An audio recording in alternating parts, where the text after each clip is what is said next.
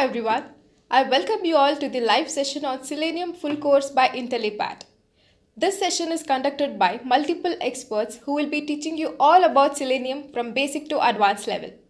But before we begin the session, make sure to hit the subscribe button and also hit on the bell icon so that you will never miss an update from us. The scope of job opportunities in Selenium testing is very high for skilled professionals. Selenium, being the best software testing tool, is in great demand now. On saying that, let's see the agenda of the day. Firstly, we will begin with Introduction to Selenium.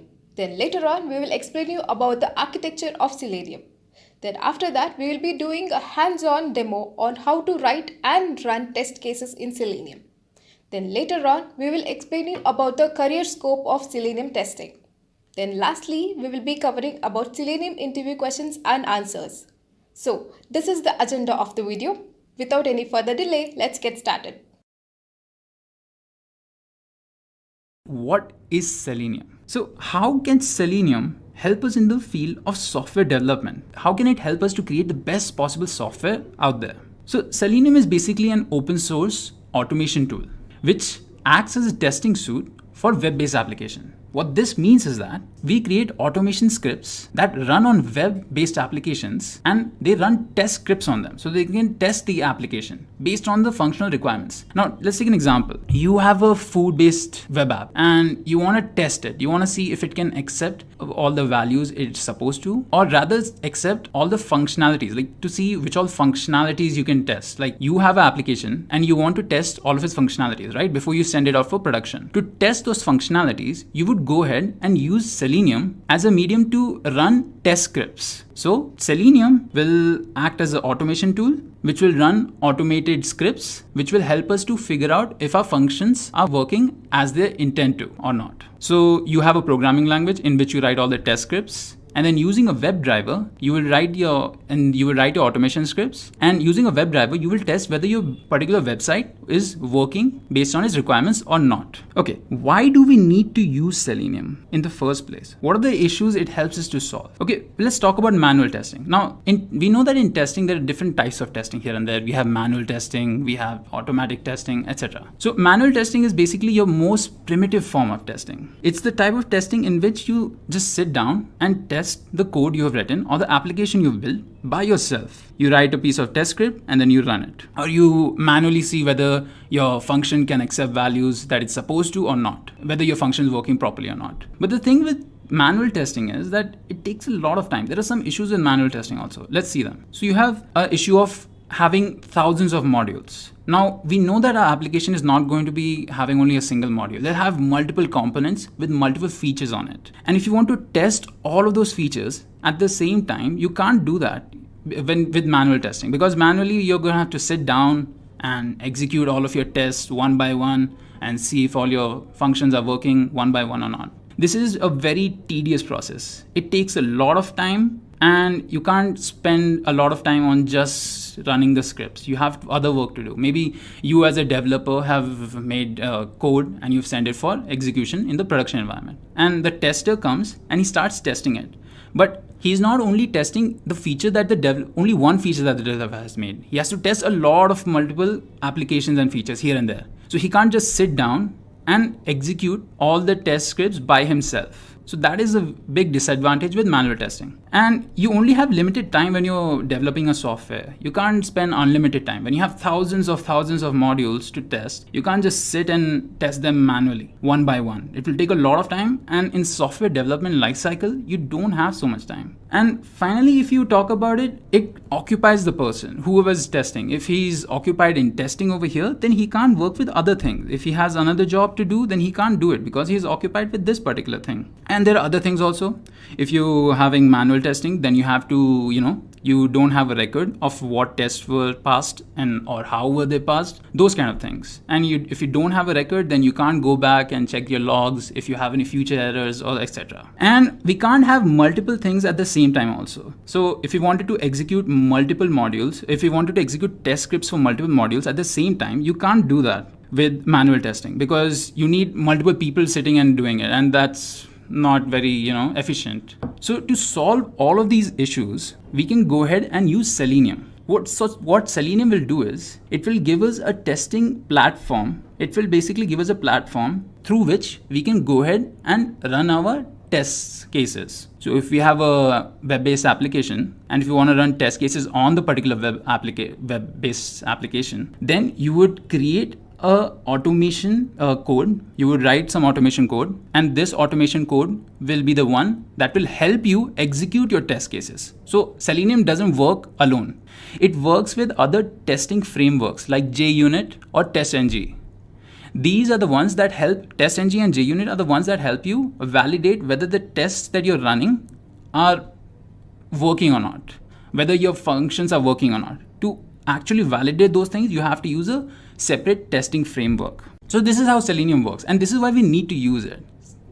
It's an open source software, so it is very easy to use. It is easily available, and you can use it, and it has a very big community. And you know what happens when you have a big community, right? If you have a big community, people keep on contributing, and people talk about the various, the most happening errors that are happening.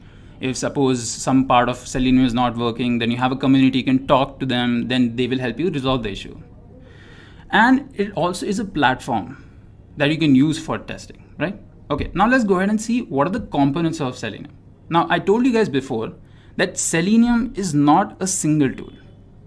Rather, it's a set of different tools that we can go ahead and use to run our test cases. So let's see what are the different tools we can use. So we have Selenium RC, we have Selenium Grid, Selenium WebDriver, and Selenium IDE. Now let's talk about all of them one by one. Now before we talk about all of them one by one, let's see how Selenium was, conceptualized. So it all started because of an employee working at a particular company who was working on a project of developing a website. And he had to test the website. So when he was testing the website, he was doing it manually because at that time, this was back in 2004, at that time you didn't have a automated, tool which was running scripts for you instead of you doing it by yourself. So you had to do it by yourself back then. You had to manually test things. And so when he was doing it, he thought that it was very inefficient. It was getting very tedious. Manual testing was getting very tedious. And so he created a JavaScript which would automatically control the browser's actions. So what this did was, if you can automatically control the browser's actions, like if I suppose I wanted to see if the select button was working or not, I would automate it so that the browser itself does it. And then hence I can check the functionality. Hence the functionality can be checked. So he did it. He created JavaScript which would automatically control the browser's action. It was originally called JavaScript Test Runner, and it helped him to conceptualize Selenium. And after he made it open source, it came to be known as Selenium Core. Now, a thing about Selenium Core is there is something called the same origin policy issue.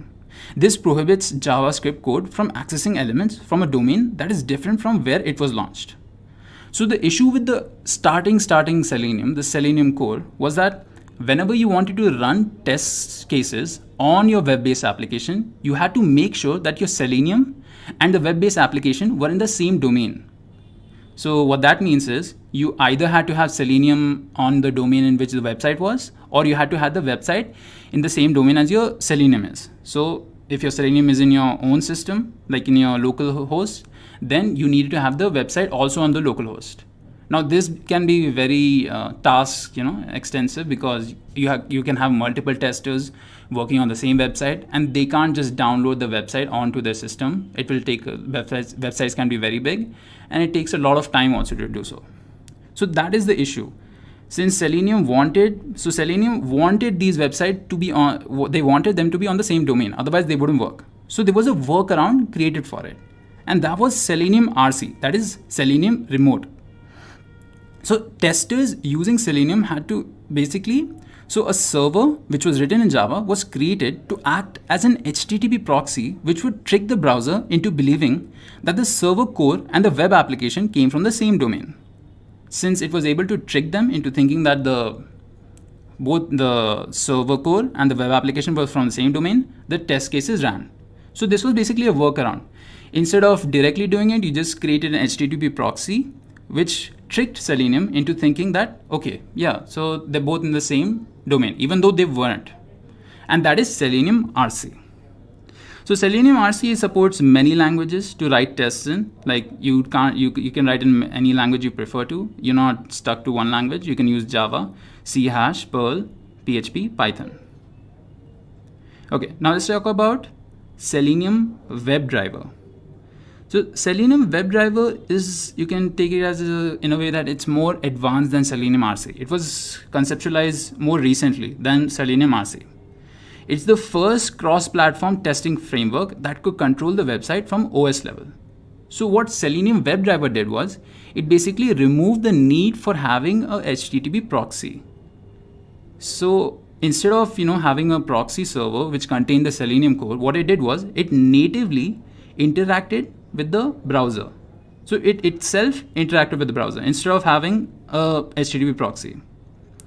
So it is a web automation framework that basically allows you to execute your tests against different browsers, not just Firefox or Chrome, unlike other Selenium. So unlike RC, it does not need Selenium code to work. It makes provision to act on web elements instead of needing them in the same domain. So it has a provision so that it can directly access the web elements instead of having a HTTP proxy, or instead of having the particular website or web-based application in the same domain. It also enables us to use programming language for creating test scripts. So you're not limited again here to just using one programming language. You can choose whichever one you want. Like there are a set of them. Like if you talk about it, Java, .NET, PHP, Python, Perl, Ruby. So these are the programming languages that are supported by WebDriver. You don't have to know all of them. You just need to be knowledgeable in one. However, so you just need to be knowledgeable in one of them. So Selenium WebDriver performs much faster compared to Selenium RC because it makes direct calls. So like we saw with Selenium RC, it was doing a HTTP proxy, whereas in Selenium WebDriver, it does a direct call to the web browser, and hence it's much more faster. And it has a built-in implementation of Firefox driver. So, it is much more easier to work with. Okay, now let's talk about Selenium Grid. So what is Selenium Grid over here? So Selenium Grid was basically conceptualized to overcome the limitation of having, to address the need of minimizing the task execution times as much as possible. Now we wanted to reduce how much time it took to reduce, how long it took to execute a particular test case. To reduce it as much as possible, because if we reduce the time it takes to execute a particular test case, then you can do other things. So we wanted to do that, and we came up with Selenium Grid. So Selenium Grid is part of Selenium suite that specializes in running multiple tests across different browsers, operating systems, and machines in parallel. Since it works in parallel, it can run multiple test cases at the same time. Now it has two versions. The older version is called Grid 1 and the newer version is called Grid 2. So you should use Selenium Grid when you want to do either two things. Like if you want to run your tests against different browsers, operating system, machines, all at the same time, or if you want to save time in execution of your test suites. If you set up Selenium Grid to run, say 4 tests at a time, then you would be able to finish the whole suite in around 4 times faster. Okay, we finally come to Selenium IDE. Now we saw Selenium RC, we saw Selenium WebDriver, and we saw Selenium Grid. Now let's talk about Selenium IDE. Selenium IDE is a bit unique. So what it does is, it basically provides a playback tool for authoring functional tests without having the need to write the test scripting language. Without having the need to learn a test scripting language. So what Selenium IDE does is, it basically, if you don't have a lot of idea about how to write the JavaScript automated scripts or the test scripts, then what you can do is you can use Selenium IDE. So how Selenium IDE works is, so if you were on your browser, let me give you an example. So if you go to a browser, and if I go to google.com, over here, and I'm making sure that my Selenium IDE is running, the playback function of Selenium IDE is working. And I want to run a functional test to see if the search bar is working or not. So what I will do is, I will first do it by myself. I will use my mouse, I will go to the browser, I will type in google.com. It will take me to google.com, and then on my search bar, I will type google.com again. So here I'm checking if Google or if you had your own search engine, you're checking if your search ability is working, if the search bar is working or not. That's your function, that's your features, and you're checking if the feature is working or not. So after you've done this manually, what will happen is your IDE will record every click and every word you've typed in, and you can then play it back. So if you've done this, then what will happen is the IDE will do the same thing by itself instead of you doing it again. So this way you can automate it without actually having to write a script. So this way it can be very useful. It is basically designed to record your interactions with the website, to help you generate and maintain site automation tests and remove the need to manually step through repetitive takes. So it's got features like recording and playing back tests on Firefox and Chrome, optimizing tests into suites for easy management, saving and loading scripts for later playback, etc.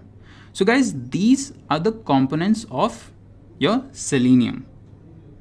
So if you wanted to get a basic idea of all of them, we first came up in 2004, a person came up with Selenium core. This core was worked upon with Selenium RC. So we knew that in Selenium core that the web-based application and Selenium had to be in the same domain, but that is not very feasible. So we came up with an idea of having an HTTP proxy, that is a Selenium RC. But even that became very antique, and we came up with another thing, that is Selenium WebDriver, which is a much better version, which does not require a HTTP proxy. It does it natively. It does it by itself from the OS. You can access the web elements of a particular website from the OS itself without having that HTTP proxy. Then we have Selenium Grid, which is basically used for decreasing the time it takes for test cases to run by running multiple test cases in parallel. And we have Selenium IDE, which basically, if you don't know much about Selenium and you want to get into it, then you can use Selenium IDE, which is the simplest tool in the Selenium suite. IDE stands for an integrated development environment, an environment where you can do some recording of your test case and run those test cases. And one point to be noted that this Selenium IDE it's a plugin which can be added to only two browsers, that is a Firefox and Chrome. Earlier it was only available with Firefox. Now it has been updated to and supporting even Chrome browser as well. So by adding this plugin, this IDE to the browser, you can automate any application by providing by providing the URL of that application under test. So you see here this is the Selenium IDE, the environment which IDE looks like. Here you see a base URL where you need to provide the URL of an application under test. And here in the center you see a commands, target, and the value. This is a recorded script of that particular application functionality. So we'll be learning in detail in the coming sessions how to work with Selenium IDE, how to make test cases, and all about that. Now coming here, you have some features in this IDE. You can do assertions in the sense validating your application, validating the title, it can be the image or the text. Means validation in the sense where you are comparing the expected result and the actual result of the application. So these features of this Selenium IDE it is used only for record and running the script. Okay, so it tracks this IDE tracks each and every action done on that particular browser, that is Firefox or Chrome browser. Any operation done on this browser will be tracked automatically by this, identified by this Selenium IDE. The another point you can note is the recorded script by the IDE can be viewed in other languages. Means the recorded script can be transformed into Java, .NET, Python, Ruby. Okay, and then use it further for automation. But that we don't recommend to you to do, because editing the recorded script will be a more homework as compared to writing the script directly. So that's the reason we usually don't take the recorded script as our automation script. we mostly try to write the script directly. Okay, so this is all about the Selenium IDE. So remote control is nothing but we need to start the server to communicate with the application. Means explicitly we need to start the server. Then this server starts the Selenium jar files where the return script sent to the Selenium RC server will interact with the actual application. So here the code will not have any direct interaction with the application. So here we need an intermediate RC server, that is a remote control server, for communicating with the actual application. So this is one of the limitation with the Selenium RC. So that is being overcome with the Selenium WebDriver. So this is all about Selenium RC, and also Selenium RC has its own set of methods, and which are quite different from the Selenium WebDriver methods. And Selenium WebDriver has some more advanced add-on methods which have been implemented in the WebDriver. So here grid is completely based on the hub and a node architecture. It's like a client and the server based. So hub is nothing but acting like a master or a server, and nodes is nothing but a follower or a slave, or you can say a client. A hub will give an instruction to all the nodes connected to it. So there would be a single hub, and multiple node machines can be connected to a hub. So in this grid architecture, you'll find one like a hub machine and multiple node machines who will be following the instructions given by the hub. They will be connected to the hub. So the script which you're executing will be communicated through hub to a node. So why this grid environment is required? Because in case if your application has to be tested in different environments on a different operating systems and different combination with the browsers, you can create this grid environment. And second scenario, if your application is taking long time to execute, then you can distribute the execution load on different machines, that means on different nodes, so that you can complete the execution faster as compared to executing them serially. So you can say, in other words, parallel execution is possible with the help of grid environment. So this is all about the grid. So the overall architecture would be in this manner.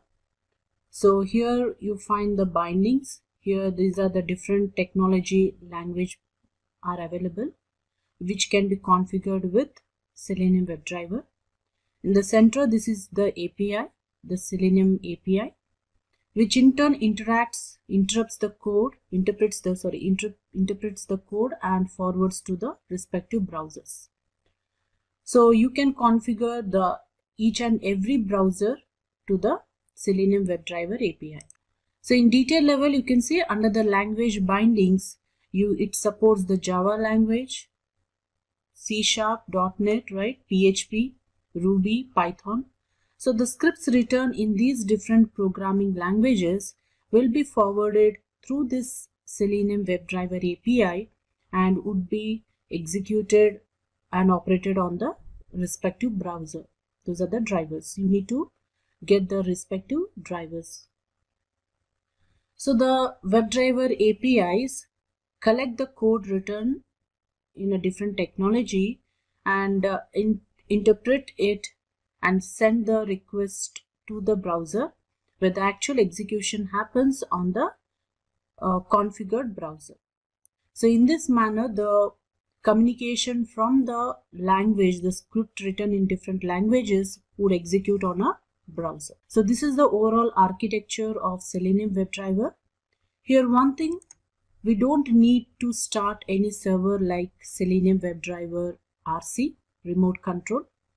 So the communication happens from the operating level itself. But even though it has different advantages, but few limitations are also available.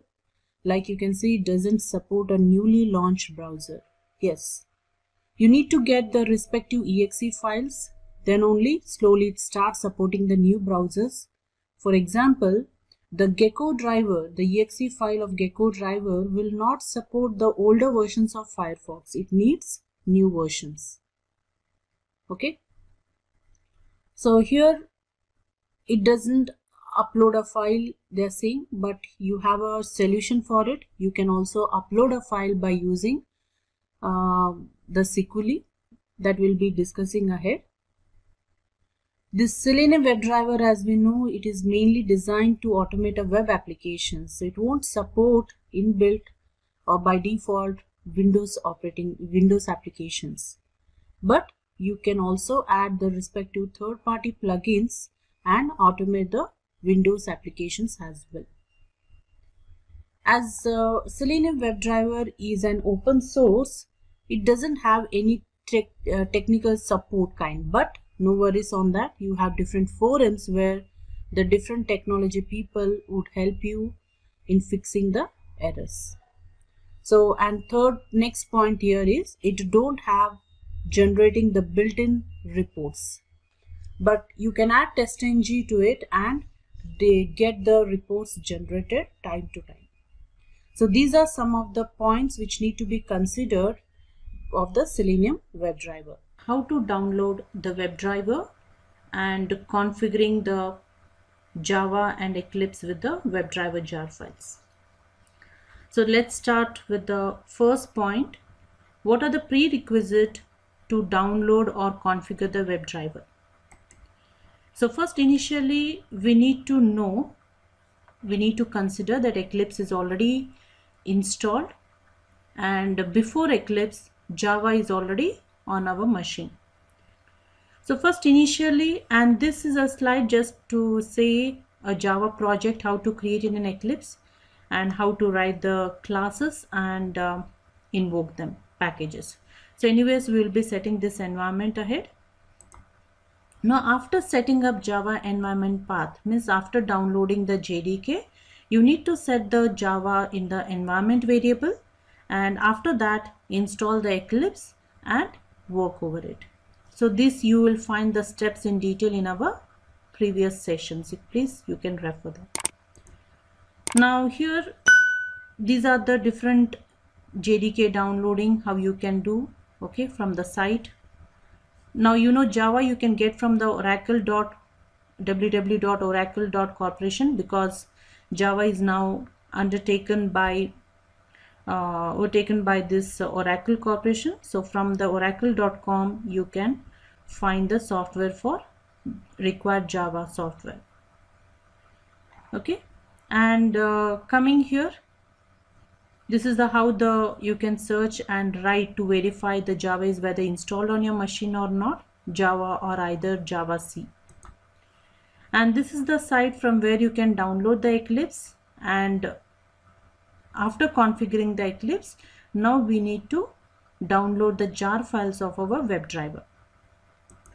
So to download the jar files of WebDriver, you need to first get the path or find the required jar files in a site for Selenium, that is www.seleniumhq.org. Okay, so that we'll be seeing now. So let's go to a browser, open a browser. On this browser, open a new tab and go to the site of www.seleniumhq.org. So this is a Selenium site where you can find the already required downloads. Then search for, here you have a downloads tab, just click over it. And as we need a WebDriver drivers, There are different sections here: standalone server, Internet Explorer server. Okay, and third you see the Selenium client and WebDriver language bindings. So from here you can get your jar files. Just a quick info, guys. Test your knowledge of Selenium by answering this question. Select the language which is not supported by Selenium. A. PHP, B. Java, C. ASP, D. C#. Comment your answers in the comment section below. Subscribe to Intellipaat to know the right answers. Now, let's continue with the session. As we all are aware of, as Selenium can be configured with different languages, technologies like Java, C#, Python, Ruby. So as in this session, we are going to discuss with Selenium with Java combination. So you need to download the jar files of Java. Okay, Selenium WebDriver jars for Java. So right now the available version here is 3. Selenium, which is a version of 3.141.56. Download it. Once you click, it will start downloading. So the download file would be a zip file which you need to later extract it. So I've just clicked on the download. So it is downloading. You can save it to any location. Okay, I would just pass it to the downloads folder. In the downloads folder, I'm just creating one more. Okay, here I would say under downloads, I'm saving this as a Selenium Java, and this is the .1.4.59 zip. Already I have a file of Selenium 1.4.0. You can ignore this. I'm just extracting it now. So the download will start. As soon as it downloading is completed, we need to extract the files. Just check here, show in the folder. It will take you to the folder where it has downloaded it. So this is the zip file which we have currently today we have downloaded. It's a zip folder. You need to extract it. So I recommend you to extract all the required jar files for your Selenium on whichever topic we are discussing into different folders, and all the folders in one location. So what I would do here is I would create a folder, new folder here, and I would extract to this new folder the Selenium jars. Okay, this is our jar file. So for extraction, select the downloaded file, which is a zip file, right click over it, say extract files. Don't extract here, otherwise it will extract in the same location. Extract files and browse to the location to this Selenium jars folder. So as it is in the downloads, it is in the downloads. Selenium jars is our required folder. I say OK and click OK to extract to it. So extraction done. Open this folder. You see these are your extracted files. You see some of the executable files here. Selenium client combined and client combined resources.java. Apart from these two jars, you find some more jars inside these libs. These are the jar files. So whenever we say configure the WebDriver jars, you have to add all these jar files to our workable project.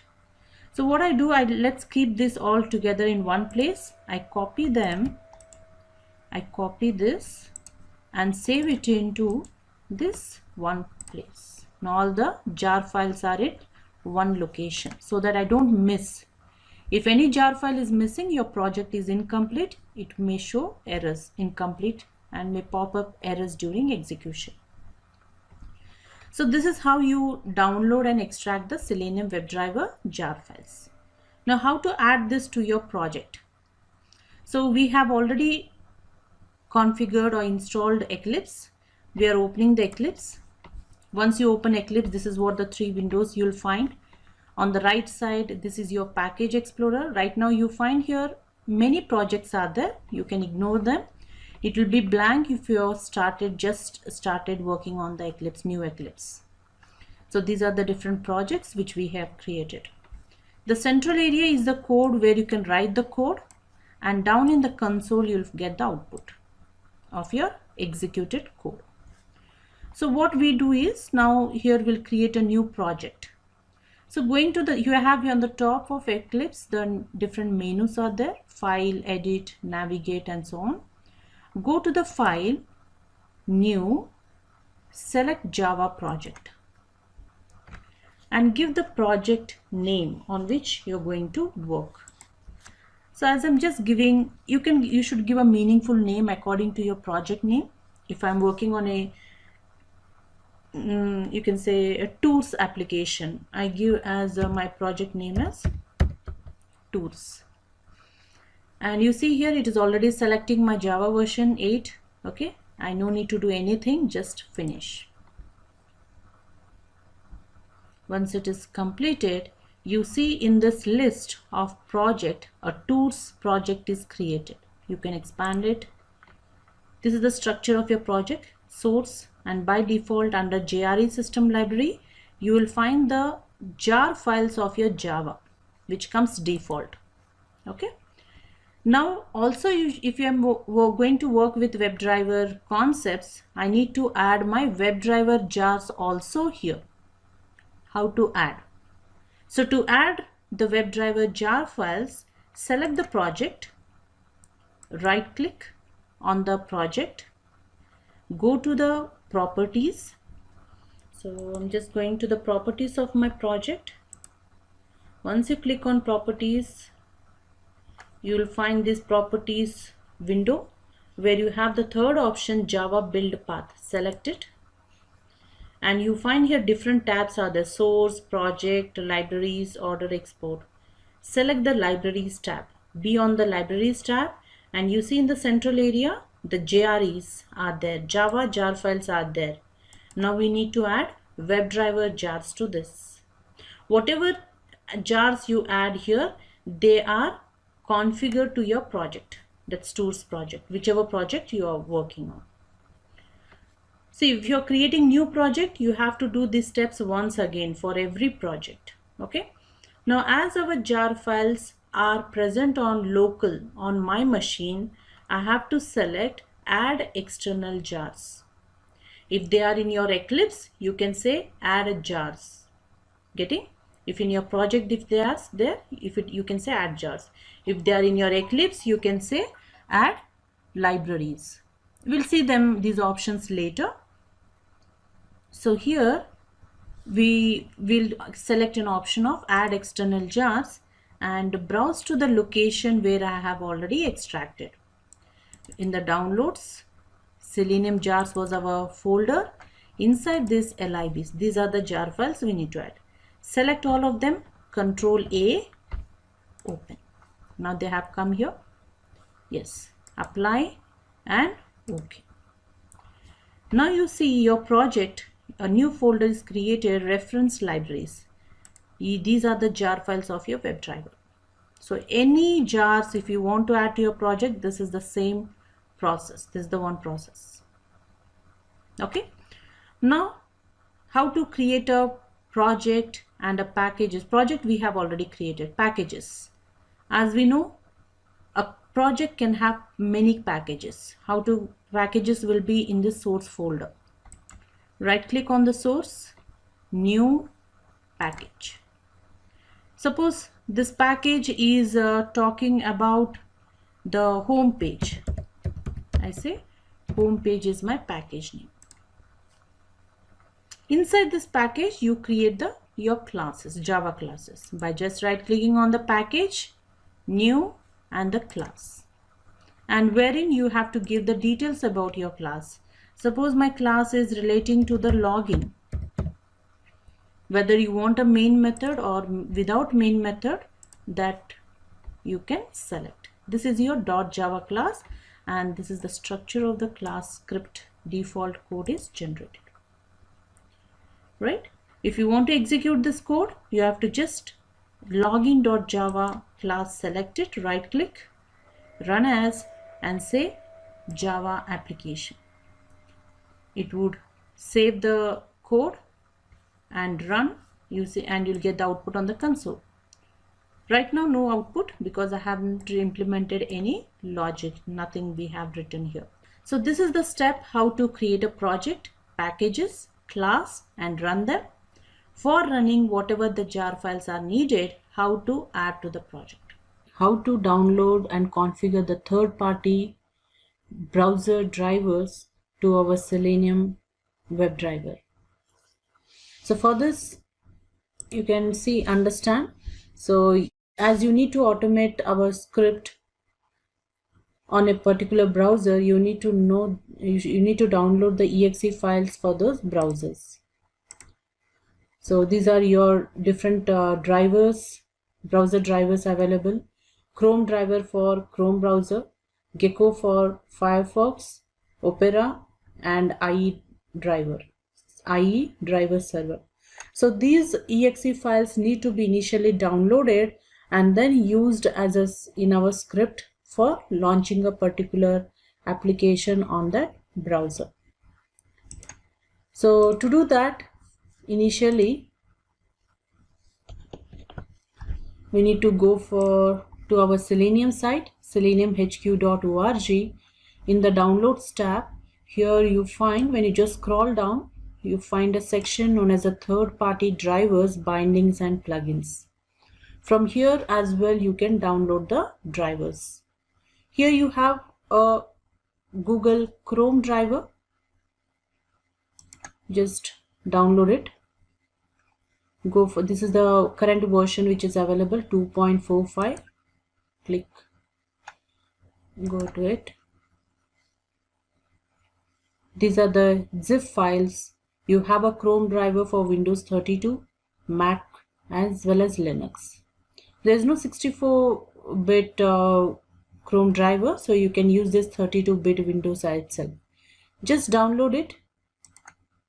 So I'm just downloading as we did earlier to the desktop. It's again a zip file. You need to extract the exe file from this. Just a quick info, guys. Intellipaat provides online Selenium certification training mentored by industry experts. The course link is given in the description below. Now, let's continue with the session. So once done, you will extract it. The same way you can get more drivers, like I want a Gecko driver which is competitive for launching a Firefox. I can just write here, download Gecko driver for WebDriver or Selenium. Here you have a Mozilla Gecko driver from GitHub. Just go to this URL and here you find the different versions of Gecko driver. Here Gecko driver 0.240, which is for Linux, Linux 64, Mac, Windows 32, Windows 64. Now based on the operating system available of Firefox on your machine, you can download this Gecko drivers. It's again zip file, just click over it, it would download. Okay, the same manner you can go for IE browsers as well. I'm just going to the Selenium site back. Right, we are in the downloads. You just scroll down, there you have a third-party language bindings. Here you have the Microsoft Edge. So from here you can download the IE browser as well. So in this manner you can get your required browsers. Okay, not sorry, from there it's an Edge, right? So here you have Internet Explorer driver server. The IE is available for 32 Windows IE, 32-bit as well as 64-bit. Now you can download from here. Once click on it, it will just download IE driver server 32-bit zip file. Okay, so in this manner you can just download the required drivers for your automation. Okay, so once downloading is done, as we did earlier, the extraction, this is the Chrome which we have just now downloaded. I'm going to extract. extract files. Extract files to another folder, right? As we earlier created a folder on the desktop.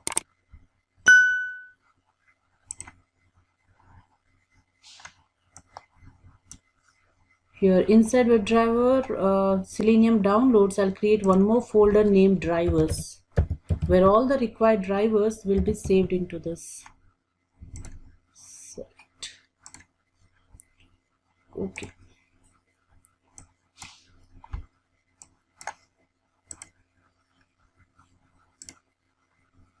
It's getting extracted. So back here, this is your drivers folder. This is your Chrome driver.exe. The same way you can get IE exe file, 5 Gecko driver exe file, all the required drivers. Okay, so I have these drivers already extracted in a folder on my downloads. Here I've created one folder drivers. These are the drivers: IE driver, Gecko driver, and Chrome driver. So this exe file location I need to select when I'm launching the browser. This is my C drive, this is the location. So we created a project demo. This is the source where we are creating a package inside this. Let's the package name be, it's a starting of WebDriver, right? I say WebDriver basic. So inside that we are going to create a normal Java class with a main method. So our class name let's be launch with public static void main. So here we are understanding how to launch with the help of a script a particular browser. So inside main method we need to write the statement how to create a Selenium class, an executable class where we would be launching an application. So as we have already downloaded the Selenium jar files and the required third-party driver exe files, now we need to write a small script where how the script would interact with the browser. So for launching of the browser, we need to create an object for WebDriver. So here you see it's a WebDriver is a class and driver is an object, and you're going to create an object of using a constructor or a class that's a Firefox driver. Means this object driver, the object will be referring to the Firefox browser, and this driver is of type WebDriver. Now once after creating an object, you need to launch an URL. So to launch an URL, you need to use a method, get method, which is of class, which is from class WebDriver. Okay, so this is how you need to create an object and use the method get. But before creating an object, you need to set the exe file. You need to set the system pointing to the location of the downloaded exe file of a browser. So you can do that by using system.set property. The key and a value has to be provided. So the key represents which browser you are going to launch, and the path, the location of the required browser exe file. And here system is a built-in class. Set property is a method which is helpful for setting the path and of the required browser. Earlier in Selenium WebDriver, maybe 2.2.x versions don't need this system.set property, but the recent Selenium drivers versions from 3.x onwards, we need the statement of system.set property. Okay, so for example, you see here the system.set property, the Chrome driver and the location D drive and the Chrome driver.exe. Once the system set property is done, then we create an object and launch the application. The same manner, you can set the path for Gecko driver, that's a Firefox launching, and create an object for the Firefox driver. Similarly, for launching the IE driver as well, you need to just change the key, the path, and the object reference. Here you have the class that is Internet Explorer driver. So this way you can launch any type of browser by creating an object of that type. Apart from that, you have two more methods, close and quit. Close will close the parent window and quit will close both the child and the parent window. This we'll see with examples how to work on it. So this is all about this session, creating a small script. So let's move to the practical, how to work and launch the required browser. So going to the Eclipse, as earlier we created a package WebDriver, in that a small launch.java class, and here we need to write the first statement, system.setProperty. So as Java is case sensitive, S should be capital, system class, system dot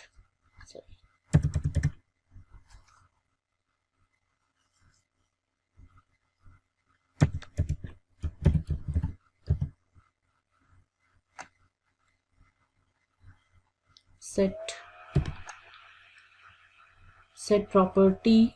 We're having two parameters, key and a string value. The key is nothing but, as we are going to launch Chrome, within double quotes, WebDriver dot Chrome dot driver. This is the key, and the value you need to get the path of the Chrome. As we have already picked the path, this is where the Chrome driver exe is available. I'm copying this path and taking the file name. The file name is chromedriver.exe. Chromedriver.exe. You can also get it with the properties. Here it's an here. You have to give the extension as well. .exe. Double quotations close, and every line has to be ended with a semicolon at the end. Now the Java understands double, make it into double slashes, the path. This is the path, right? Now once after setting the path is done, next is creating an object for that WebDriver class. So as we know, the class is WebDriver. Its W and D are capital. You can take any object name, but as by maintaining the standards, we take driver as the object. Hi everyone, I welcome you all to the live session. We can check that. First I would go for, I'm just commenting the close, we'll do the close action. Now this data policy, we can also inspect the element with a partial link, like. Now when I'm inspecting this data policy, instead of taking this complete text data as well as policy, I'll just copy only the data. Okay, I'll just take only data, because sometimes later developers may change. Instead of data policy, they may make it as a data terms or data information. So where I don't want to fail my automation script. If data is available, then it should inspect this link, irrespective of whatever would be the second set. The key is nothing but, as we are going to launch Chrome, within double quotes, WebDriver dot Chrome dot driver. This is the key, and the value you need to get the path of the Chrome. As we have already picked the path, this is where the Chrome driver exe is available. I'm copying this path and taking the file name. The file name is chromedriver.exe. Chromedriver.exe. You can also get it with the properties. Here it's an here. You have to give the extension as well. .exe. Double quotations close, and every line has to be ended with a semicolon at the end. Now the Java understands double, make it into double slashes, the path. This is the path, right? Now once after setting the path is done, next is creating an object for that WebDriver class. So as we know, the class is WebDriver. Its W and D are capital. You can take any object name, but as by maintaining the standards, we take driver as the object. New Chrome driver.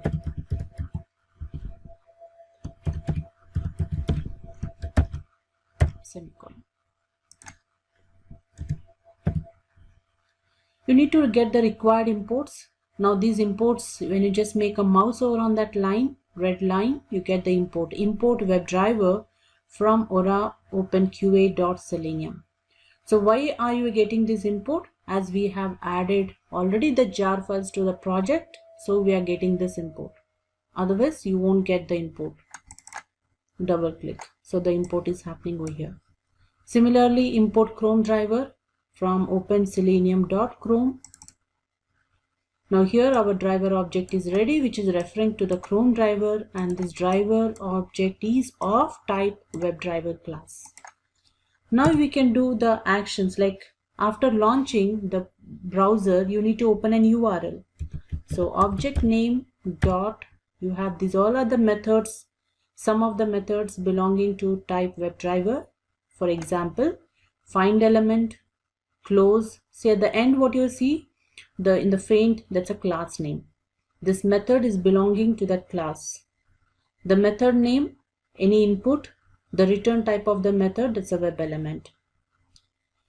Similarly, get is a method, input string, void output, and this get can be used with object of type WebDriver.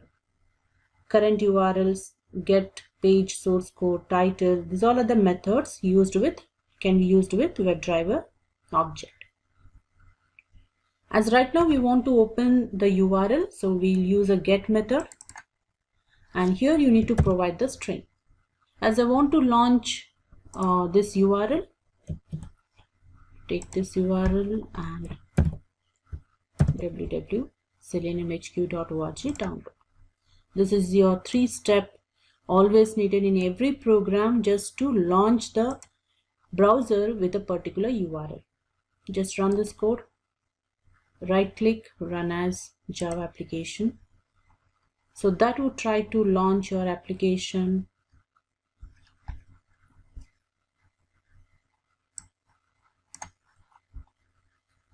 With using some certain port number. Save and launch.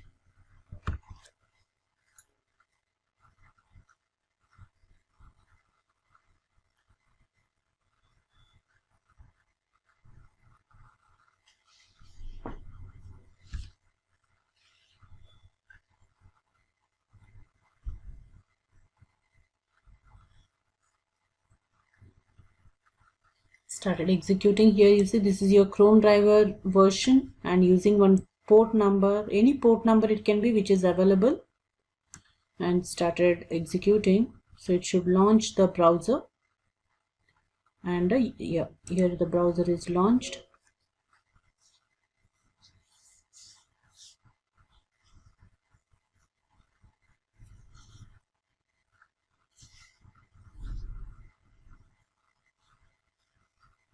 And the URL. So this is how your script is interacting with the exe file of Chrome through this Selenium WebDriver API. Well, now the same way if you want to launch an application on the Gecko driver, that's a Firefox.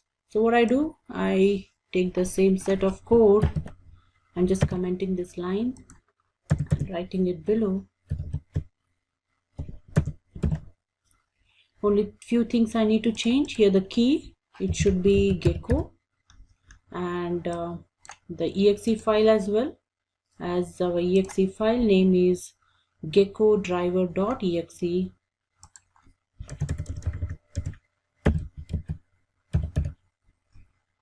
and also the object type, it should be Firefox driver. F should be capital,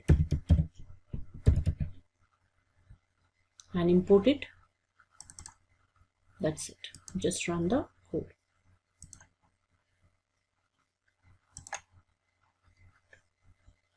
Now it is launching a Gecko driver.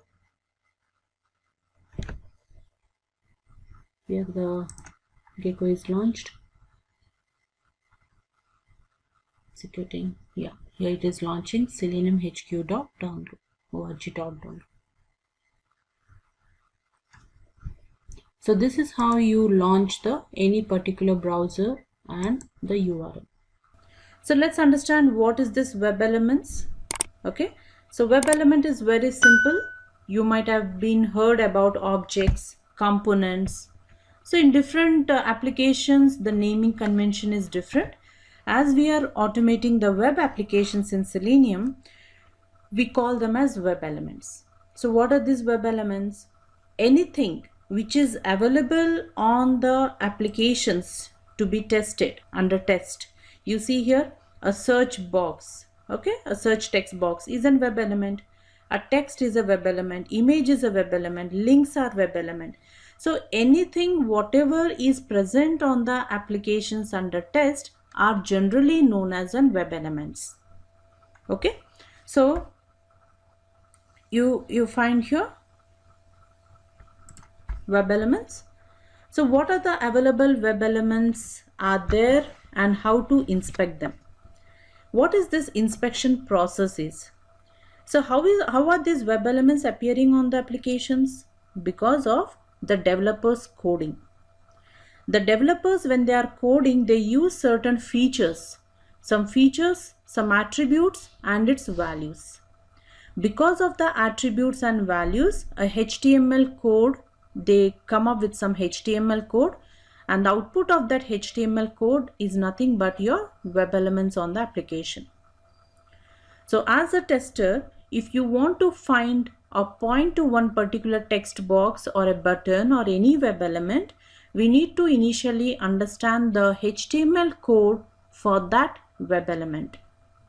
And by knowing the attributes, unique attributes, we need to point to that web element. So today in this session, we are going to understand how to find the HTML code for the web element and find the unique attributes which will help us to test ahead. Just a quick info, guys. Test your knowledge of Selenium by answering this question. In which of the following is Selenium variables are stored? A. Variable store. B. Stored vars. C. Stored variables. D. All of the above. Comment your answer in the comment section below. Subscribe to Intellipaat to know the right answer. Now, let's continue with the session. So in HTML code, you'll find the different tags are available with the tag name and the content. Content is nothing but the attributes of that element, web element. So, but first initially let's understand what are the different types of web elements you'll find on the applications.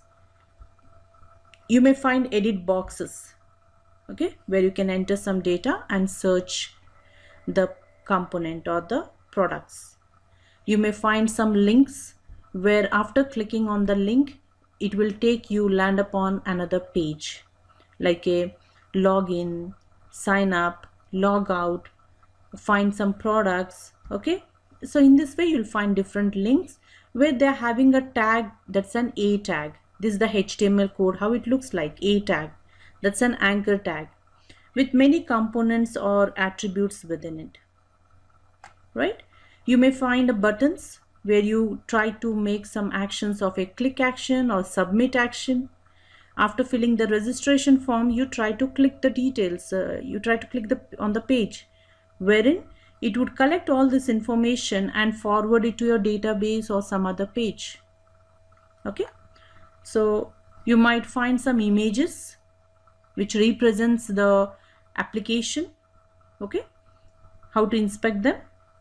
Image links also will be there, means an image which is acting like a link, which once you click over it, which will navigate to the further pages. Also buttons, some buttons can be in the form of an image. Text areas where you can enter some text, multiple characters. Check boxes where you can enable and disable the options. radio buttons where you need to select some values for registration, either female, male, you can select either. Similarly, list box where you have many options where you select under that drop down one particular value according to the business logic. The combo boxes are something drop downs. Like once you click on this downward arrow, you'll get many options.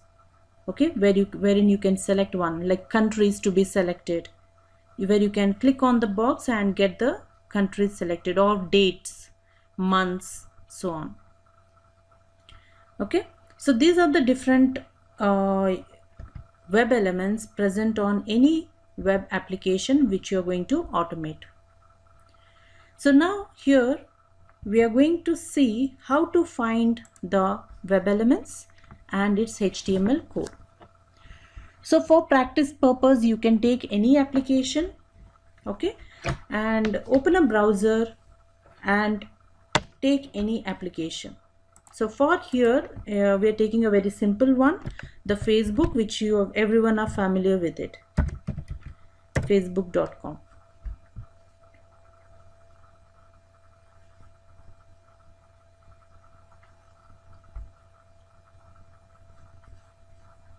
So where on this application you find all the components which we discussed now.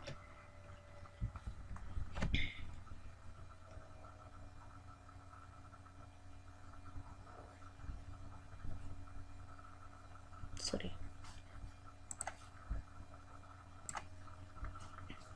So here once after launching the application, you find different components here. You find an image, you find the text boxes, the links are there, buttons are there, drop elements are there, combo boxes wherein you can click and get different dates, months, radio buttons are available, right? So this is an image with a sign up. So each and every component is available here. Now let's inspect one by one. So if I want to find this text box, you need to find the HTML code for it. So to find the HTML code, I'm going to select, right click on that component, right click on the component and say inspect. Once you click on the inspect option, it will display you the HTML code only for that text box.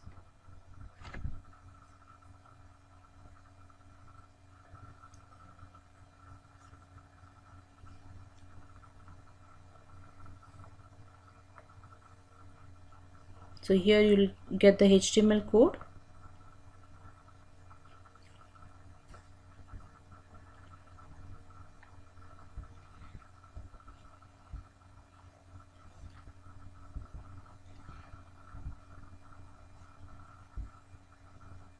And this is the selected text is nothing but your HTML code for the text box. So which is having a tag name input and different attributes. Type is one attribute with a value email, class is one attribute with input text, name is another attribute, ID is another, data, so on. So out of these different attributes, you need to find a fixed, or you can say a unique element which doesn't match with other text boxes on this application where the values are different. So you may be having ID. ID may also be available with password text box, but value will be different. Okay, so I'm just saying as per our testing priority, I would go for the ID attribute if it is available. Okay, now here I'll take ID is equal to email to find this text box. Similarly, I want to know how to inspect and how to write a code that we'll be studying in our coming sessions. But here we are just understanding how to find the HTML code for a web element. Similarly, for a password, inspect it. You see here, it's having a type, password, class is there, name is there, ID is there. ID is different, pass. So I can rely on this. Same way, you can find the button. Button is having an input tag. Okay, ID is also the U08. Okay, having given name attribute, name is not there, value is there, ADL label, okay, type is there, submit. These are the attributes what we call. Coming to the link, forgot account is a link. It's represented with an anchor tag, href. Where is it referring to? Once you click on the link, what is the text on the page, on the application? What is the link? Forgotten account is the link text. We call this as a link text. So you see, forgotten account question mark. This is the link text. So you can find the element with the help of some attribute of a tag or with link text also. Getting? Now here image. Right click on the image and inspect. You see img is a tag name having class, source, okay, height and width. These are the attributes used for creating this page or this image, right? Similarly, you have here this drop down. Inspect this drop down initially. It's having a tag select. Why select? Because it's a select is actually a class wherein you can select many elements under it. If I'm expanding this select, see, I have many options under that. Days, okay, 1 2 3 4, all the values are there which are actually present in this drop down. Day 1 to 31 days. So it's a select tag with some label, name, ID, title. Getting? Radio button, it's an input tag, type is a radio, name attribute, value, ID. So this is the process how to inspect and get understanding the HTML code of any web element. Just right clicking on the web element and selecting the option of inspect and getting the HTML code, studying it. So what are these locators? These are nothing but the properties used for designing the web elements by the developers. So these are your locators: name, locator, ID, class name. Means using these locators we can find an element in our Selenium WebDriver. So always the preference is given, first preference is given to the ID. If ID is not available, then to the name. If ID and name is not helping us to find an element, then you can use class name or either tag name. If you have a links, you go with a link text and partial link text or either. Also you can find an element based on CSS. If neither of these approaches working out, that is ID, name, class or tag name, you can also design your XPath. Okay, so we'll see one by one these locators. For example, the first one, that's an ID. If ID is available for your web element, how to find it? The syntax is by.id, and within double quotes you need to provide the value of the ID. So here what is by? By is nothing but a class which having all the locators, and this is the value for that locator. This value for the locator you'll get by inspecting the element, which we have already discussed in our last session. Now whatever the attribute we have found, how to find an element with those attributes? That will be again driver, that is nothing but our instance pointing to a browser and the URL.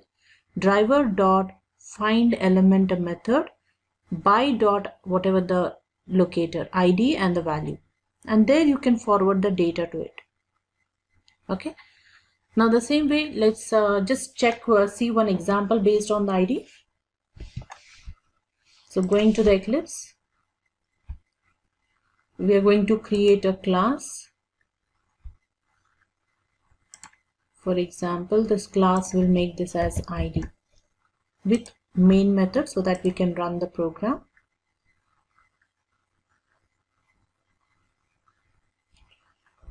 So as we have already discussed in a previous session, that we need to set the system, set property, and then create an instance for the driver and launch the URL. Just taking those 3 lines of code. and import the WebDriver. Now here we are going to launch this Facebook URL. Take the Facebook and provide it to the get method input string.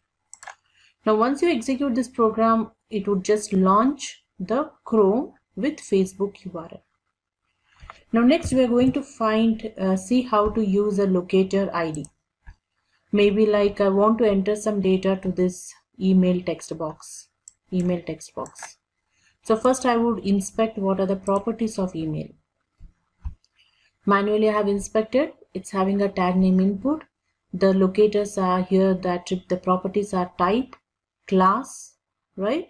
Name is also there, ID is also there. As we discussed, if ID is available with proper value, I would prefer taking the ID. And the value is email. So to copy the value of email here, go to the Eclipse. Here our driver instance, here our referring to the Chrome and the application is driver. So here you need to mention driver dot. It will display the list of methods from class WebDriver. So all these are some of the methods from WebDriver class. We saw in the last session how to use this get method. Today we are finding an element, so we'll say find element. Also you have find elements, multiple elements. But here we are finding a single web element. So find element, input required is of type by class. And output of this method is a web element. Means one web element is found. Just double click. Here provide by dot, B should be capital, by dot. What is the locator we have inspected? It is ID, string input. String input is nothing but the value of it, that is email, which we have just found here. Right? Now, as we know, find element is nothing but a web element. If you want, you can assign to a variable. I can say this variable name is UNM, as the output type of this method is web element, and the variable holding that web element should be of type web element. W and E should be capital. Import this web element. Now our variable UNM is nothing but pointing to the text box from Facebook. Now we have found a text box. You need to enter data to it. So I can take this variable name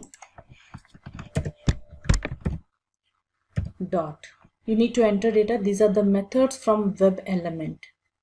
You can clear it. You can click over it, right? You can enter data to the text box by using a method here, send keys. Send keys, enter the data, even at gmail.com. This is the data. Okay, so here driver is your instance object, find element is a method of WebDriver class, by is a class, ID is the locator, and this is the value, right?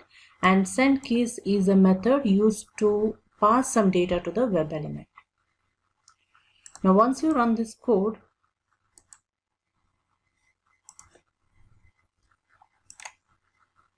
so once after loading, it will find the text box for email and enter data over here.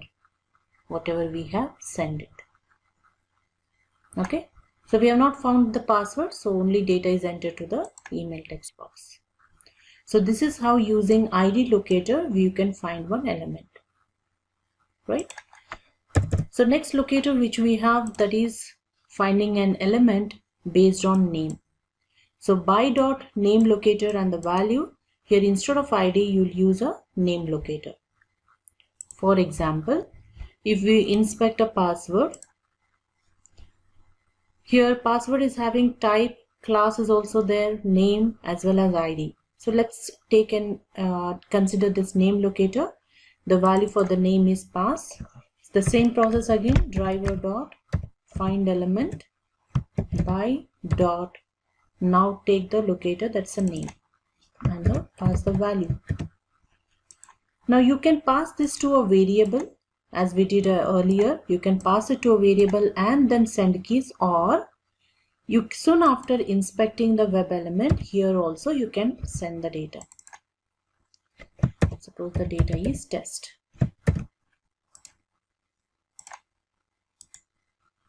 Okay.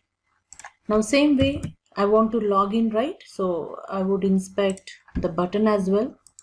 Right click on the button. Now button is having value and you have data type is the submit, ID is U08. Don't use the ID if it is having some odd kind of data like U underscore 0 underscore some numbers. Always prefer the data which is static, wholesome data. Don't go with some associated with underscores and numbers with it, because this data is not constant. It keeps on changing for every execution. The values are dynamic. So don't rely on such ID locator value. Instead of that, you can use some other tag name here, driver.find by dot tag name, and the value is submit. Not the tag name is not submit, it's an input tag. We can check with something else.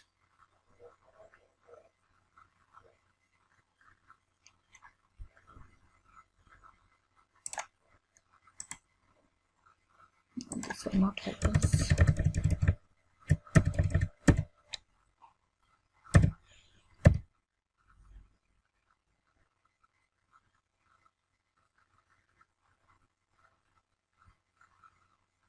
Class name is also not there, right? So we'll take some other attribute. You can see on this button there is a label also there, login. That's a label over the button. So before that, you see the label is there.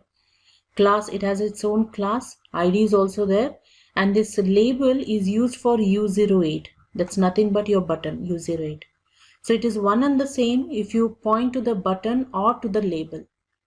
Okay, it's one and the same. So you can take this class name if you need. You can take this class name value or this ID also.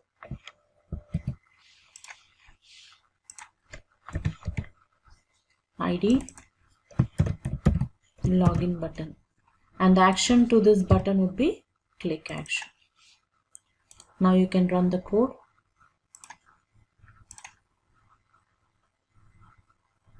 So it has entered the data, username and password, and also clicked on the button, so it has to move to the next page. Okay, so as the password and username is not valid, so it did not actually log in, but it has executed, right? So in this way you can use the ID and the name locator. Now we will see the few locators, like how to inspect a link with the help of link text, partial link text, and also how to design your own XPaths, that is absolute and the relative XPath. So this link text and partial link text are used for the links available over the applications. We will create a new class.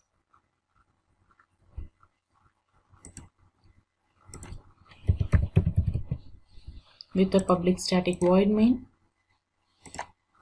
where we are going to launch the URL.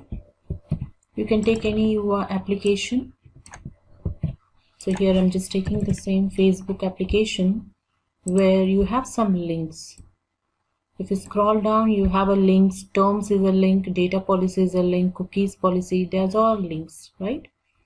So here if I just inspect a data policy,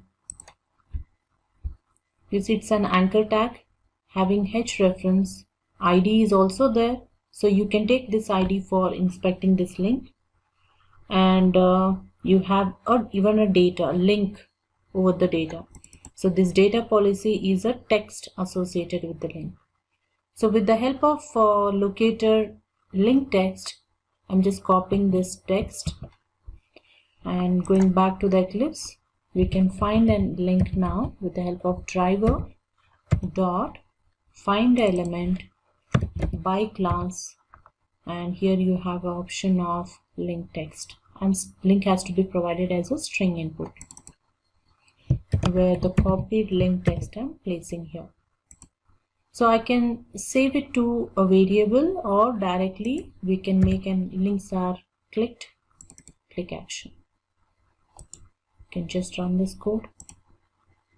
So that link has been clicked. We are on the right now on the data policy page. Okay. Now coming here, we can also take two more methods. Now this is a child window opened, and this is the parent window, Facebook. So if I want to close the parent window or close both the windows, we have two more methods. That's nothing but driver dot close, and second one is driver dot quit. So close will close the parent window, and quit will do closing of parent and child window.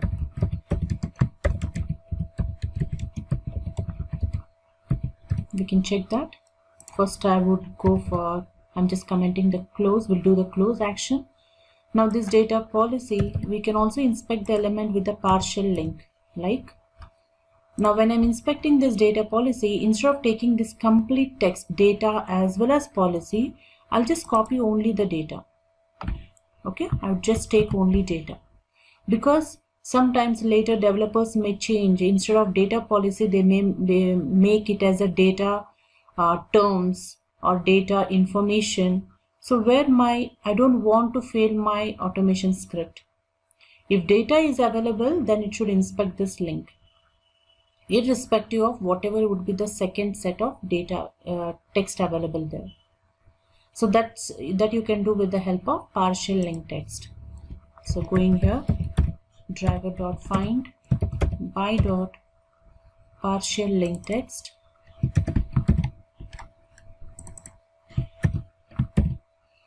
I would give only data, and here the dot click. Now run the code, as we also have a close method. So the parent window is closed and child is left out. Now if I use quit, driver dot quit, after clicking on the link, both the windows would be closed. So if after execution, if you want to close the application in the browser, you can use this method.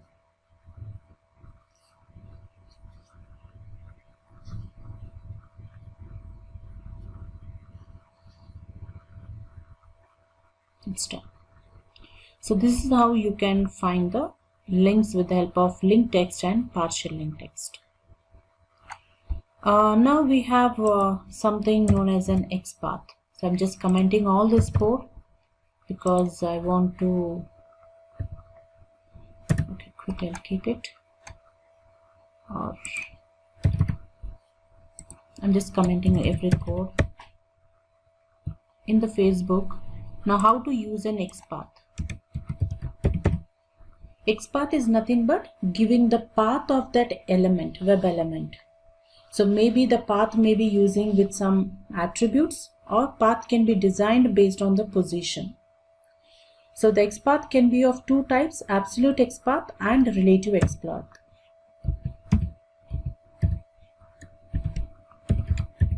Absolute and relative. Okay, so absolute XPath is completely using attributes, locators.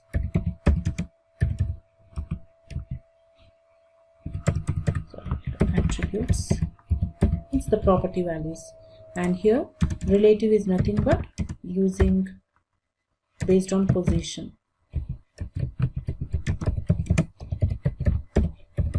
This process we'll be doing every day in our session. No need to worry right now if it is very new to you, but you can just try to understand. The XPath created based using attributes, and relative means XPath based on location, position. For example, I go to I want to find this email, right? I can right click, inspect. This is using attributes. I'm finding an element based on this ID email, right? So I can just right click on it to get the XPath, right click on this blue area, copy, and copy XPath. I would just come to Eclipse or to the notepad, just paste it. this is nothing but I got an XPath from my inspected element. So what is the meaning of this? This is actually an XPath. It's an based on attribute. What is the meaning? Throughout the Facebook, this slash is like throughout the Facebook, there is something, a tag. We don't know what is the tag, asterisk, and that tag is having one locator, and this is the value. And if you find it manually, that it, yes, ID is equal to email, that's correct. What is the tag name? Input. So if you want, you can edit it. Instead of asterisk, you can write the tag name input. You can edit your XPath. So this is the XPath based on one attribute, using an attribute value, finding an XPath. Now what is the position? Position is something like you need to specify where is this button, text box is, since from the HTML body. If you just scroll up, this is the header, body. From that, see the path hierarchy. There is a division, one more division, second div. These all are the tags, div, div. So it has to give, again you come across a form tag, then again a table, table body. Within the table body, in some rows, TR is for the row. Then there you'll find TD is for the column. There you'll find the input tag. So this is known as a position, right? To get this position, I have one plugin, that's a crow path. Once you click on it, you get the crow path.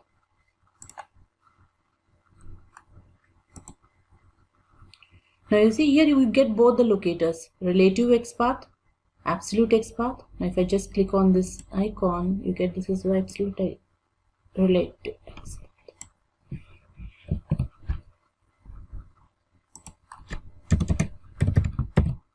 See, it's such a lengthy flow from the HTML body, so many divs.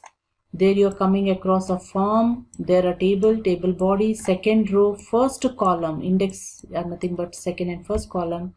There you'll find an input tag. This is nothing but different ways of finding the XPath. So how to use an element by using this XPath?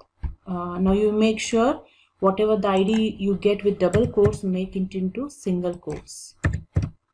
Otherwise you'll get some errors, right? So you can just take this XPath and I can say driver dot find element by dot XPath and give the XPath value over there. This is nothing but an XPath for the email text box. Then soon I'll be entering data to this. Just a quick info, guys. Test your knowledge of Selenium by answering this question. Select the language which is not supported by Selenium. A. PHP, B. Java, C. ASP, D. C#. Comment your answers in the comment section below. Subscribe to Intellipaat to know the right answers. Now, let's continue with the session. Welcome inside it. Let's check. So this XPath formation for different web elements, how to do this process would be everyday's task, inspecting the element, finding it, identifying it. So no need to worry, we'll be doing it more frequently, mostly every day. So based on the XPath, it should find the text box for email and enter data. So it has identified it. Okay. So this is how we find an element. Suppose if your locator value is different, it will not find the element. Suppose I make 123, email 123 and run the code. It come across an error because there is no web element with that value in the application.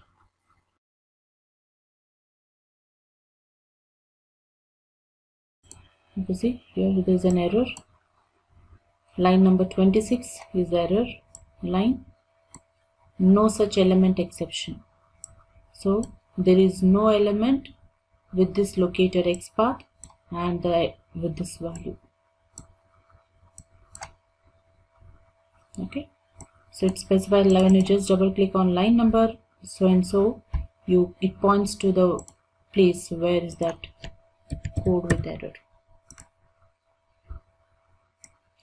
So this is all about how to find an element in Selenium WebDriver in the form and write it in a script format. Let's understand about two plugins which are useful to find the web elements properties.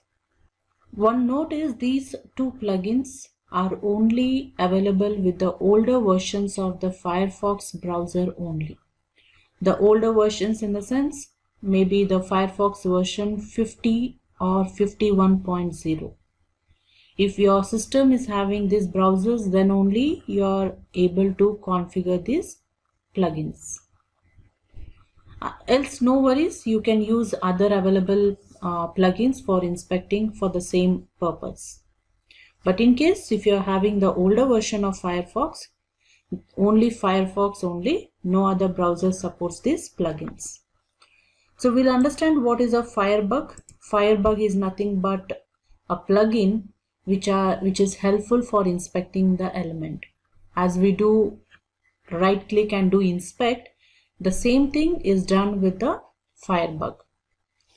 And what is a firepath? Firepath is used to know the path or find the XPath of the element. You can just open a Firefox browser, go to this site of www.seleniumhq.org, or directly you can search it in Google. I'm going to the Downloads tab. There you have Selenium IDE. Here, I'm going to the Selenium IDE for Firefox.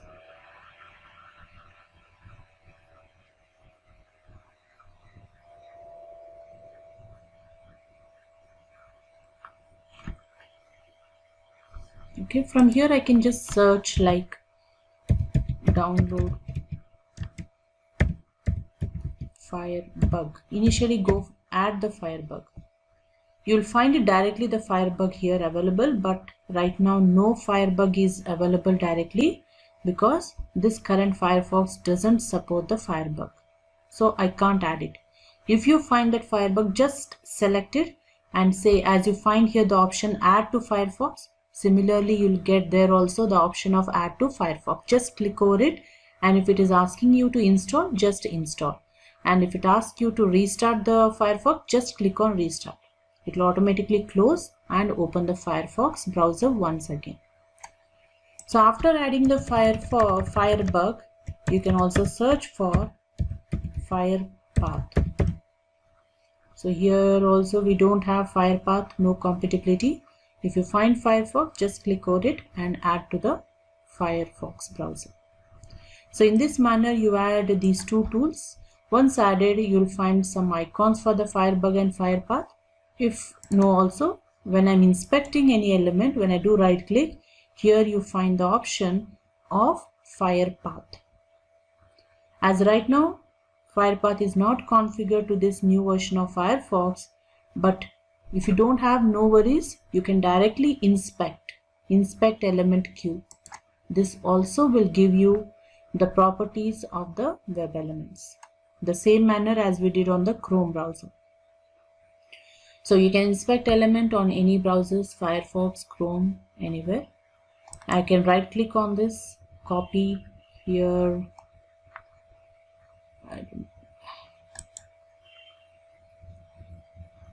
CSS XPath is not there. For XPath, you can use CrowPath. So using would be the same as we did with the Chrome browser. Select the CrowPath, and here automatically whichever element you inspect, you find the relatives XPaths here. Relative XPath, absolute XPath. And you need to just select it and get it. The process is the same whichever browser it is, but here only these are the different tools, Firebug and Firepath, only compatible with Firefox browser. They are not available with other browsers. Just a quick info, guys. Intellipaat provides online Selenium certification training mentored by industry experts. The course link is given in the description below. Now, let's continue with the session. So let's see individual method, that's a get method. Our WebDriver object is a driver.get URL, means it will just launch that particular passed URL. Similarly, get current URL, this method will retrieve or display the current URL open on the browser. So it is going to return the output. Get is something returning a void output. The same way you have a get title, which will display the title present on the current page displayed. It has a return type of a string.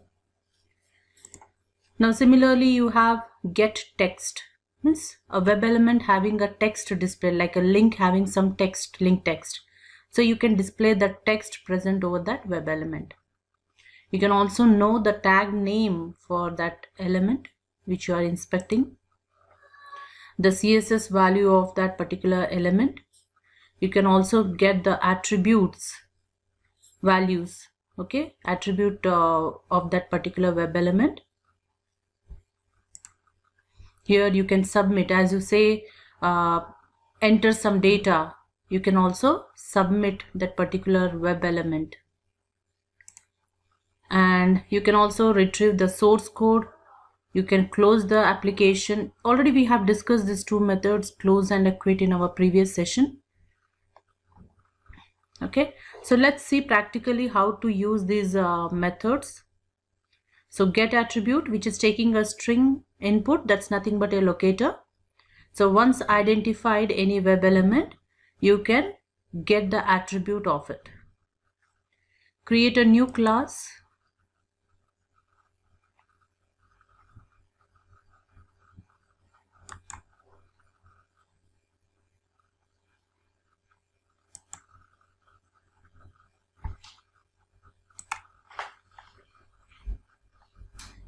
I just call it as web elements with the main method.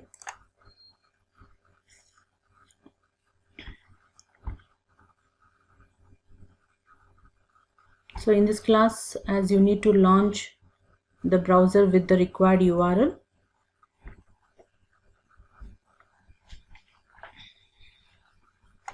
we are going to take system.set property, and with the help of get method, launching of the URL. So as we know, this is one of the method already we have discussed. Get is a one method of the WebDriver class, whose return type is void and input is a string, where you need to pass the required URL to be launched. Now on this Facebook, I can inspect any element. I want to know the title of this opened application. So for that, you have driver.get title method. Return type is a string. As it is returning a string output, the title you can assign to a variable, and declare the data type of that variable as string data type. As the result is in this variable, now you can display the result, sysout system.out.println. Here I can say title is concatenated with the variable. Okay, this would display the title. You can run it, execute Java application, save and launch the program, and it would now launch the Chrome browser with the required URL. Here it will try to display the title of the opened application. So you see here the title is Facebook login or sign up. This is the title, which you'll find it's still executing. It should be displayed here. Yeah, this is your title. The same way I can also use now driver. I want to close this open application after execution, so we can mention here driver.close. So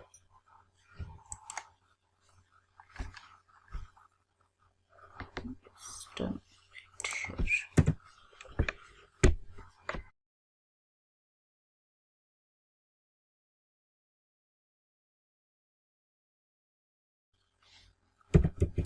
driver dot close, so that the browser open application will be closed. Now the same way manner, you can also get the current URL. So here again, driver dot, the method get current URL, that's again a string. So directly you can use display it without passing it to a variable. System.out.println, your driver instance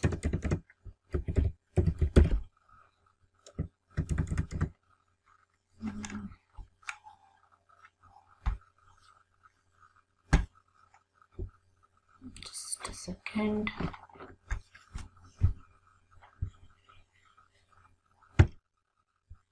Eclipse is not responding.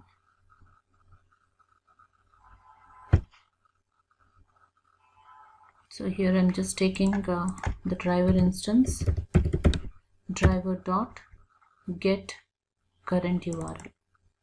So when you run this, it will display the URL of the opened application.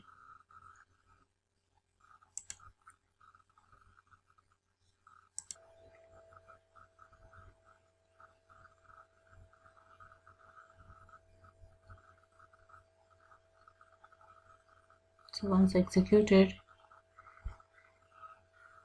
you'll find the output on the console, the title as well as the URL. So we can say here driver dot find element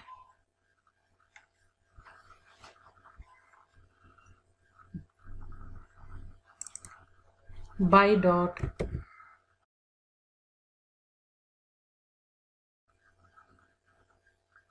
ID, and here we are passing the value email, right? So as it is returning a web element, you can store it to a variable unm, and this is a web element. Just import the web element.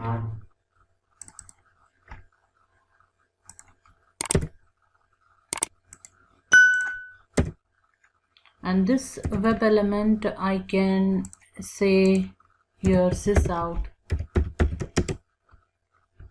unm, whatever the web element we have, the properties of this web element, like I want the get attribute of it, right? Similarly, we can say get attribute, which attribute value we need. I need the ID attribute value, right? Similarly, we can say sysout unm dot get css value, get the tag name of this inspected data. Just run it.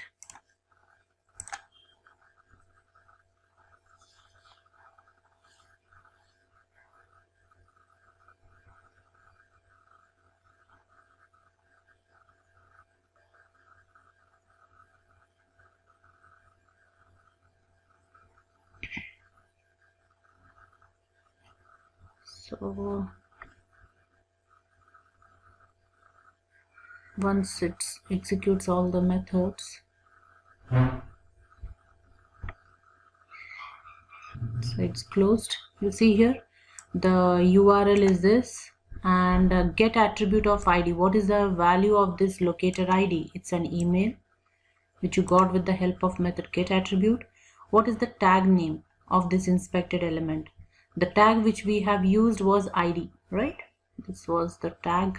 Where is that? Here, this is your tag name which I have used. When you inspect it, the input is the tag name of that web element. So you see in the result, input is a tag name. So these are few of the elements, methods of the WebDriver. So we need to understand why we need to use this navigate methods, because you don't have the attributes for navigation options. That's the reason we have the methods. So this is the syntax of using navigate, your driver instance, navigate method, then specify to which URL you need to forward. Then you can move as you click on the backward forward for the page navigation. You have a method forward method to move ahead, refreshing the page and moving back to the page. So let's see a practical aspect of these using these methods. So in the Eclipse, just trying to launch the URL, create a new class,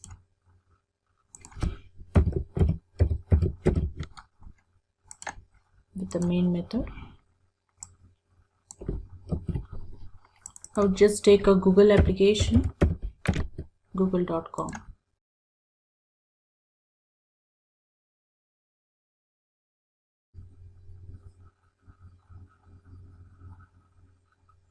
So this is the Google page launch, and if you observe here, this is the title. Google is the title, and there is an images link.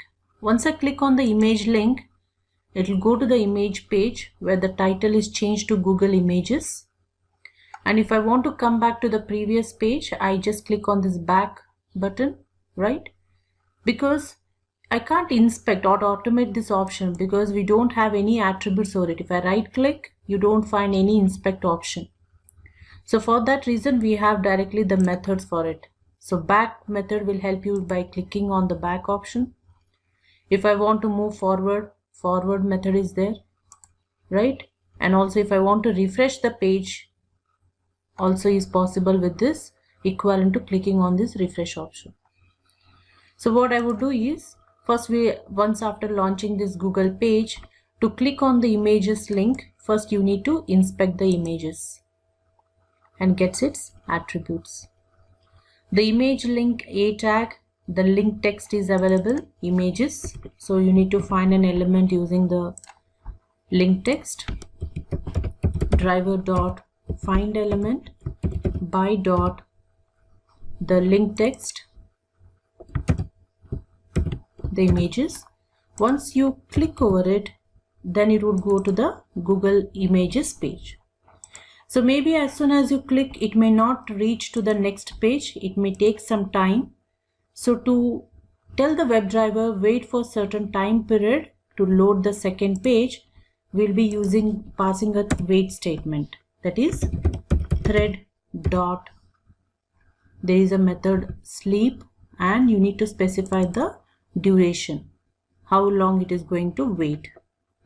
So the sleep method takes the input in the form of milliseconds. I give 2000 milliseconds, that is 2 seconds. What is a thread? Thread is nothing but a class of Java, and sleep is a method. Now here you need to add the exception handling, because when the executor is in the sleep mode, it may get interrupted. So to handle that interruption, you can handle with the help of try catch or throws, either way. So I've handled this exception with the throws here. Then after that, I need to you can do one thing, this launching of the browser, you can do in this manner. Instead of using get method, we can also say driver dot navigate. This is a method navigate dot to, and where you need to give this URL. This will also launch the application. Okay. Now after that, you need to just after clicking on this link, you want to move backward. So for that, you have a method driver dot navigate dot back. So this will take your control to the first page. That also would take some time. So you can give some thread dot sleep after clicking on the back button, maybe like 1000 milliseconds. Okay, so then if you need, you can also just display some sysout statement as well. Sysout back executed, back done, or something you can mention, right? After that, you want to move forward, driver dot navigate dot forward, and give the time period and a message to understand that we have executed that particular statement.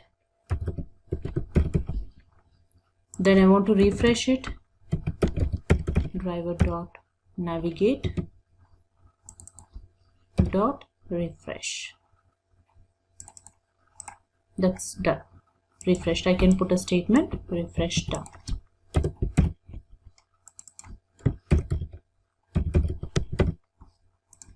Okay, so you can just run the code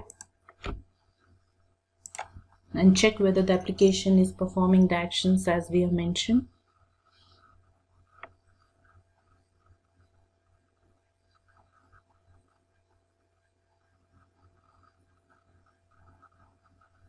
So clicking on, after loading, you'll click on the images link.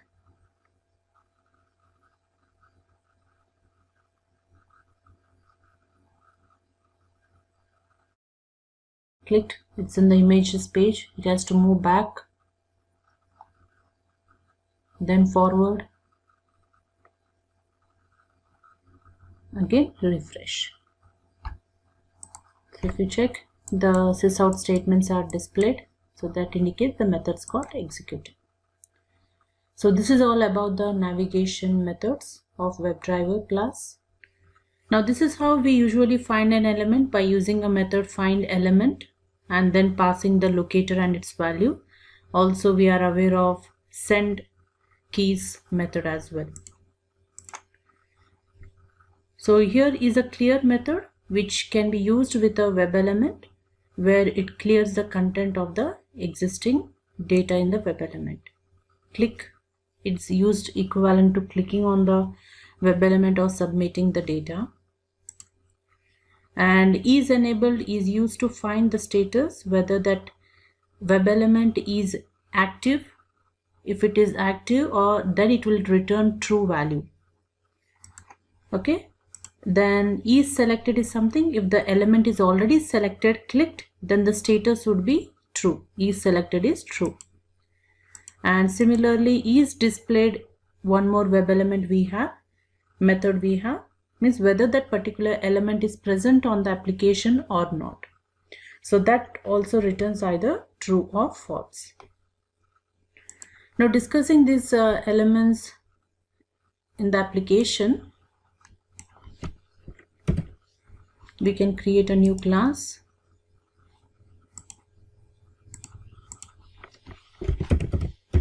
Status is a class name.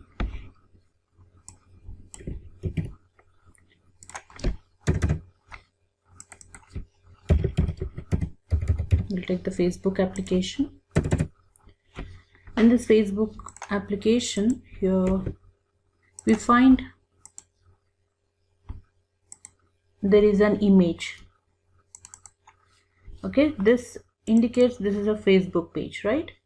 So I want to, based on this image, I'll inspect it initially, then I'll use the 3 different methods on it. Okay, so okay, let's inspect this element. It's an image tag having class, source, that's it. There are no IDs, no names, right? So then how to inspect this element? Then you can go and create an XPath for this element. So to get the XPath, you can just click on this on the right side, double arrows, go and select the crow path, and here you have a relative XPath which is designed based on the div having a class attribute, and within that image having a class is equal to image. So here you see the inspected element image is having a class is equal to img value. So it is just finding the element. If I select this XPath, it's saying on the Facebook you will find a div tag having a class, and the class value is underscore 5IYY.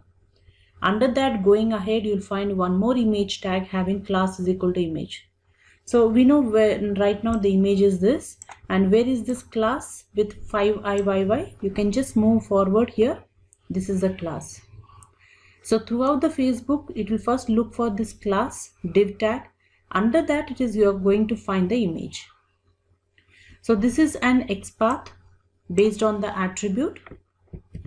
So you can inspect the element using it. Driver.find by dot XPath and the value.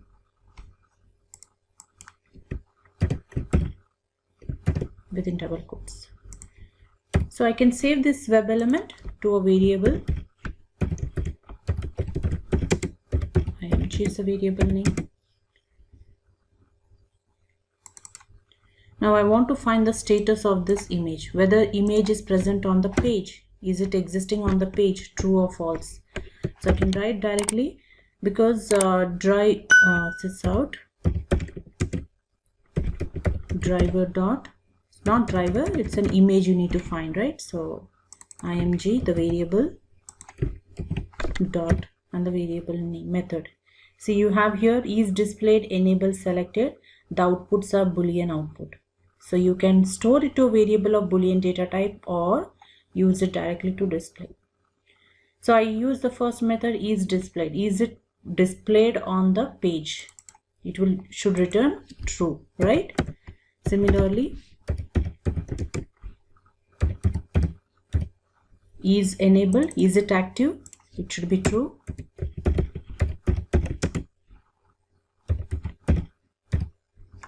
Is selected. Did you select the image? It should be false, because we haven't selected any image over there. You do not click over it, right?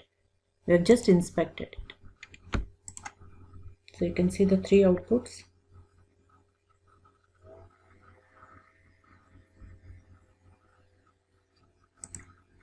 Okay, so this is all about the getting the status. We have a clear method. So what we can do is, for clear example, we can enter some data to this email. So inspect the email attribute. It is id is equal to email. So you can write here driver dot find element by dot id and the value of it. I would save this to a web element variable username. Now what I will do is, initially I would send some data to this username. Just a quick info, guys. Test your knowledge of Selenium by answering this question. In which of the following is Selenium variables are stored? A. Variable store. B. Stored vars. C. Stored variables. D. All of the above. Comment your answer in the comment section below. Subscribe to Intellipaat to know the right answer. Now, let's continue with the session. So username dot send keys, I would say welcome is the data to it. After that, I would clear it. So unm dot clear. So it would clear the entered data and then re-enter something else, new content, even at gmail.com. Okay, so you just want to see the difference of this clear. That's it. Run the code.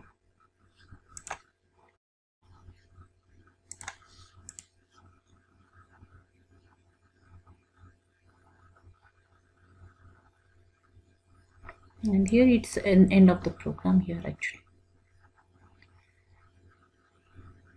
So it is entering, it has entered the first data, cleared it, and then entered the new content. If you want to really see the difference, you can add some time period here, thread.sleep, as we did earlier.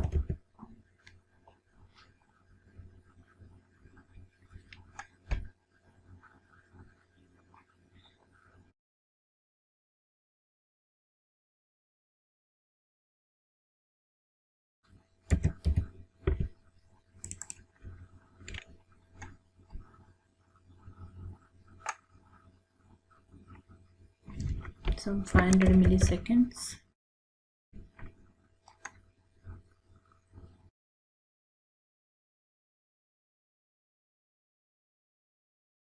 And then execute the clear. Okay, so this is your, these are the methods. So when you're inspecting any web element, you can find among these the tags available. That's an A tag, that's known as an anchor tag, which is mainly used for identifying or creating the links. B specifies the bold Okay, table tag to represent a table where the data, or a kind of a calendar where in the grid format when the data is displayed, table is mentioned. TR represents the row, TD for the column. These are the tags. Select tag mostly you find when there is a drop down component web element. And buttons, as you know, it is available for the buttons. Span, if there is some text available. Input tag you'll find mostly for the all the text boxes, radio, password, check boxes, buttons. When you want to represent any image on the application website, img tag is there. I represents the italic font. When frame is something, a layer of HTML page placed over another main HTML page. So that frame represents with the tag name iframe. That's nothing but inline frame. You find div tags, okay, where you have within another you are inserting, subplacing the web elements. There you find a div tags. So these are the available tags present in the HTML. Consider that we just want to find, you see here when you inspect any element, the HTML tags are displayed here. When you just scroll up, the HTML tag starts with HTML and ends with /HTML. You have a header tag where the header part of this Facebook is placed. Okay, these are all the titles. You find the title of the Facebook over here under the tag name title. Similarly, you have the body for HTML, and here this is a div tag. Under that one more div. Each div has certain properties. Class is one attribute, right? And you can just see there are multiple divs. You find a form is also a one tag having some attributes, ID and what action it is referring to, login. Then input tags are relating to one. These are the hidden, okay, some elements are hidden. So these are especially for the text boxes, fields, drop downs, combo boxes, right? Table is there. Within that table, a table body, tr for the row, okay, and you find the column as well, and these all are the input tags. You also find image, yeah, here you find the image tag, and also you find p.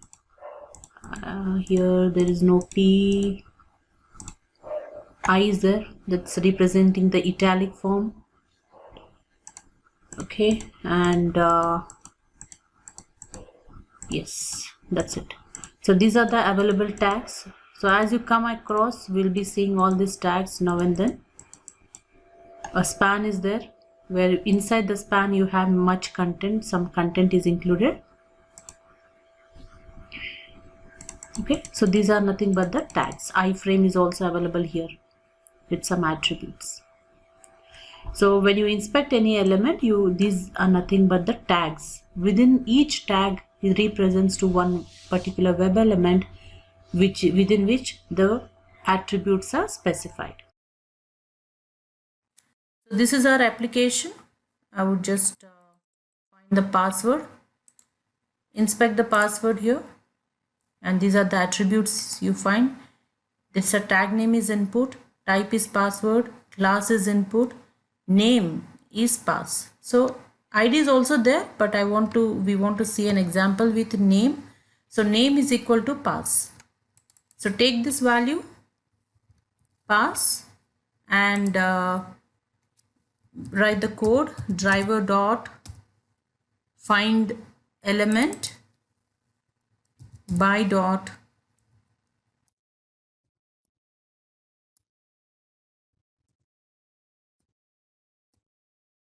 the name locator, and the value which you have after inspection, which you have copied pass, is given here, and you can save this to a web element with different variable name,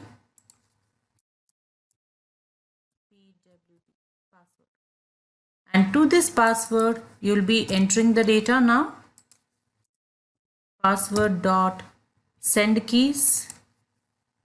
The password, it's a string, test is a password. Now if you run, this will find the password based on the locator using locator name and the value pass and pass the data. So this is how you can inspect the element using name locator. The same way, if I want to find any element with a class, how to inspect it? Just going to the, here you have a class tag. Class is equal to input text.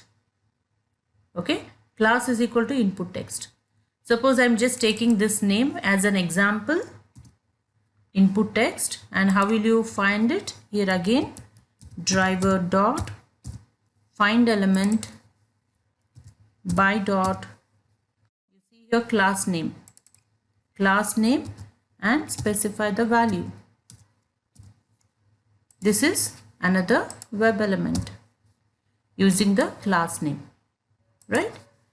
Now just similarly you have some more tag name.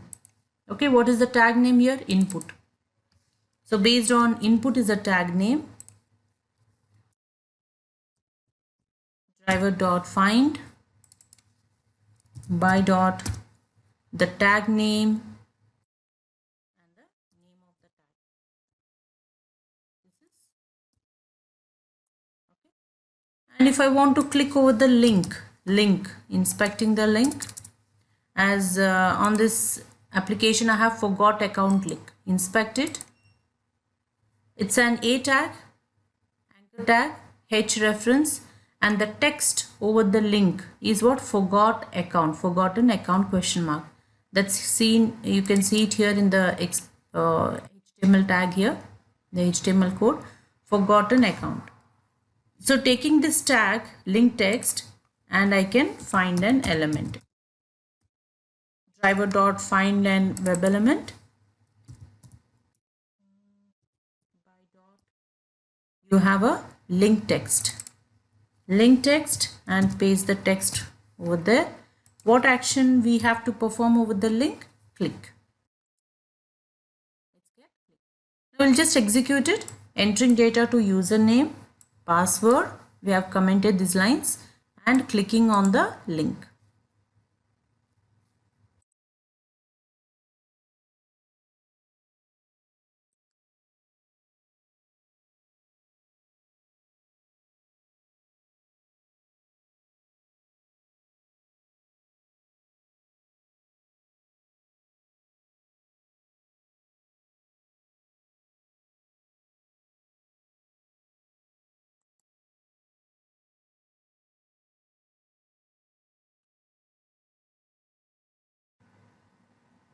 So it is launching the browser.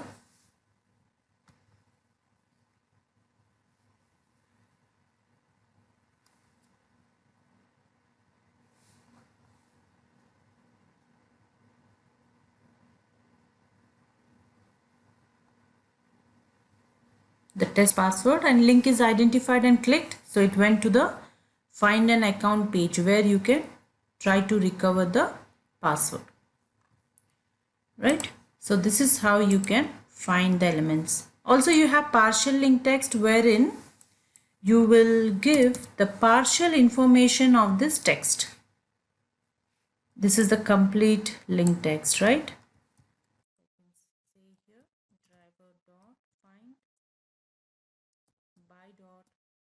Partial link text, and this is the complete link actually, and out of which only I'll give forgotten. I'm deleting the account. So just based on partial information, it will find the link, the matching web element from the application, and would passing the partial information. So this tag would be useful to find the web element.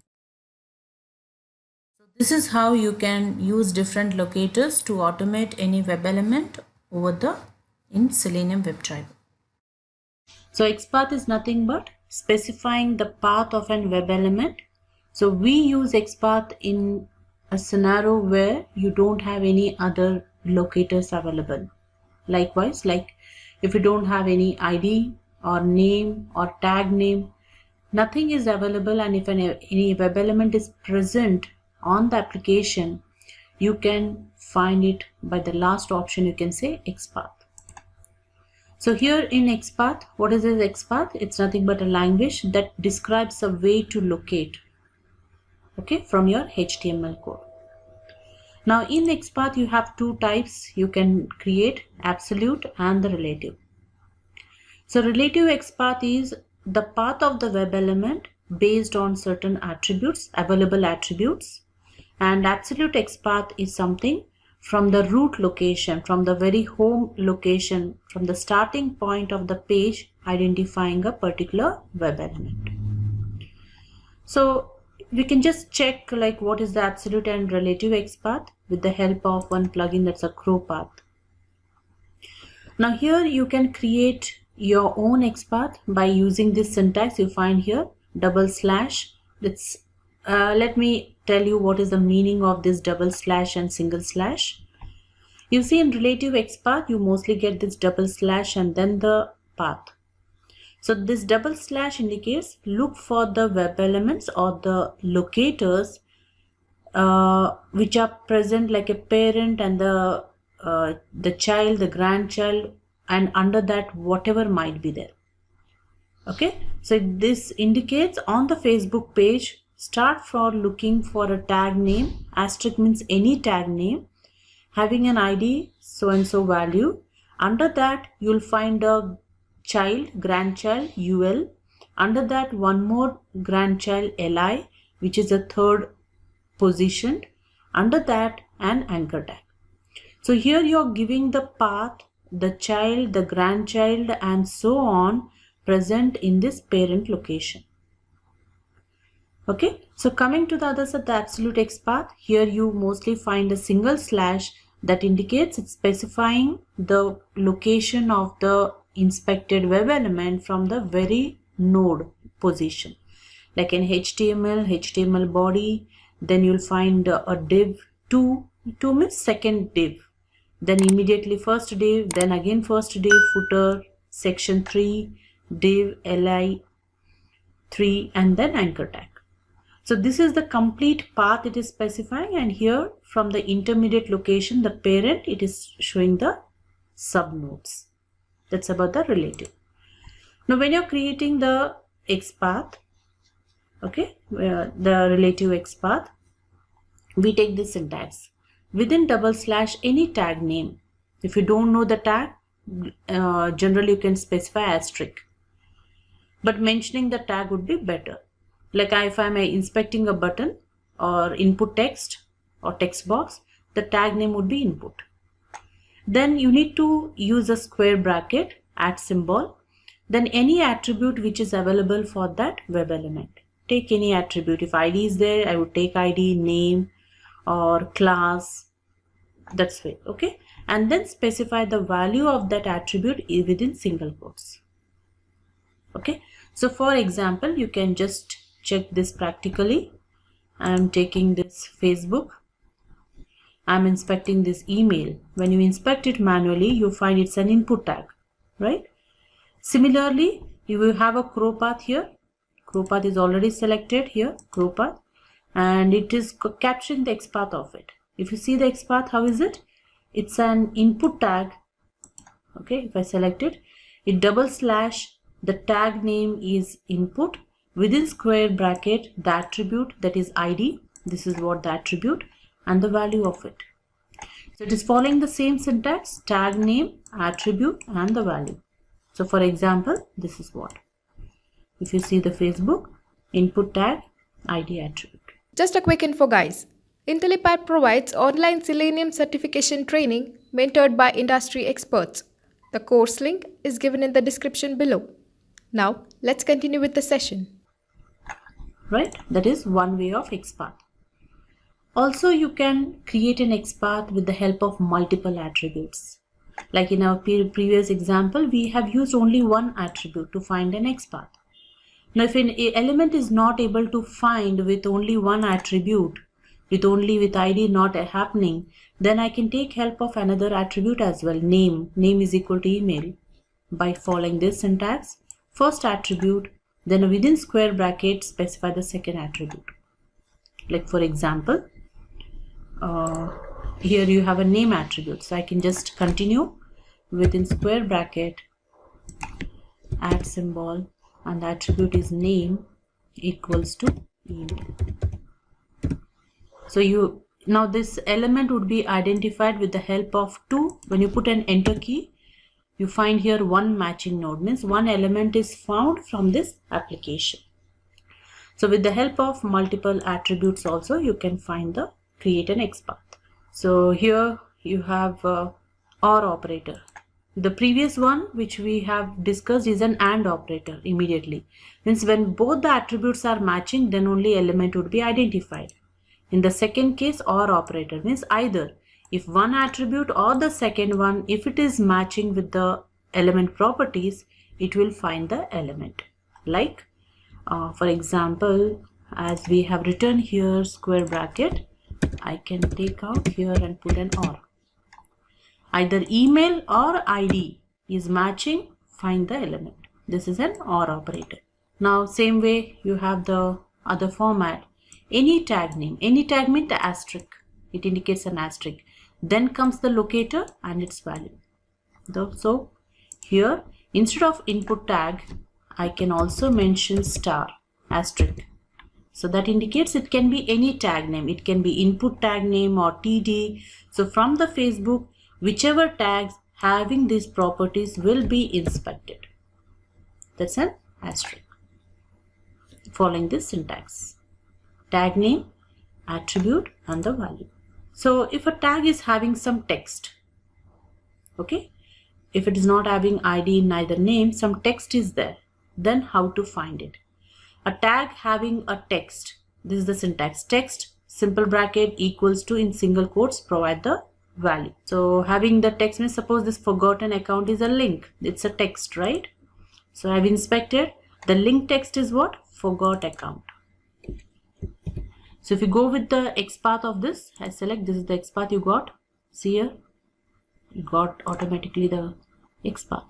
The tag name, as you have mentioned, the tag name, the text equals to the value. So here they have used the contains. Also you can use contains, means the anchor tag is containing the text that's forgot account. This is one syntax. Okay, or else I can go with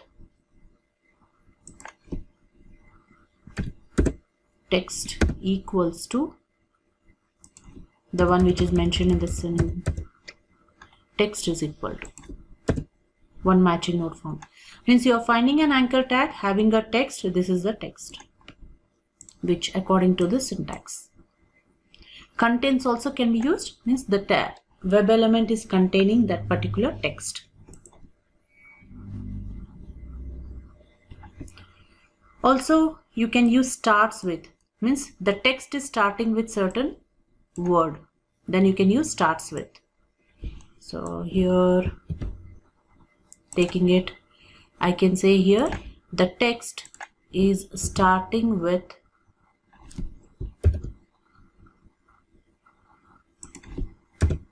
comma,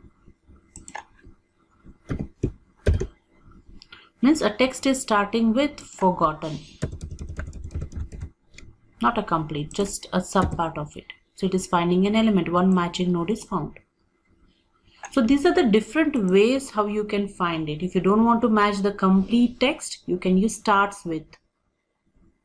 So contains, as we already discussed, containing some text. The link is containing some text. Okay, last, what is the last character? You can also specify it. Here this comes the relative. Relative XPath means you're going to give the path. In the input tag you'll find a div, one more div, as we have inspected here. Not exactly this, I can take this one, inspect it.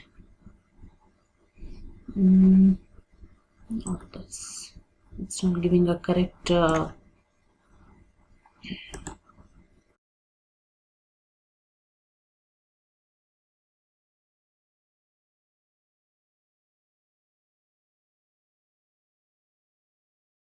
okay, for example, you can just understand this. Here under div 2 there is one more div 1. So in this way, when you're mentioning the child and the subchilds, okay, that is known as nothing but the relative with absolute. Means you're mentioning the starting point and then mentioning what are the different tags available beyond that. You're finding an input tag with this, under that a div, one more input under that. Means this is a parent and under that you're looking for a child. So in this way also you can specify your, see, it is completely up to a tester in what way he is finding the web element. Okay, so here these are the method, you can say symbols, double slash, asterisk, okay, square bracket, at symbol used for text identification, or, okay, then slash, colon, comma. So you will be using these symbols when you're identifying the XPath. So mainly CSS selector is used to find the dynamic objects. It's used to handle the dynamic objects. So we also have discussed the XPath. So XPath is also used to find the dynamic objects as well as CSS. So what is the difference, exact difference between the two? Because XPath behaves differently in different browsers. So that is one advantage where you can prefer CSS, where it is faster in execution and does not change on different browsers as you keep on changing the browsers. Okay, so also you can see some more where you can see the explanation about the CSS like selector. It's used for automation explicitly to identify the element. So you in this CSS also you have the locators like ID, class name, attribute. You can use contains, start with, ends with. All those locators which we were using in XPath you will find in CSS selector as well. So here you see CSS is much faster and simpler than XPath, especially in the IE browser automation. So you find the tag name. You can use in CSS the tag name, ID, class, attribute, contains, starts with and ends with. So let's discuss each of this method. Now when you are inspecting any element, you especially find in the crow path also you will find this CSS selector along with absolute and relative XPath. So what about the tag name? If an element is having a tag name, right, here the tag is input over here, right? So how to create a CSS for it? So this is the syntax. So CSS is equal to the tag name and you need to specify the hash. Hash is mainly used to identify the ID attribute. So hash and then the value of that locator. So for example, you have an ID is equal to email. So then you can make a CSS as input is a tag name. Instead of ID, you use hash and the value of it. So now the XPath, you can say the path of by the CSS would be input hash and the value. This you can take as a input value for your locator CSS selector, right? And then you can pass the data to it. The same way you have a class. Now based on a class, how to find an element? So the syntax for that would be the tag name. The class is identified with a dot, right? And then the value of the class attribute. Okay. Then the attribute itself, when you have any other attribute, how to inspect it? You can use the tag name. Then within square bracket, write the text attribute equals to and the value of the attribute. So for example, here if ID or type or you can say value, those are the attributes. So the particular attribute equals to and the value of it. Okay, so in this way you can find it. Also you can use the starts with.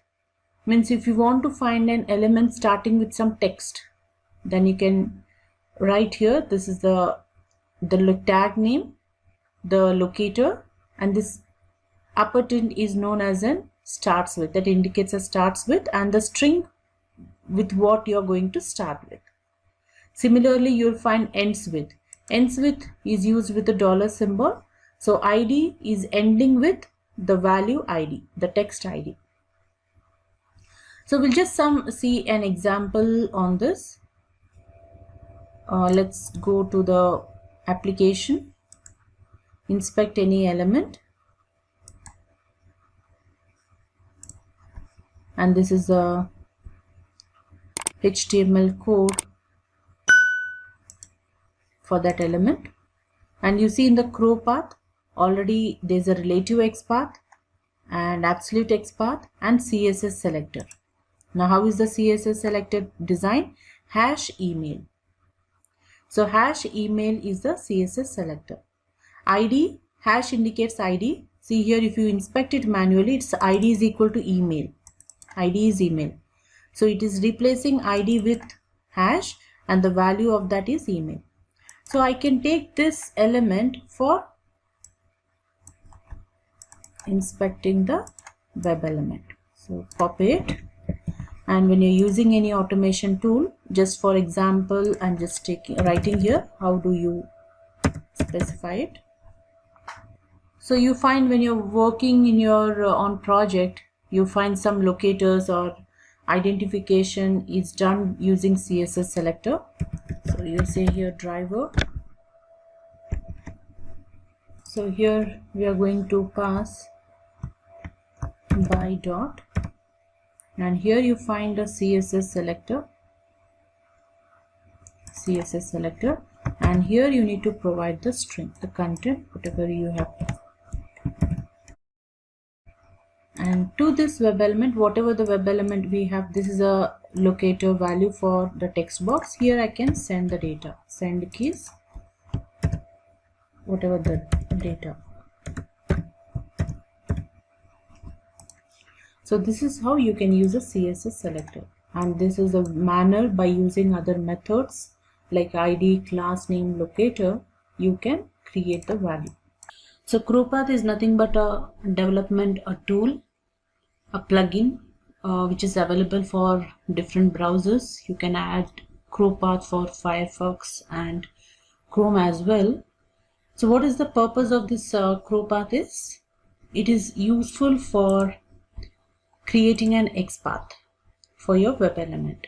Okay, so you can first of all you need to configure this CrowPath for your browser and then try to use it. So for adding to the browser, you can just go to the Google,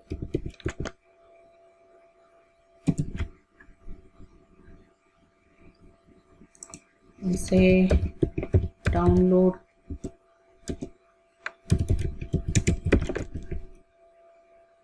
CrowPath for Chrome browser.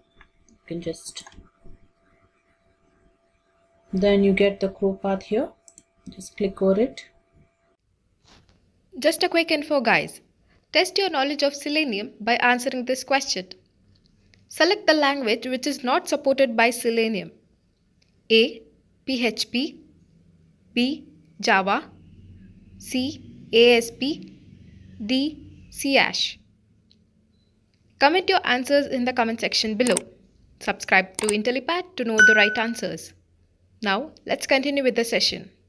You need to, already CrowPath is available to my Chrome browser, so it is asking me to remove. Else when you try it, you will say add to Chrome. Just click over it. It will say, do you want to install it? Say yes, install. And if it asks you to restart, just restart it, so that your browser would be just closed and reopen. So once done, you will find this icon. This is a CrowPath icon. So this indicates it's properly configured. Now how to use the CrowPath is, you will find the CrowPath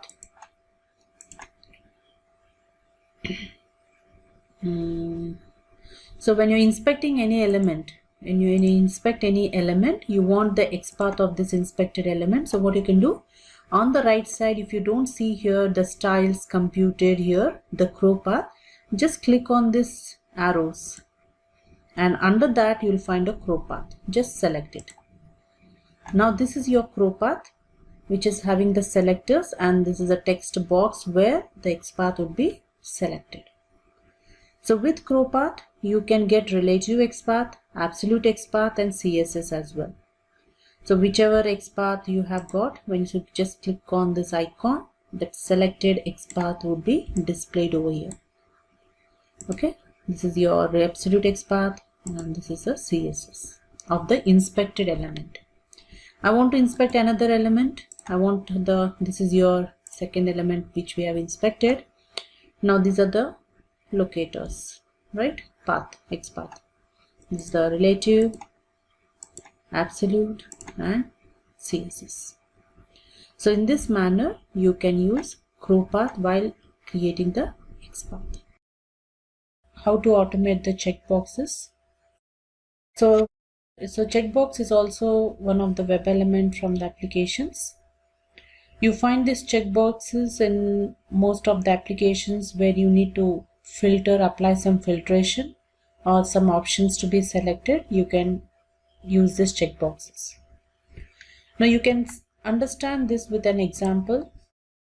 You can check with the application Amazon where if you want to apply some filtration for your search, you'll find the checkboxes. So going to the amazon.in. So in the search, I would enter some keyword to the search, for example, phones, and I would click on the search button. You would display the products, and here on the right side you find you can filter the products as well. Based on the specifications, you can filter it. Suppose I'm clicking on this option. So based on that filtration, you'll find the required products. So this we are going to try to automate using the checkbox. So first, initially, once after launching the application, we would enter the product in the search bar and click search. We are creating a new class here, checkbox, with the main method.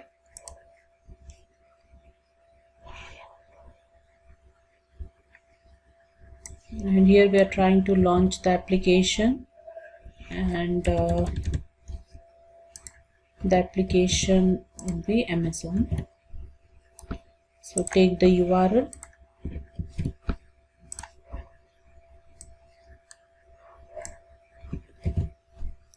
now you need to inspect the search bar where you enter the product. So right click, inspect. So based on the available locators, you need to find the element.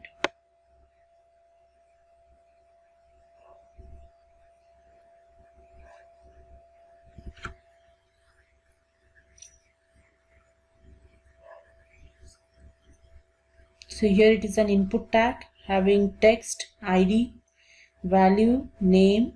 So I think ID would be fine here to inspect it. So taking the ID value, say driver.find.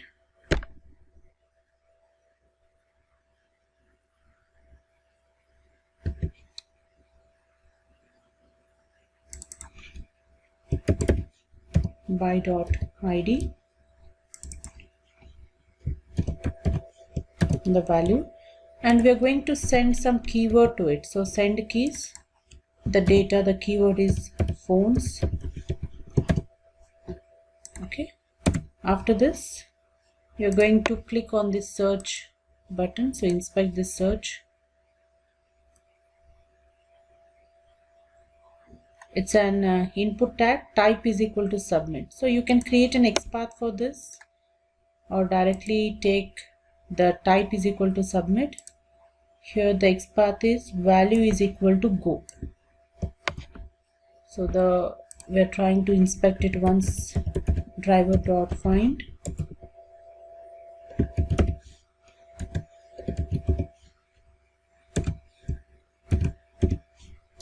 by.xpath, and the action would be click action.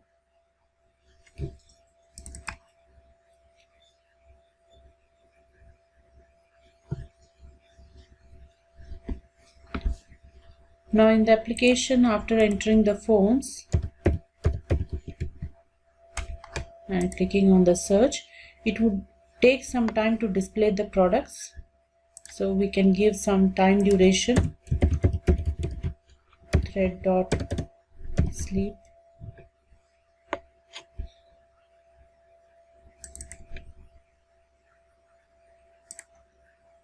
maybe 1500 milliseconds.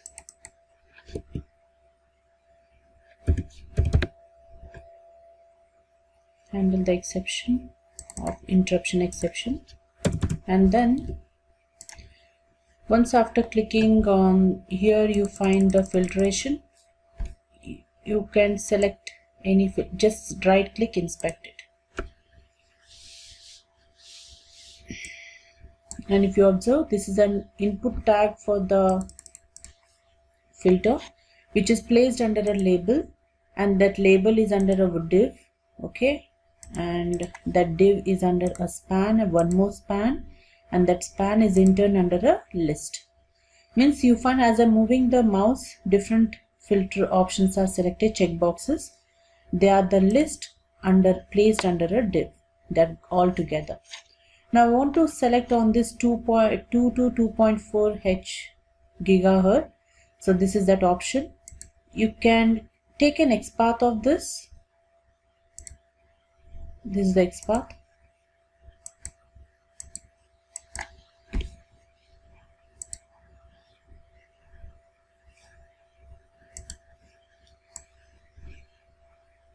And find the element and do a click action. Okay. So here we are just driver.find by dot the XPath, and this is the element which we are going to select. So dot click action. You can just run the code.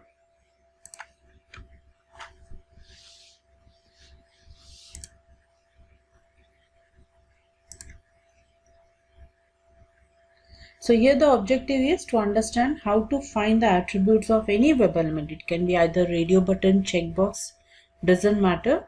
We need to understand the relative HTML code for it. So once the application is launched, it has to enter the search product and go for the filter option.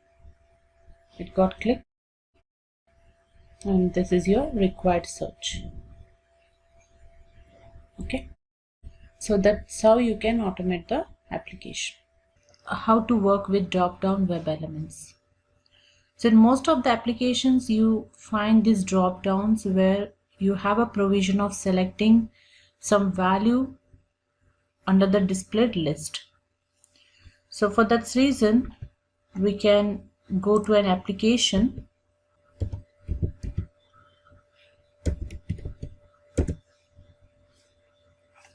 and let's create a class in the Eclipse.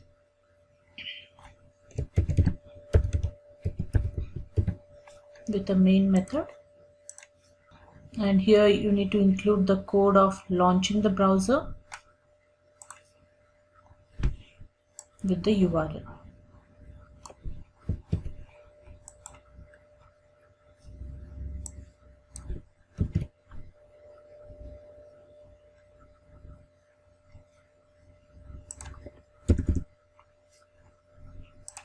So on the application,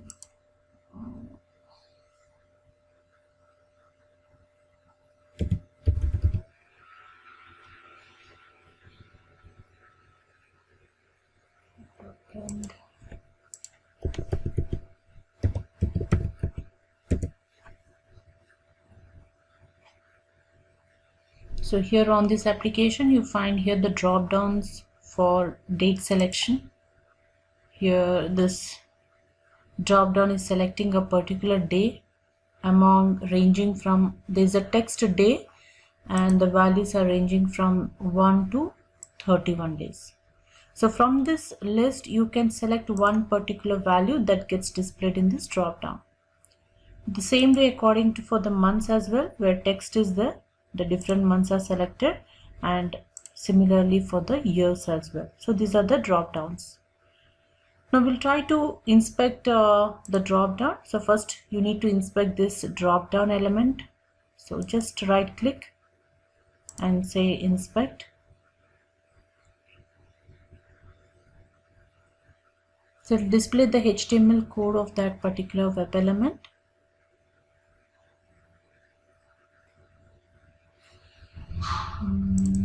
Let's inspect it once again.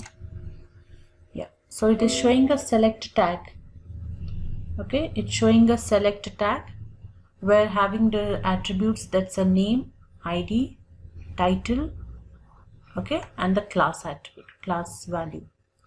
So within this select tag you find the different values under it, means the options, having a tag options and the values, that's a day, 1, 2, 3, 4 and so on. Okay, so now you need to inspect the select tag and then select the values within it. So you can inspect this value based on ID. ID is equal to day. You can take the day and find an element initially. So driver.find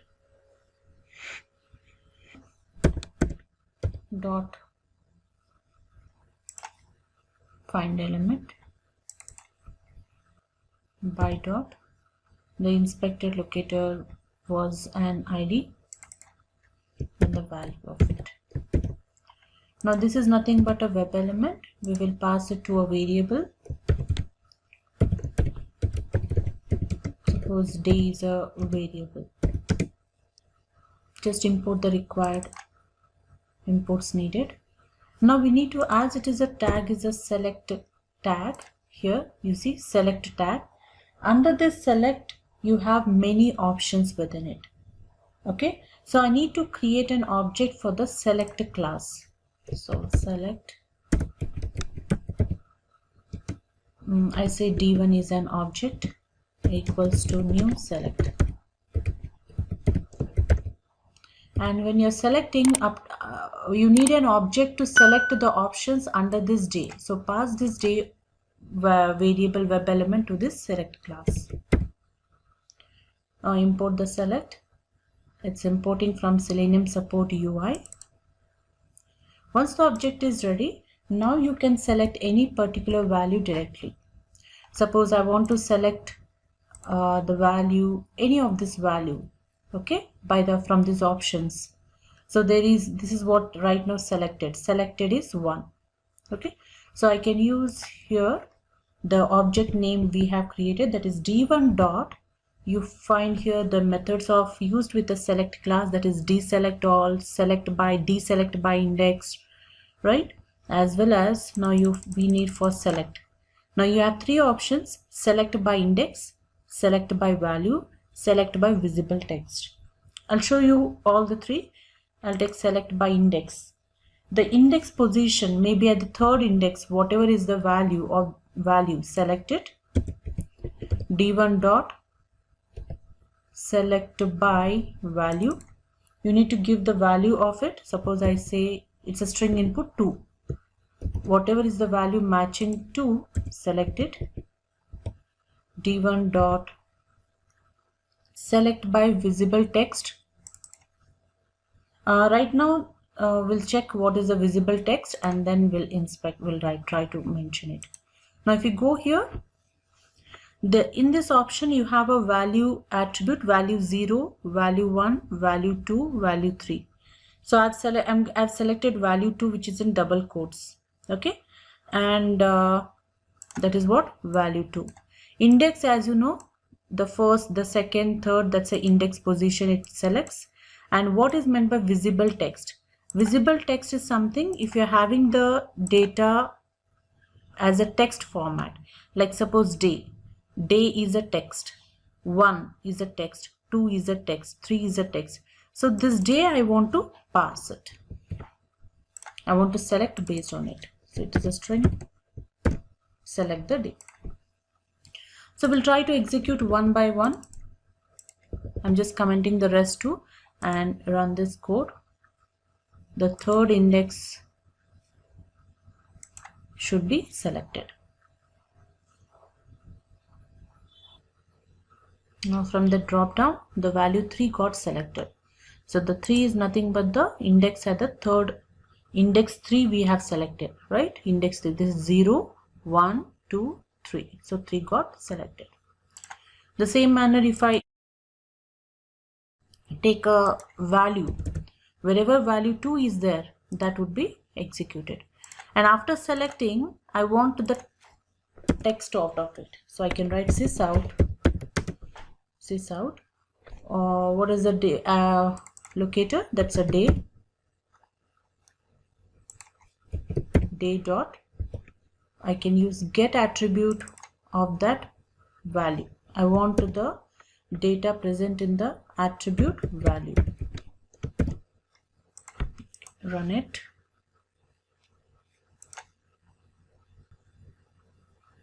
The locator value, whatever it is containing, that would be selected.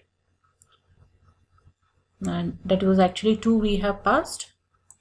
And you see, whatever is the attribute, that content displayed over the drop down, that's a get attribute value.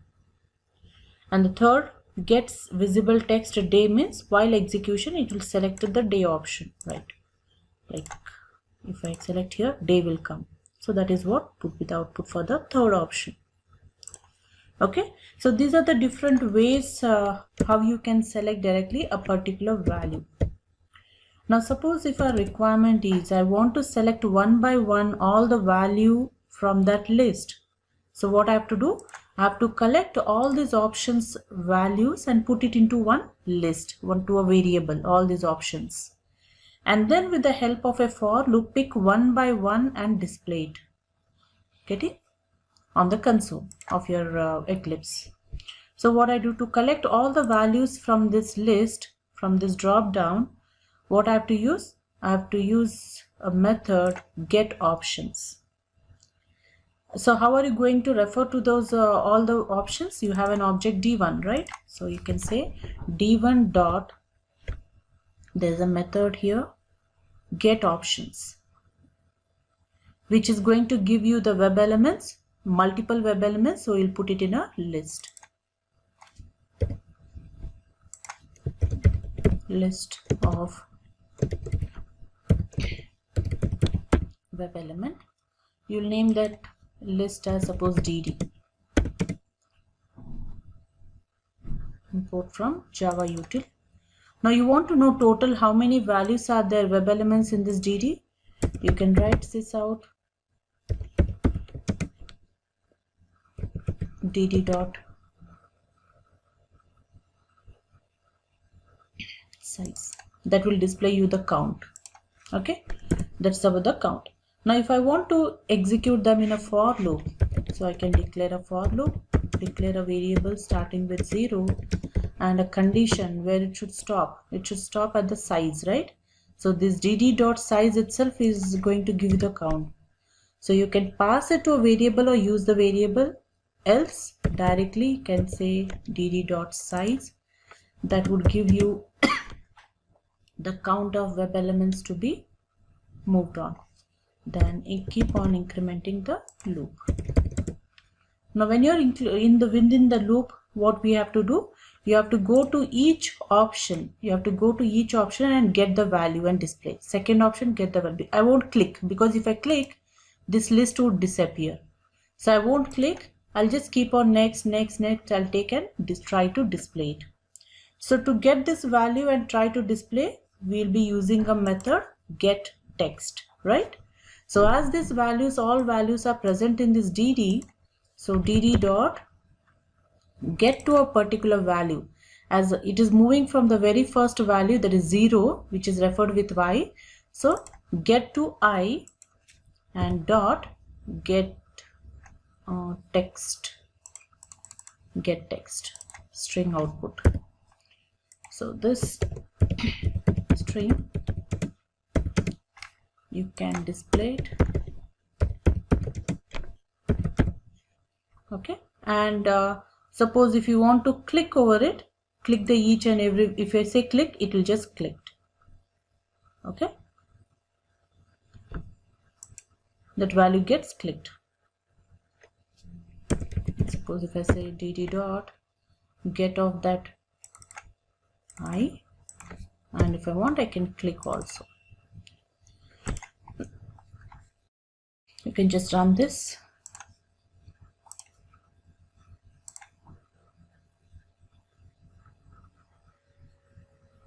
So you see all the values are just got clicked 1 2 3 4.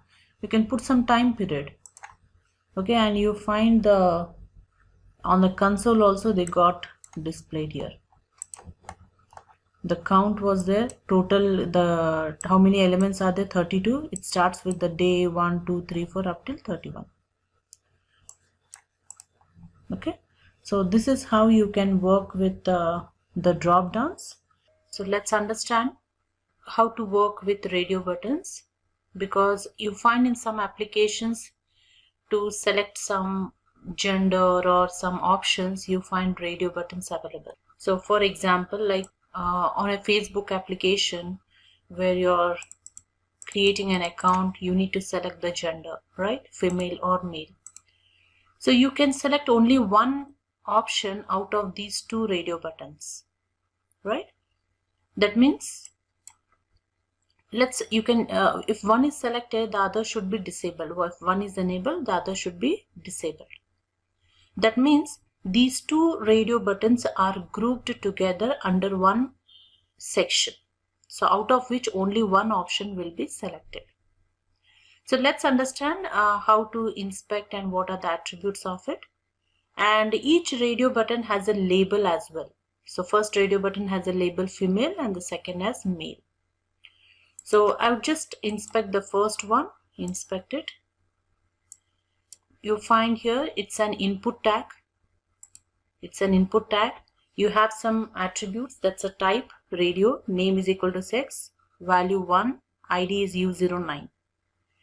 Along with this radio button, there's a label below that's having a text label, that's a female, right? And these two radio button and the label are placed under a span having some class attributes. So there are two spans. As I move my mouse to the first span, it is selecting the female option from the application, and the second one the male. And these two spans are placed under one more span here having some class. See, I'm moving to this span here. The complete options of female and male are got selected. Under that, two spans are there, each span holding the radio and its label. Hope that's clear. So now I would take this input tag having, suppose now I need to collectively find these two radio buttons because they are grouped together, right? So which is that common property for these two radio buttons to consider or to find? So if you check the attributes here, you have IDs are different. Here it is U09 and the second for male it is U0A. They're different. So this will not help us. And if you go for the value, here value is 1 and here it is 2. So you can rely on name, so where the value is same, sex is the value. So if I inspect the element with this attribute, two elements will be identified. One is the male and the female. So I would take this attribute and go to the Eclipse.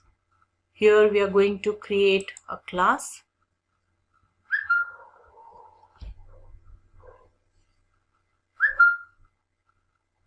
Create a new class over here.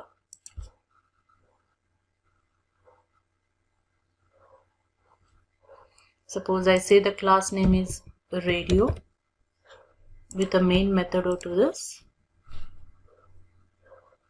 And here we are going to automate this class.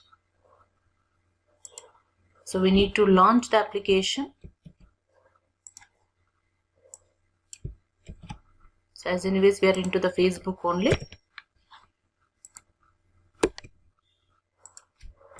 Now we need to find those two elements with this value.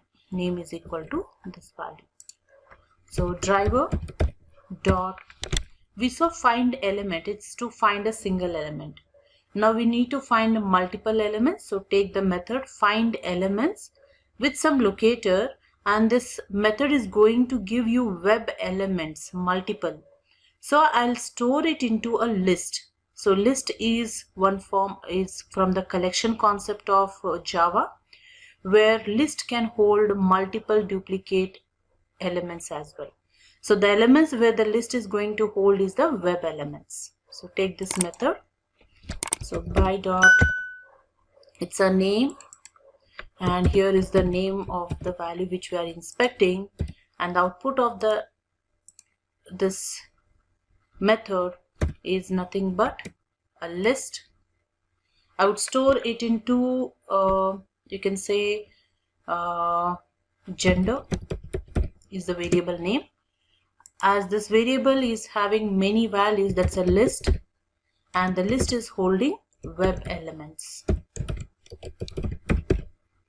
Okay, web element. Now import the web element and import the list also. When you're importing a list, two imports you find: import from java.awt and java util.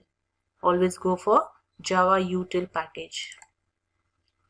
Now your gender is having two radio buttons. If you want to verify whether how many elements are there, you can take this gender, that's a web element, dot, you find a method size. You can just check here.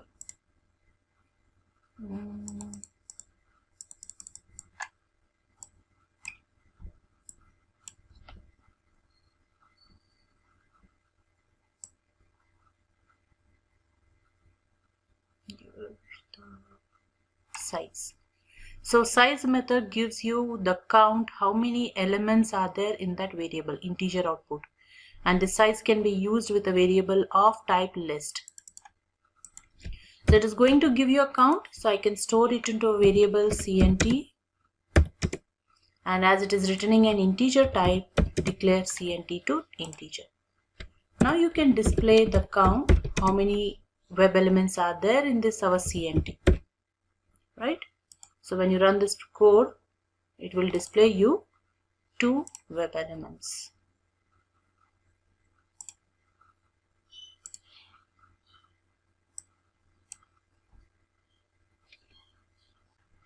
Okay, so next is, now I need to select one after another the radio button. You have two, right? So you can implement now the for loop of Java concept.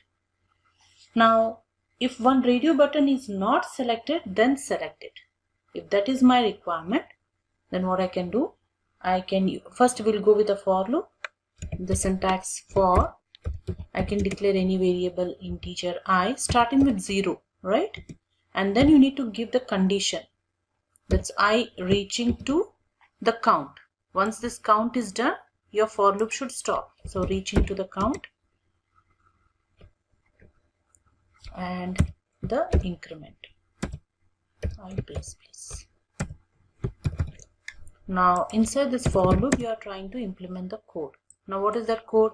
You need to keep on clicking on every web element. Means click on the first female radio button and then male radio button. So as the radio buttons are present in this gender variable, I can take here the variable dot. There is a method known as a get to that index. First initially I is to 0, so it has to go to according to I value. So get index, get to that web element. As I is moving to 0, it will go to the first 0th web element, and if you want to click over it, you can click, or you want to know the text, get text of that web element.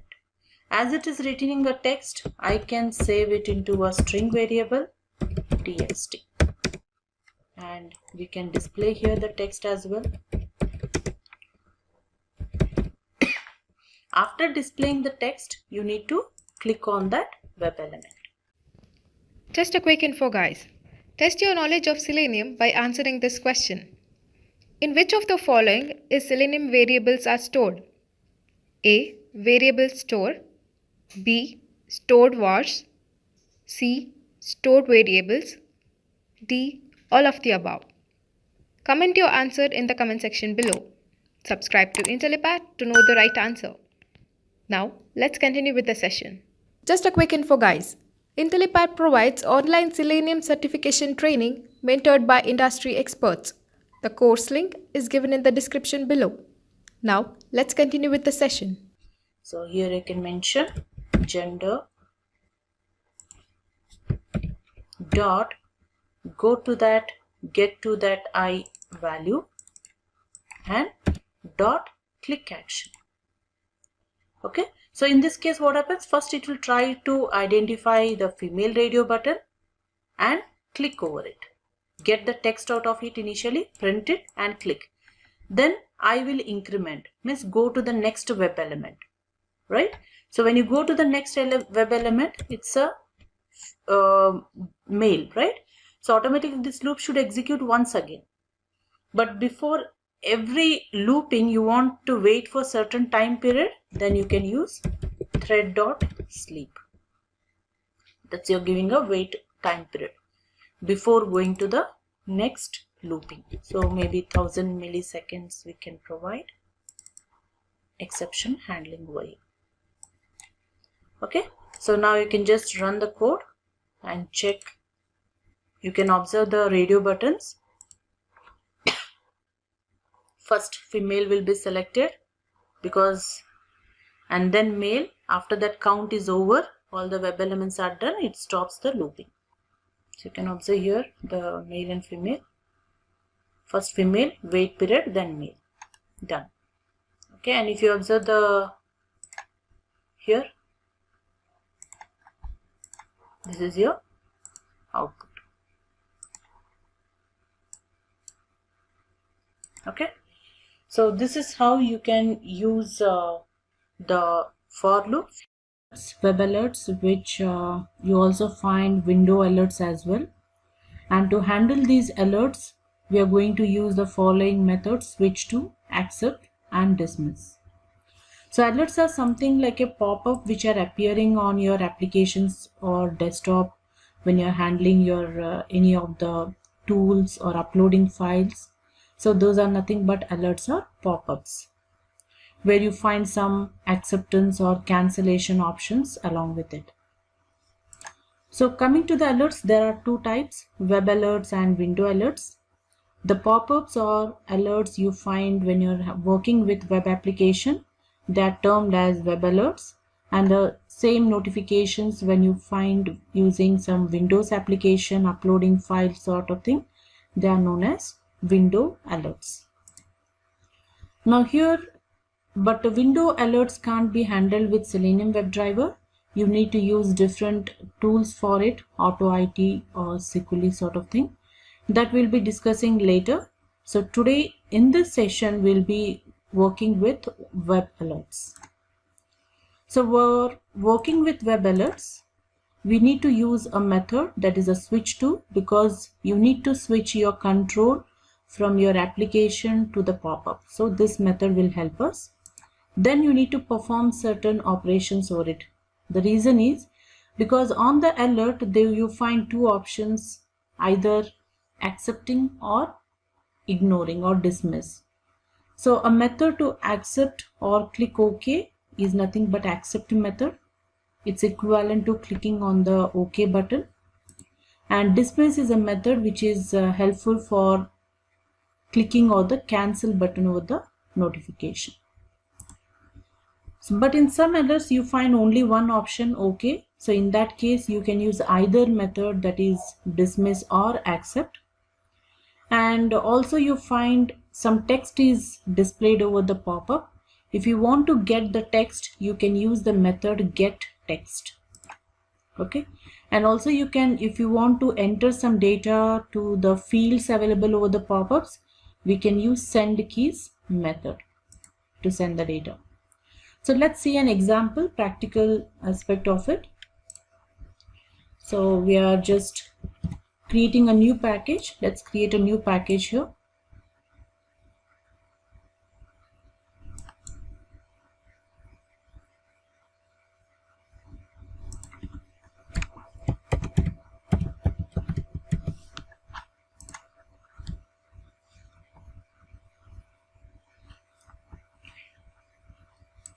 So in this package we are creating a class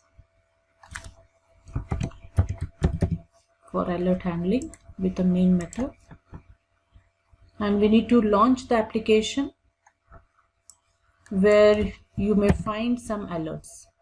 So here we are going to take any booking site where alerts may appear. So I'm taking a redbus.in.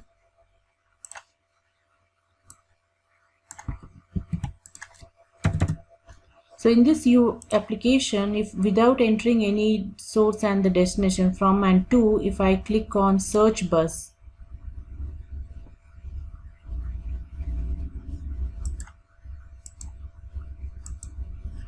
or else you can take some other URL, ksrtc.com.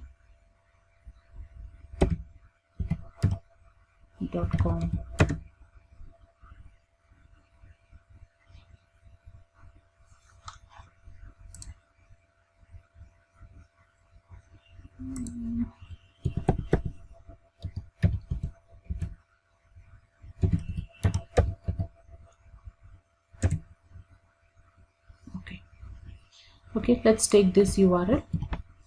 So in this URL you find here the booking, leaving from and coming to. If you don't provide any details to it and click on search for bus, this is my pop-up. This is a pop-up having only one option, OK. There's no cancel here. So you can use either method, accept or dismiss.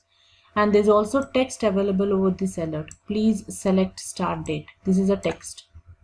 So now the control, I can't do any actions on my applications unless I close this alert pop-up.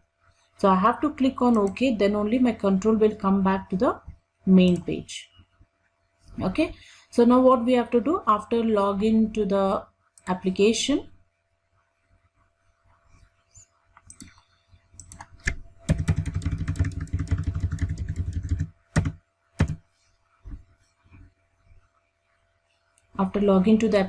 we need to click on the search bus button. So we need to inspect it.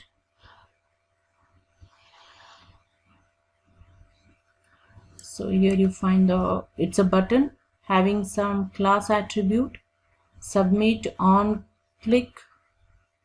So we can take an XPath for this. It's a button, type is equal to submit.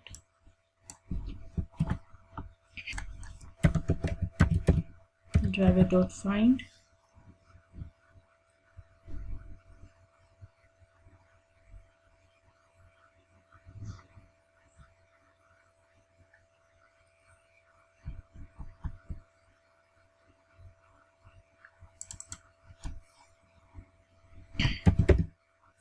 By dot XPath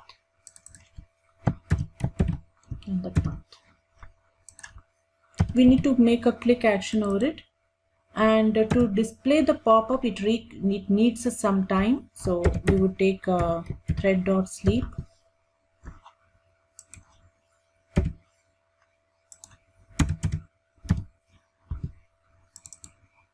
Maybe some 2000 milliseconds. Handle the exception. So once the pop-up is displayed, if you click over it, the pop-up displays. I want the text. So to switch to the pop-up, so we have here driver dot, there is a method switch to.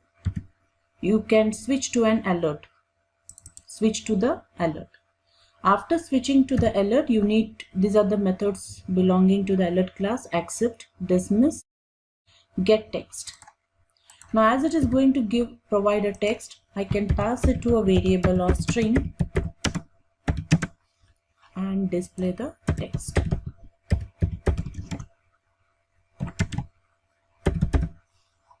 Okay, so this would, if you run the code now,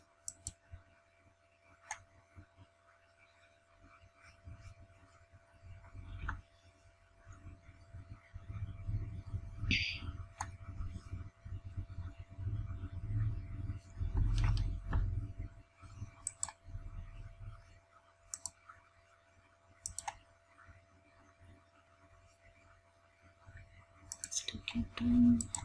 Let me run it once again, alert, and text has to be picked from this alert. And you see, this is a text. Please select the start date. Now I need to click on the button as well. Once it gets the text, it has to click on the button so that it comes back to the application. So, but button don't have any attributes. If you right click also, you will not find any attributes for the button. So what I have to do, I would say driver dot switch to the alert and click on accept. That's nothing but OK button. As here you have only one option, you can use either accept or dismiss, either it's okay. But you can also do some validation. If the text displayed over the alert is please select start date, then only click on accept, because it can be any text, right? It can be any text. If the text displayed over the alert is please select start date, then only click on the accept. So I can write if condition. If the text which you have picked from the application is in this variable, if the data present in this variable, if it is equal to, these are the string methods where I can compare the content equals, when the content is equal to and what I am expecting with my expected text, double quotes. If it is equal to this content, then click on the accept button and say this out, correct correct alert appeared, just for understanding. Also you can write an else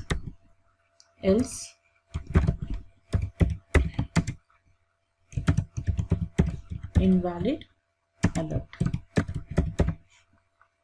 and at last you want to close the browser, driver dot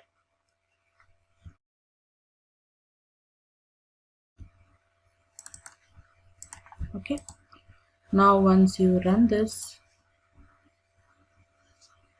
so based on the text of validation which we have done, it will go to the if condition, click on OK, display the text and close the browser. So displayed, button is clicked, closed. So you see here, this out correct alert is displayed, means it is executing the if block, not the else. So this is how you can automate the web alerts or pop-ups. What is XPath access? It's nothing but one approach. So it is an approach to find an XPath for some complex and dynamic web elements.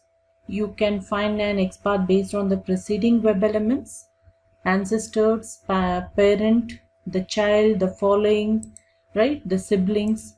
These are the different XPath options or types available.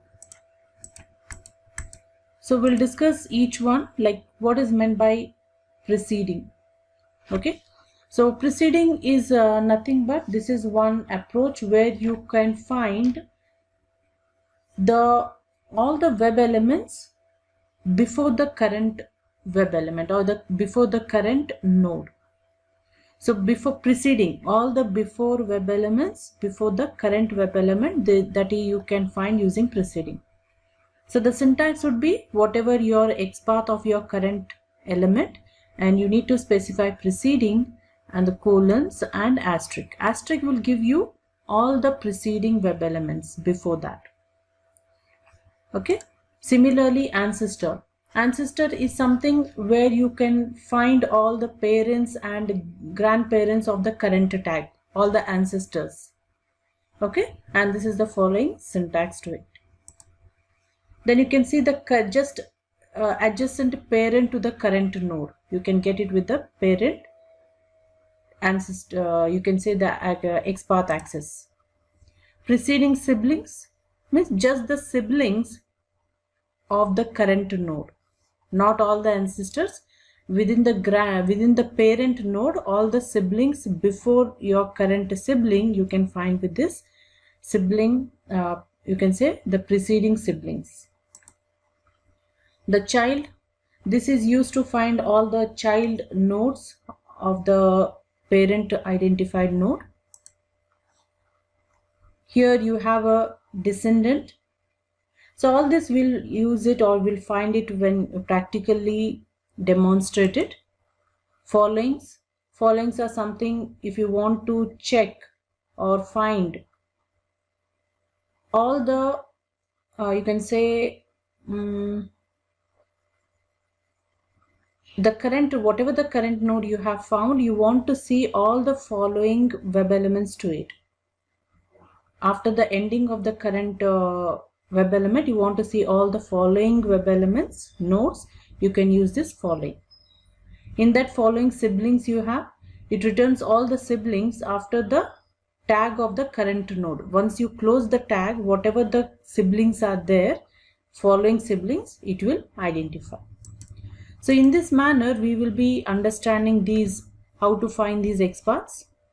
So you can go to any application. Now I want to find, so let's inspect this web element.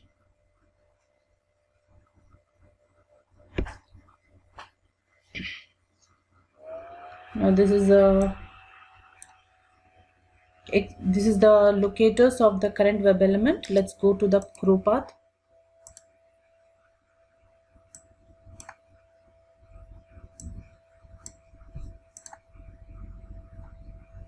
And this is the relative XPath and the absolute XPath. Now we need to just get the ancestors of this found web element text box.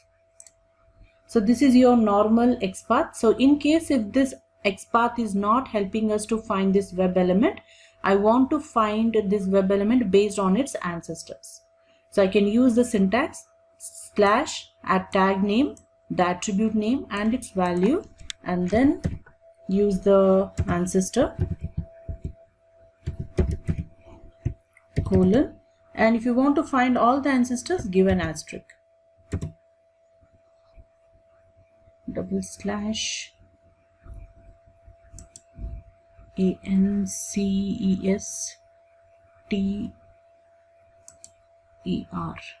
that's right.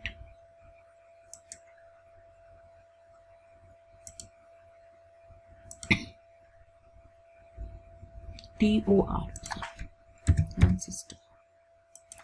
Yeah, so if any syntax error, it will be turned to red, that indicates an syntax error.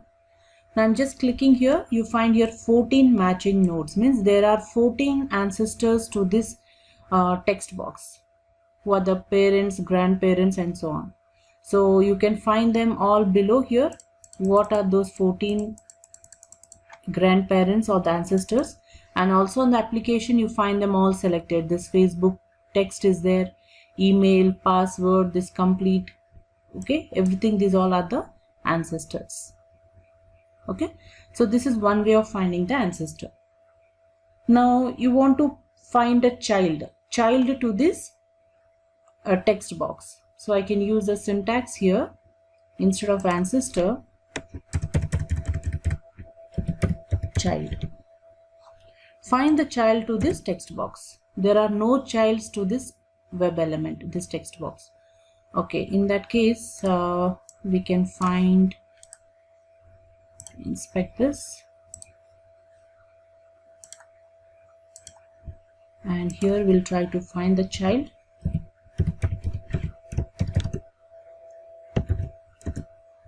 There are 32 childs, means 32 sub elements are there in this drop down.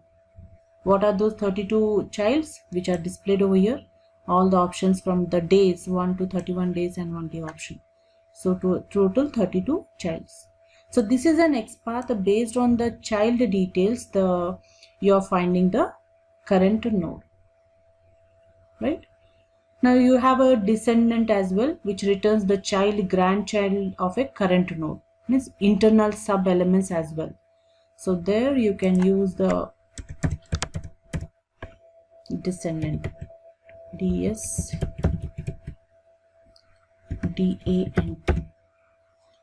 all the childs and grandchilds. So still there are no sub elements grandchilds to this current node. So there are still 32. Okay, so in this manner you can create your using the XPath access concept, the XPath for inspecting the web element. As we know, following is there, following. So it will give you, it's giving you 304, means which are those sub elements or web elements after this drop down. So you can find from the application, there are all this, everything whatever you see, all are the followers of it. There are 304 web elements. Okay, you want to find the current parent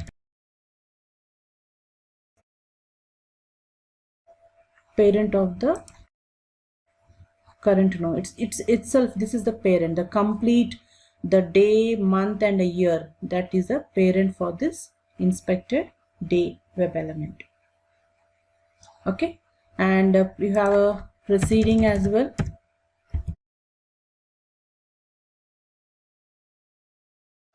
So preceding will give you all the elements before that, grandparents, parents, each and everything of that particular web element.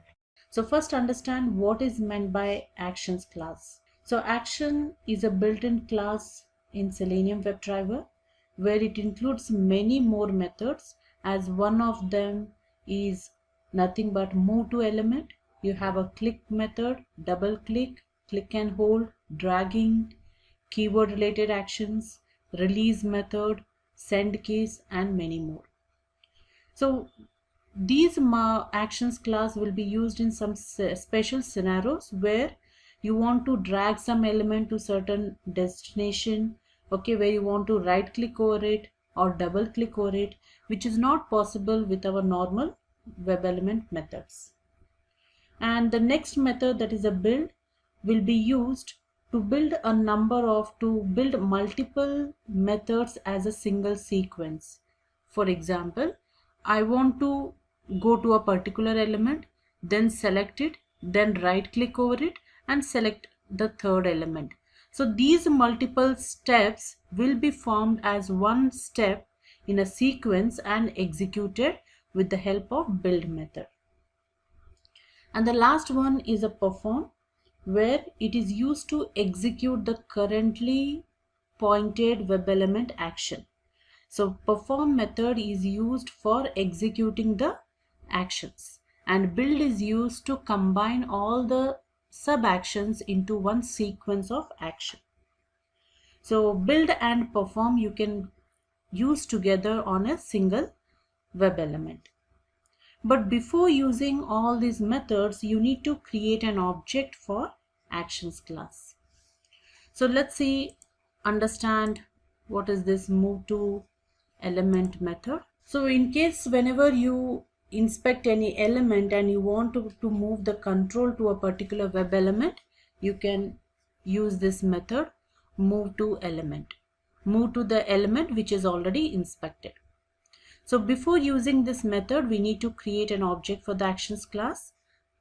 The class name, object, new actions, and pass the driver instance to which but the application has been referred. Then you can, after moving to that inspected element, you're trying to build it in a one single sequence of step and then executing it with the help of perform. Now similarly, you can move the element based on x and y coordinate as well. For that you have a method that is move by offset, give an x and y position. So you can get the x and y value with the using the method get location of a particular x and y coordinate. So let's see practically how to implement this code. So getting to the Eclipse, we are creating a new class.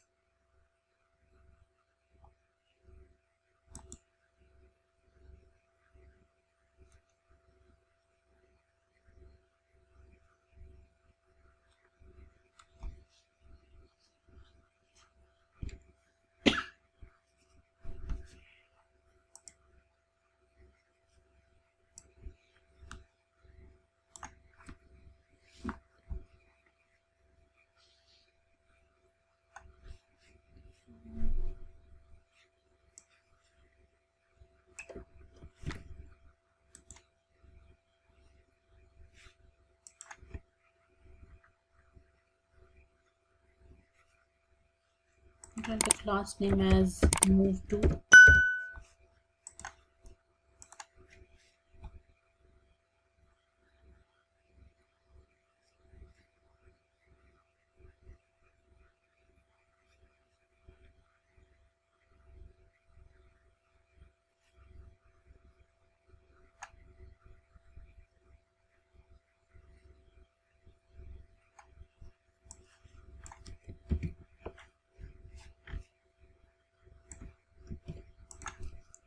Now here on the Facebook, to log into the username and password, we can get the properties of it. So as usual, you can find an element based on its the required locator. So id is the value. We say driver.find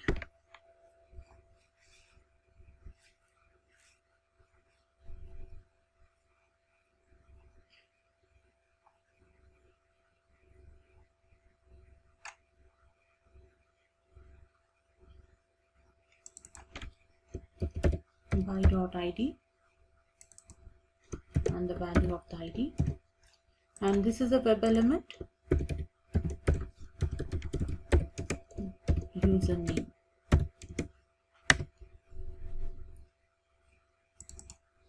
The same manner we will find the password as well. Driver.find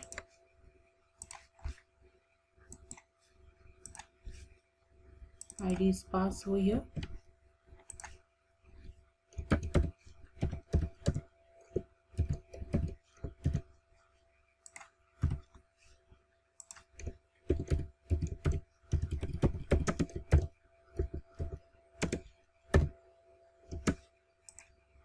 Okay, now also I can identify the button attributes.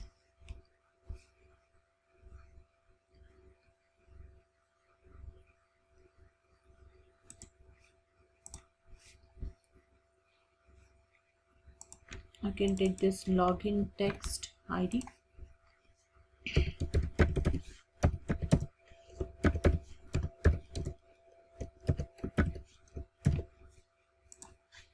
So 3 web elements we have found it.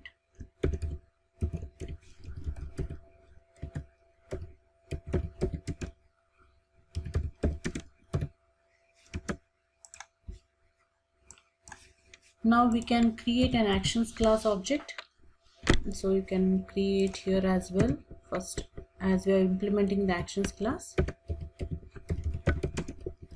yes, it is the object name, new actions, and pass the reference of your driver here. Import the actions class from Selenium interactions package class. Just a quick info, guys. Test your knowledge of Selenium by answering this question. Select the language which is not supported by Selenium. A. PHP, B. Java, C. ASP, D. C#. Comment your answers in the comment section below. Subscribe to Intellipaat to know the right answers. Now, let's continue with the session. Once action object is there, now we will not go to this particular web element and send keys. We'll use an actions class. So the object name is act dot. We have many methods, like as we discussed, build, click on the web element, click and hold. Okay, context click, double click, dragging. So we are looking for a method that is move to element. The element, web element already identified. The web element which we have found is UNM. So it will go to this web element, and then I want to give some send keys. The data given at gmail.com. This is the test data. Now similarly, the act dot move to element, that's our password, and then dot send keys. Test is the password. Now if I don't want to directly go to the login button, I can use move to offset as well. But for that I need to get the X and Y coordinate of this log, right?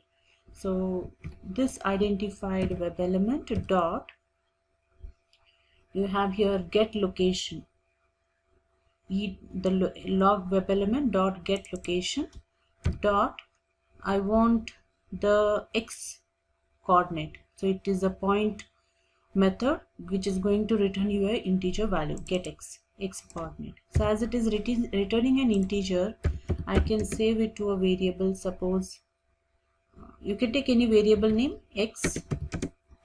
The same way, log dot get location, I want the y coordinate of it, integer value, pass it to a variable of y. Now this x and y, I can use it act dot move to offset, where you need to give an integer input, offset of x and y. That's nothing but x and this is y. So after going to this, I need to click over it, right? So dot click action, and this click action has to be executed, right? Has to be executed. So what I do, I build all the steps, moving to the element and then clicking over it. So 2 steps are done. So I have to build those 2 steps into one sequence. So build dot perform.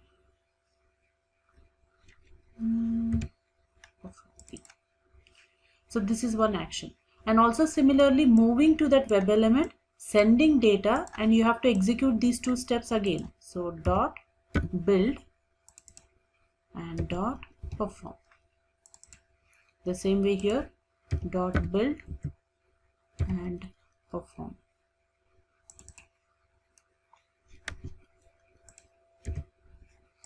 Okay, so this is what is our automation we have done. Let's execute and check whether it is going to the respective web elements and doing the action.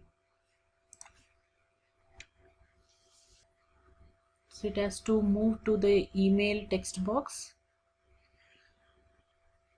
It's going to the first name.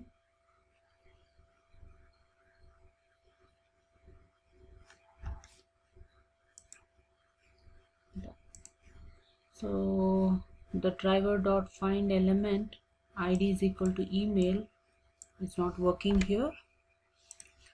It's going to this first name. Inspect it. Let us check here.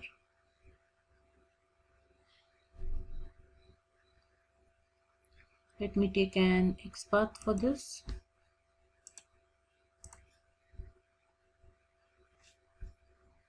It's taking, let me edit it because it's taking a value.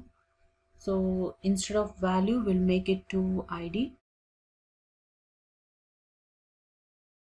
So input tag having ID is equal to email. Okay, it is identifying it. Let's take this XPath for here. Not XPath.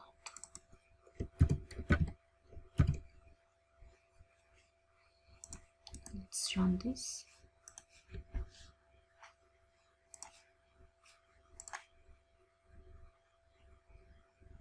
So as you see, the cursor is by default in the first name text box. So it is entering over there. So let's move the cursor initially to here and then enter the data. So what we can do here, before entering to this attribute, unm dot click.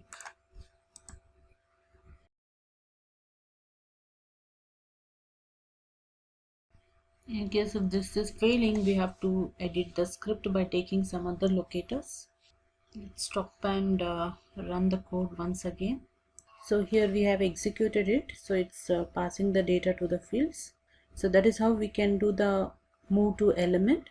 So in actions class, you have a method double click. So you can use it along with the actions class object and then build and perform.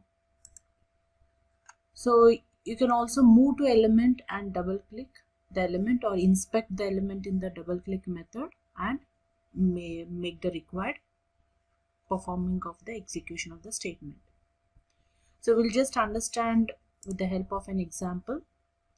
So you can take any other application, maybe like Amazon application, where you have a sign-in functionality.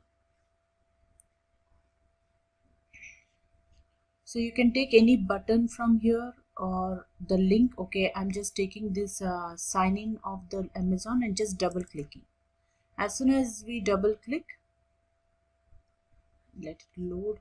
So it is going to the sign-in page. So this implementation you can perform.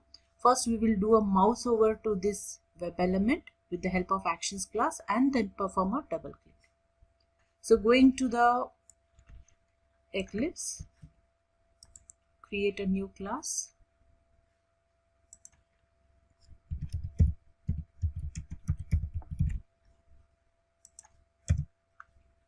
With the main method. And first we need to inspect the sign-in.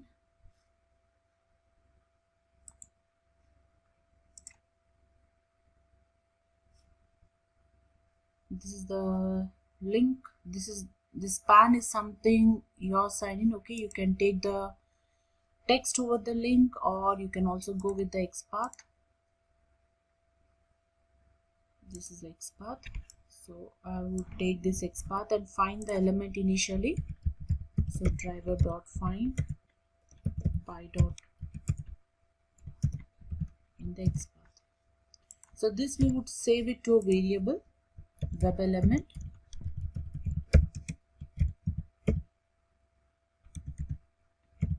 Sign in. Import the required from Java Selenium. And here first we'll create an actions class object. ACT is the object, new actions, where driver instance has to be passed, and also import the actions from the Selenium. Now with this driver, actions object, ACT dot, you need to move to that element initially. So we can call the method move to web element, inspected web element, which is in the variable sign in, and then we will do a double click. So you have a click, just context click and also double click. So after moving to the element, we are double clicking and build and perform. Okay, so you can just run this code.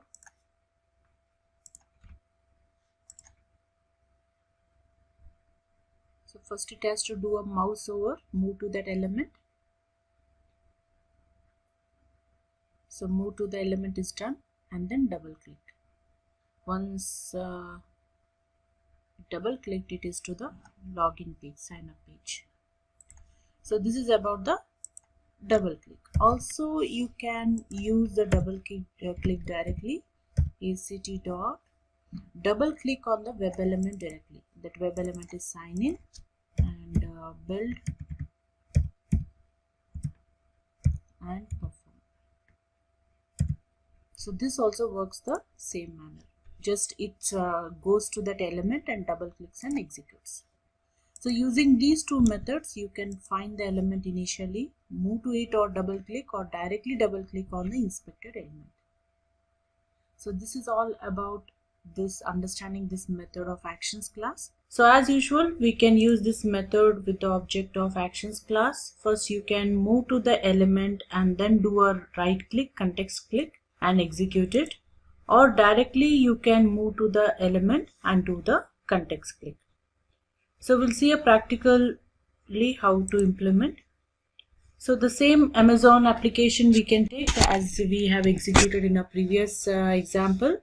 I would go to this element, move to this element and do a right click. Okay, this is a right click. So instead of creating a class, we can edit here itself. I can use here. Already we have inspected a sign in option and a ACT object. So ACT dot we can say move to element initially, move to the element sign in, and then do the context click. Context click or context click on the web element also you can perform. Dot build and dot perform. Now once you run the code,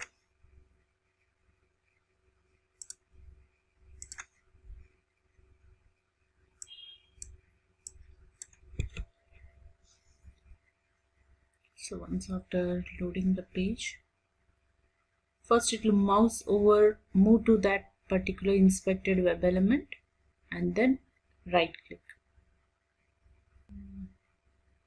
move to and right click. So this is how you can implement.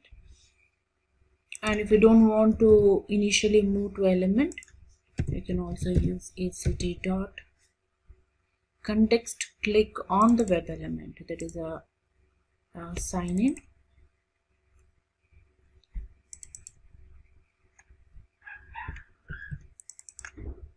So context click on this, and you can directly perform as well because we don't have many actions to be executed, only context click and then you have to just execute, so no need of build. So this also will execute the same manner. Actions method, that's a dragging and dropping. So this method implementation, this functionality can't be implemented with a simple WebDriver method, so we use actions method, that's a dragging and dropping. So where you want to drag one particular web element and drop in some other location, we can go for this method. The syntax can be drag and drop. You need to specify the location, the element to be picked and dropped with the help of actions class object. Also you can specify the x and y coordinate by taking the integer value of x and y location of an web element and implement it. Now we'll see a practical how to implement this dragging and dropping. We can go for, there's a site known as a jqueryui.com.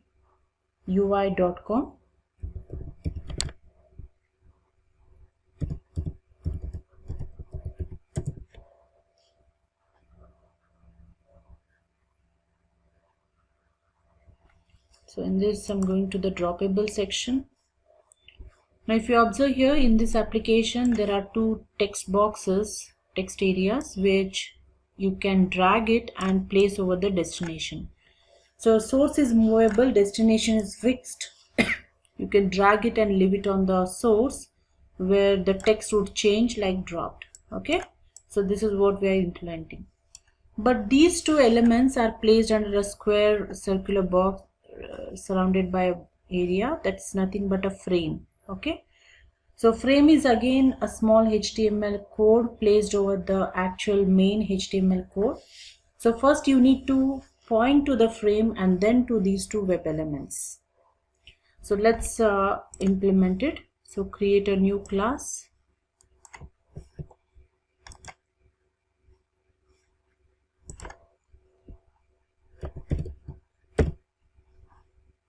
Drag and main method, in which you are taking this URL. So now you can create an XPath for this.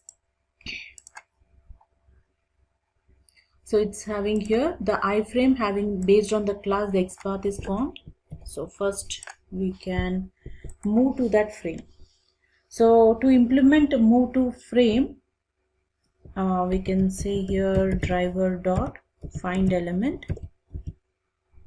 by dot, here the tag name, that's a tag name, right? So we can inspect based on the tag name, that is iframe.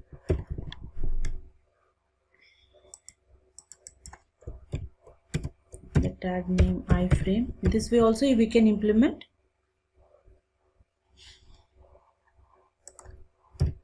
Okay, and after finding the element, we can say switch to that frame.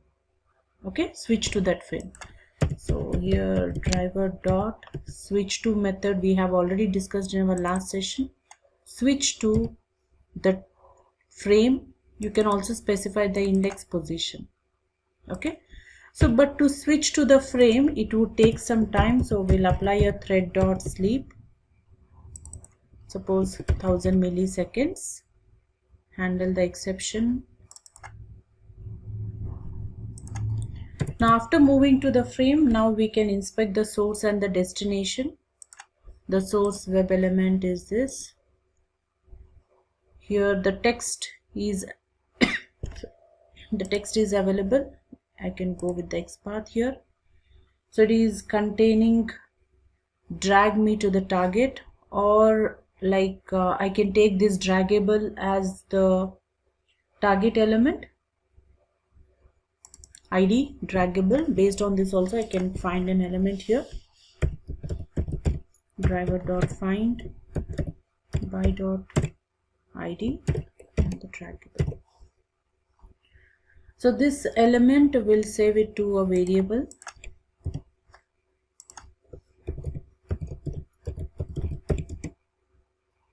source.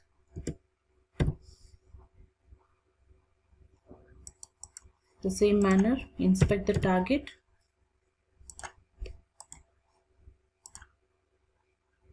The target is having droppable.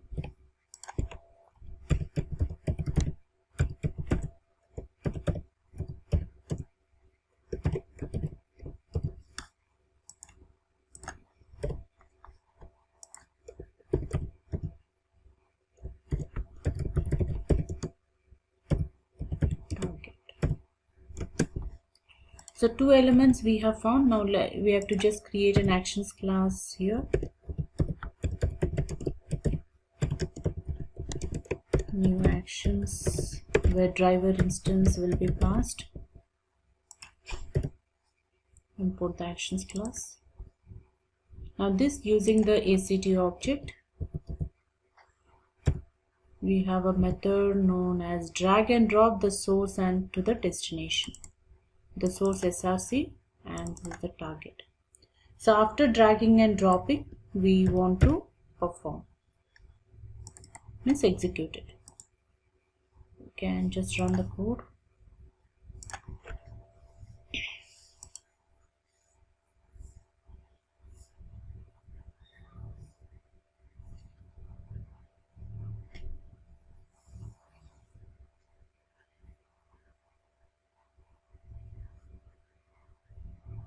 So first it has to point to the frame and then the elements within it. So if you don't identify the frame, your elements won't be inspected or found on the web element. So it has been dropped on the target. Now as soon, this is one part. If I want to validate whether it is successfully dropped or not, if it is dropped, the text is modified to dropped, right? We can do this validation as well. Going ahead for validation, I would say that if the text over the destination, the web element is tgt target tgt dot get text. If the text present on the target web element, if it is equal to, or you can say contains or matches, anything you can take, matches with our dropped with exclamatory. If true, then we can display some statements sysout saying successfully dropped, so that you can validate it.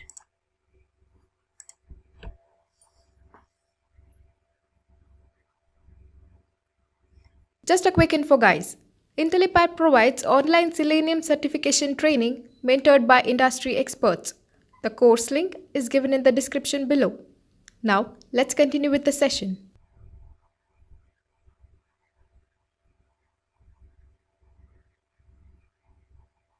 Dropped and verified, and you see the successfully dropped text message. So this is how you can drag an element from one location to another. So this keys is an enumerated class which takes the instructions from your keyboard equivalent to the keyboard actions like key down, key up, control key, enter key. You can give any character, control V, copy, paste. So these all actions can be implemented with this class of keys. So here you can use the send keys, keys down, enter. All these actions can be performed. We'll see one example how we can control as we do a copy paste. Control C and control V. So that we'll try to implement here. Like I will just take here the application new tools.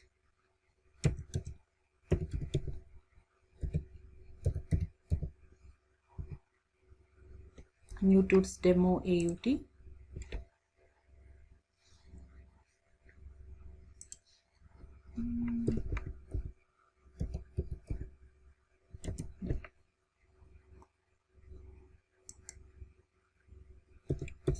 Coming.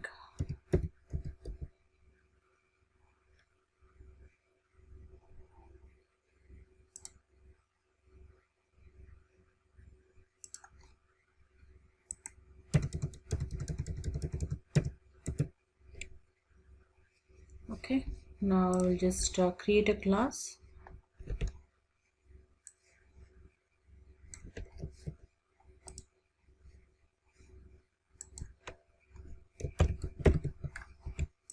Keys and with the main method,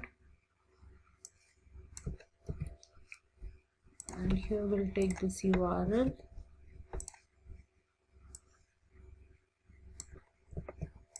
Now first we need to do a login.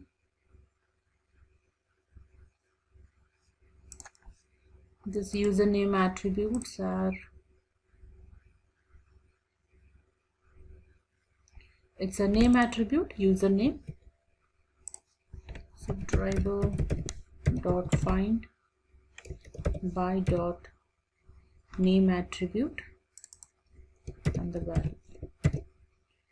So I would enter the data directly here. Send keys is the username, but before that I'll create an actions class again.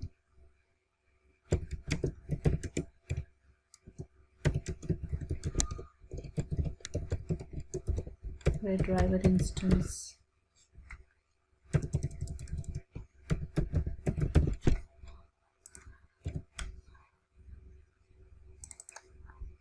Now what is our requirement is, now whatever data I have entered to this username,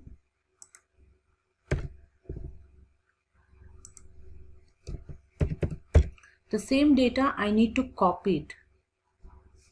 Okay, the data which I am entering to the username field, I need to copy it. As right now my cursor is at the end, I have to click here and control, as I have to say control C. I have to click here. I have to select it initially. For selecting, I say control A, it's selected, then control C. Okay, and then go to the password field and paste it. This is what our functionality is. So now initially I have to say control A for selecting it and then copy it. So that's the reason we'll be using now keys action here.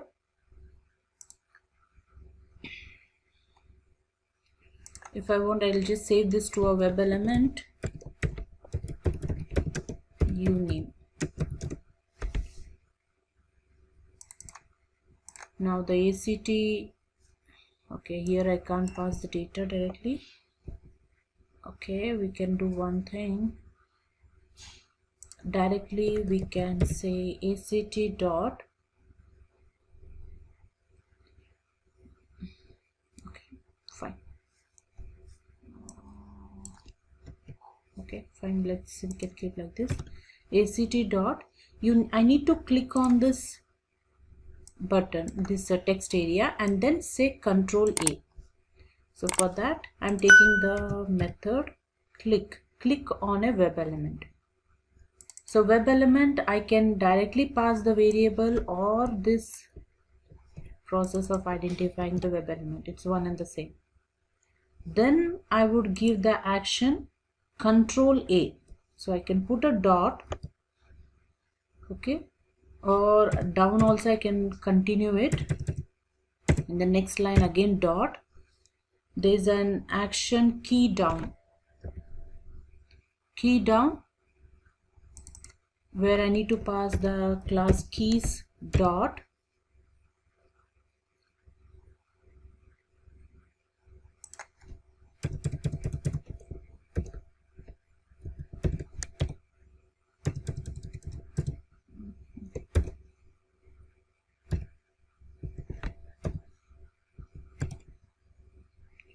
Keys dot control.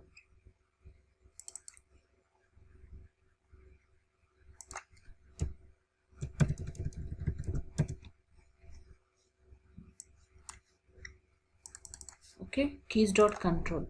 Then control, I have to say control A, right? So dot, you have a send keys. It's coming here.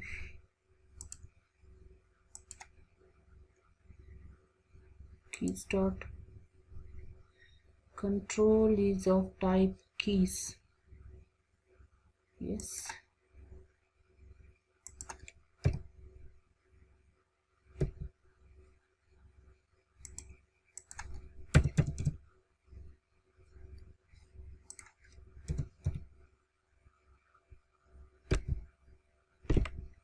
And then dot, you want to send keys. Send keys again, what we have to enter a character A, control A.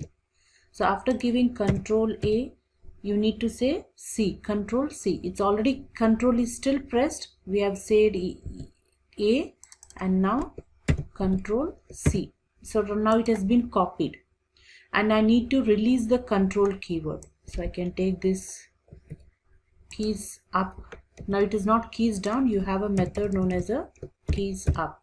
Means you are releasing it, releasing the control key. After releasing the control key, I need to go and click on the password field. That is name is equal to password. Dot click on the web element, that is with the driver dot find by dot name and the value.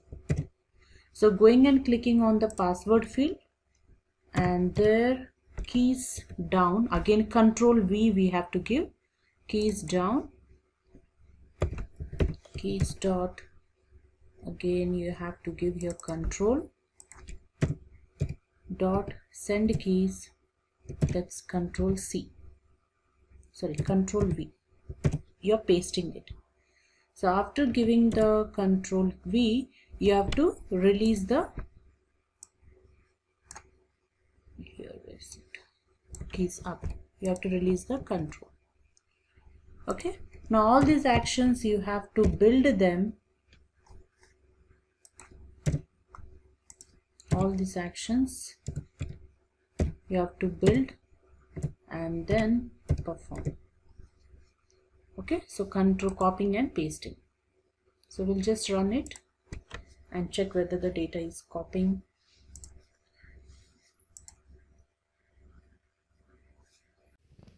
Just a quick info, guys.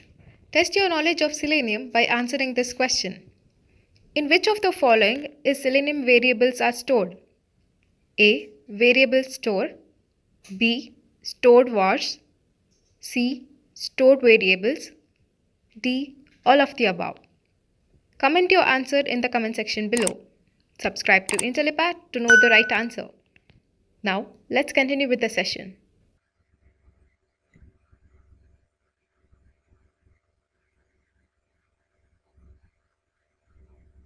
So the data entered to the first field is copied and pasted into the second field. Now further you can just automate the sign in button and do the click action. Okay, so this is all about working with the actions methods. Reading the data from an external resource is very important in our automation testing, where the data is stored in a dot properties extension file. Earlier we have already discussed the data reading from a text file. So the problem, the limitation with the text file was you need to read the data line by line. You can't randomly go to any particular line and read the file. You have to start with the starting point and reach up till the end point of the file. So to overcome that limitation, if you want to read the data randomly from any location, you can use the properties file. Now in the properties file, the data is stored in the form of a key and a value pair. You have a certain key and a value associated to it. Okay, so let's first of all create a property file and then write a script to read it. So for creating a properties file, I just use a notepad. As we know, the data is stored in the form of key and a value.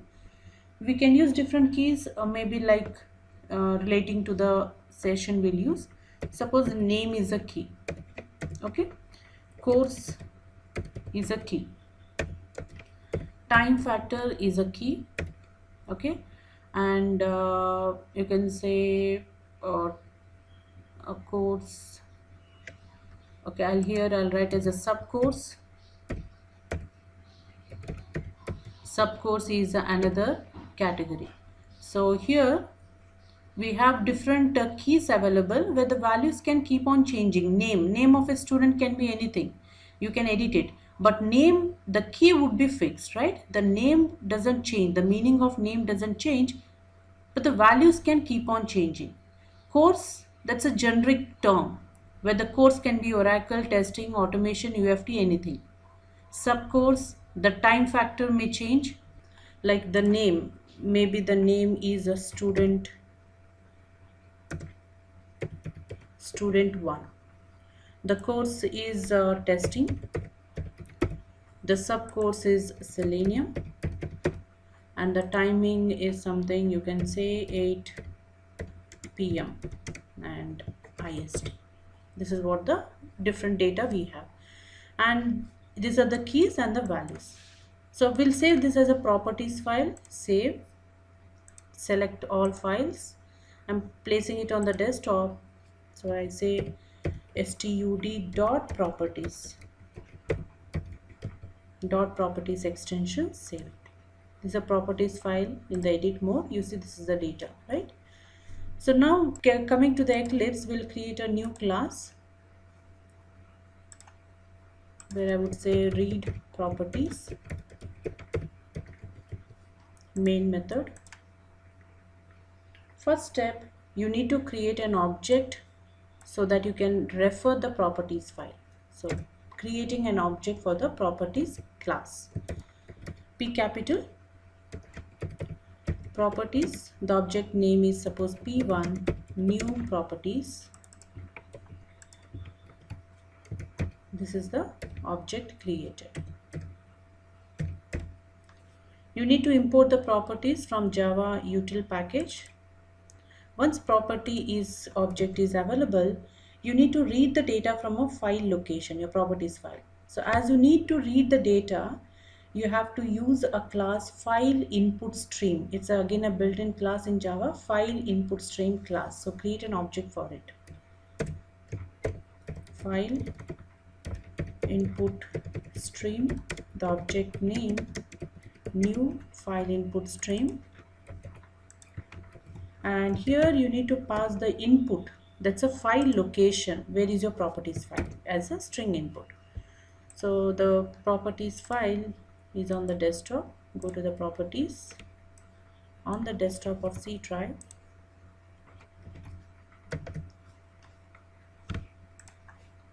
It's stud.properties extension. Okay, make into /. Okay, now import the file input stream from Java IO package. Handle the exceptions, declare the throw. Now your FIS is there. Now using the different methods from the properties class, you can read the data. So P1 dot, you need to actually load the data, complete data from the properties file, right? So we have here a method known as a load. Load the data with the help of file input stream object. Okay, this method. So that's the FIS object. During loading, handle the exception, IO exception. Once loading is completed, you can read randomly any key. So sysout system.out.println p1.get property by giving the key. Now what are the keys? As you have a property file, I can read randomly any key. Randomly I want to read a course is a key. That's a input is a string course.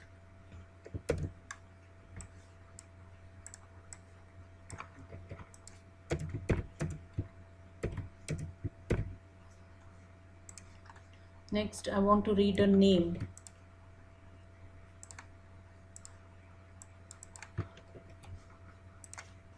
The time,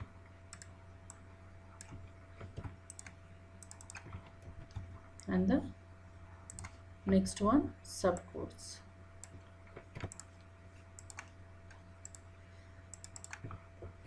Okay, so this is how you can read a data randomly from a properties file. So run it.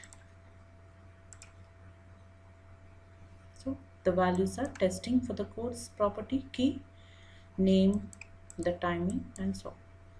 So this is how we read a data from by only 3 lines of code: properties class object, input stream object, load it, and with the help of get method get the data. So here we are going to understand how to read a data from a text file. So first of all, we need to understand what is the necessity of reading the text file is. When you do an automation, actually we don't hard code the data in the script. We try to supply or provide the data from an external input sources, maybe the text file or an Excel sheet, or even from databases. So let's understand what is that, how to implement, how to write a code to read the data, maybe character by character or mostly line by line. We try to read it from the external file or the text file. So for that, first of all, we need to follow certain steps. You need to create a notepad, a text file with some data which you want to read. Then you need to write a script, a JavaScript, where first point is locating the text file, the pull path, and then we need to implement the code of reading line by line into and displaying. Okay, so let's I'll write here some lines of code. I say this is Selenium automation. So it is a then I say manual testing, UFT testing. So this is some script or some lines of code. Consider this is our data which we have to read. I save this file in certain location. Maybe I'm just putting it on the desktop. And here I write this as read.text extension. And our project is here. And I would create a simple package here. I write the package name as general package, and let's create a class inside this package. The class is reading text file, read text file with the main method. So here you need to write the code. First point is to point to the location of the text file. So whatever file you locate, I can save. The file is nothing but the path, right? So that I'll save it to a variable. Suppose f path is the variable, and here I assign the path. So that's a text. The file is here. Go to the properties.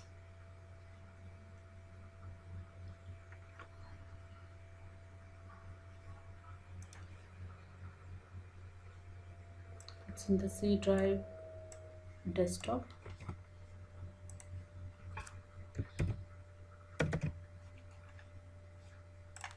And the file name is read.text. Just make sure it's double because Java don't understand single backslash. So semicolon, As this is a string, make this variable also of string data type. Now the second point is you need to read the data from this file. If you want to read it in the file class, you have a class known as a read buffer. So read buffer is a built-in class which reads the data from this path and stores in an internal buffer so that it can afterwards provide the data line by line. So for that reason, initially you have to create an object for the read buffer class. So buffer reader bu, suppose bf, as you create an object buffer reader constructor, and need to provide the path from where to actually read the data. It is in this variable, pass this as an input. Now once this is done, you are getting a buffer reader cannot be resolved, sorry, buffered reader. So that's the reason you could not get the import from Java IO. Once after importing, the constructor is undefined, buffered reader.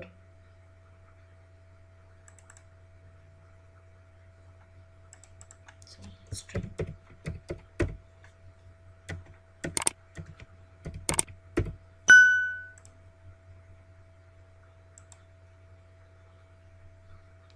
Okay, so buffer reader, it is saying it is not able to read the string input. So whatever is the string input, you need to convert into a file reader class.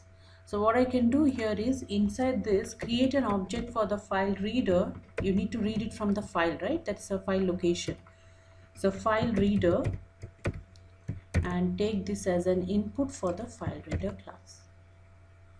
Import the file reader and handle the exception. Yeah, once the data is read, now you need to actually set your cursor position at the very first line from where you need to actually read it. You should set from the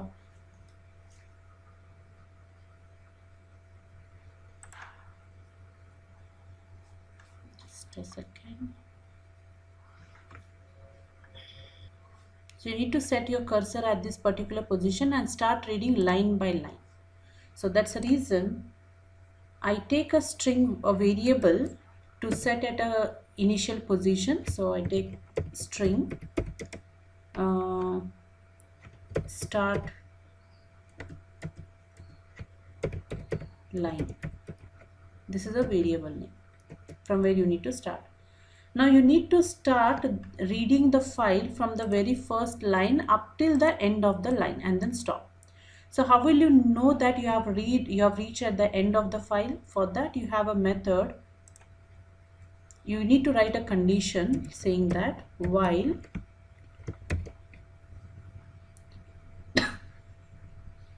so you keep on reading when up till you find a null value in the file. So null value is something once you reach to the end of the line.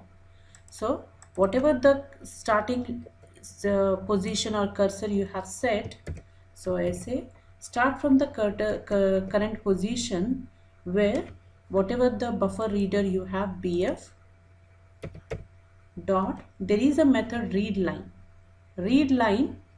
by line up till you are reaching to the null value. Okay, so up till, so you keep on reading continuously up till you don't find a null value. So don't find a null means there is a data in the file. So keep on reading that data and displaying the data. So in the while loop, you are saying throws exception, sys out whatever the value it is reading.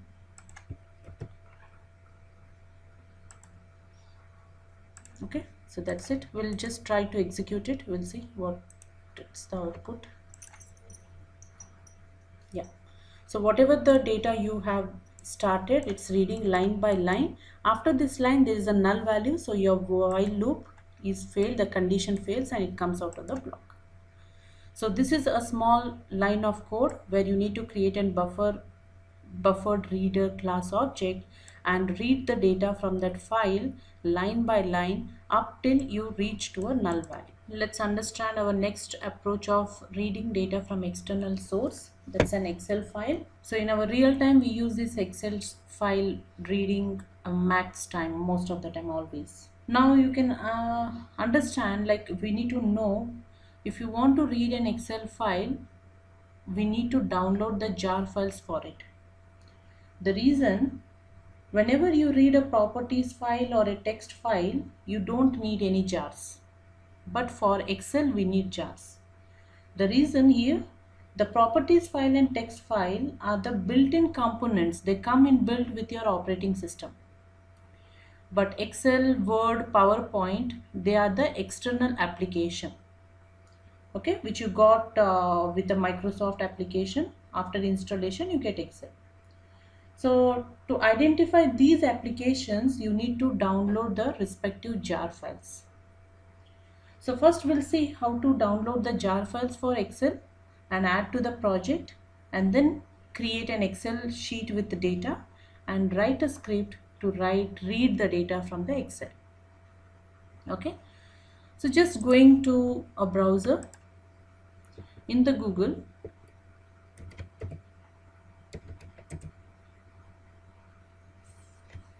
you can just search for JXL jar download.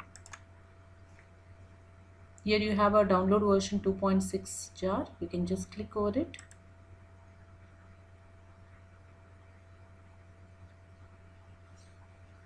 This is your jar file. It's a zip file. Just click over the zip file and then extract it. I'm just saving it to the desktop.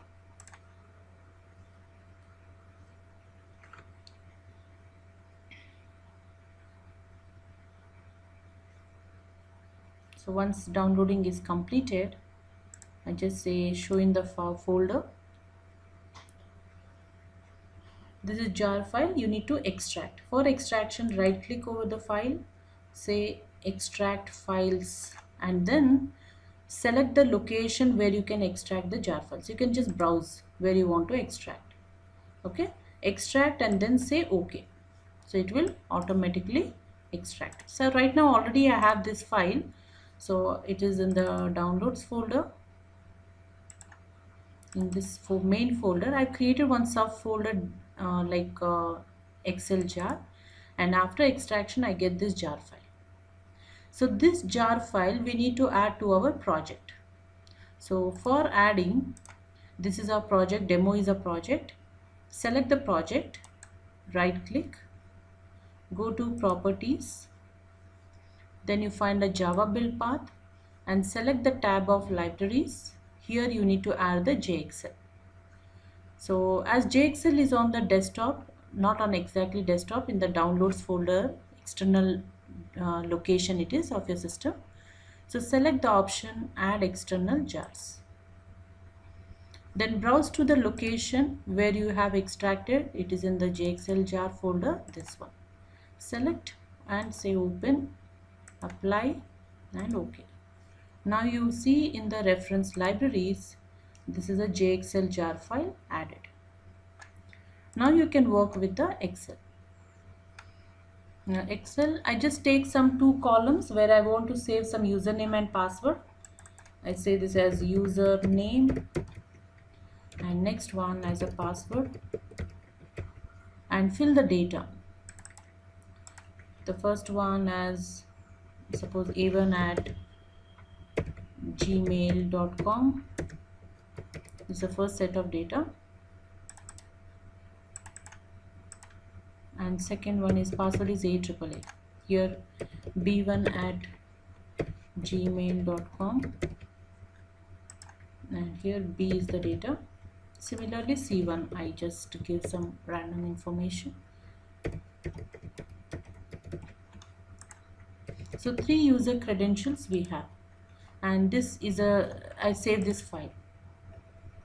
save it.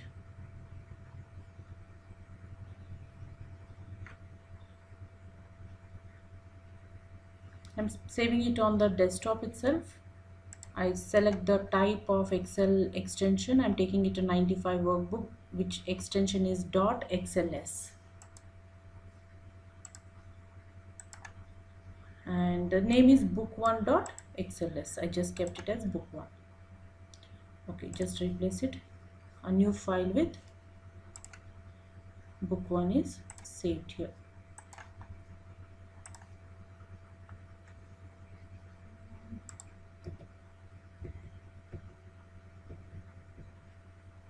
There's no book1.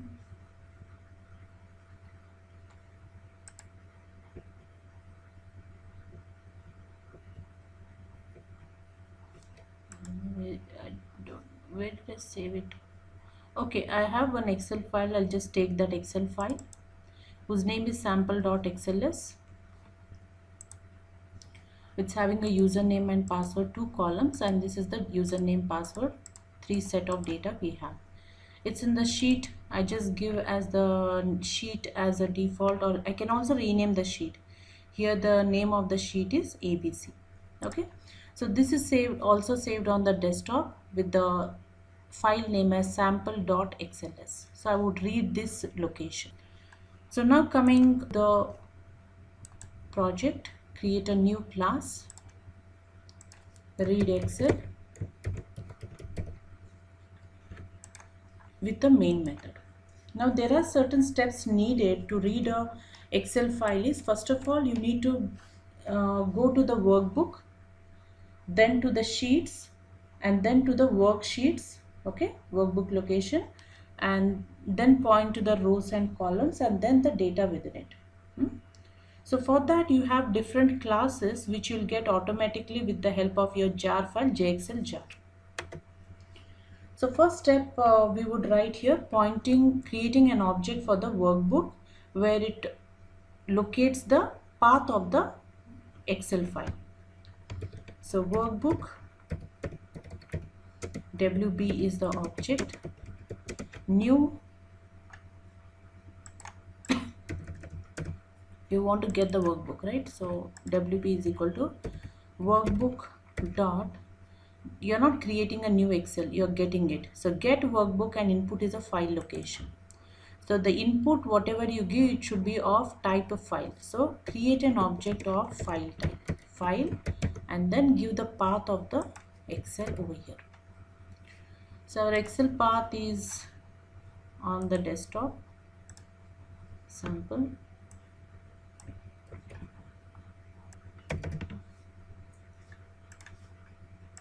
XLS.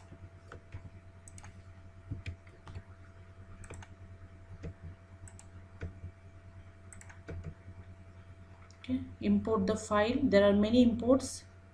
Just observe and import it. Import Java IO package. So once semicolon, and once workbook object is okay, there is an exception handling, buffer exception. Once workbook is referred, then you need to go to the sheet. So create an object for the sheet class. Sheet sh is equal to, on the workbook you're going to a particular sheet. So you have two methods here: get sheet integer, get sheet with the name of the sheet.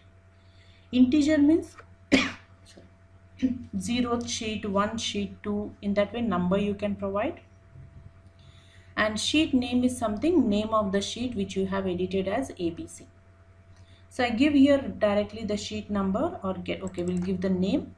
So the name of the Excel sheet, I don't know where is it, book one saved. Anyways, we have sample application, right? Sample. The sheet name was ABC. Within string ABC is the input. So go to that sheet. Now import the sheet from your Excel jar file, import sheet. See, they're getting all imported over here. After sheet is done, you'll write a for loop.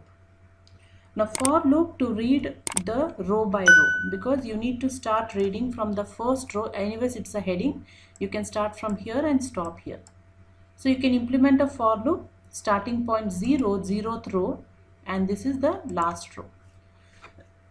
To understand the last row, we have a method in the Excel, that is a get rows. So it will give you the total number of rows from the Excel. So we'll try to implement the for loop. For integer I, start with the 0th row, and I should be stopped at once rows are done. How will you know the rows are done?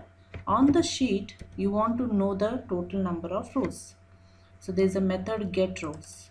So this will give you the total number of rows present filled with data. So up till it reach, just loop it. I plus plus. Now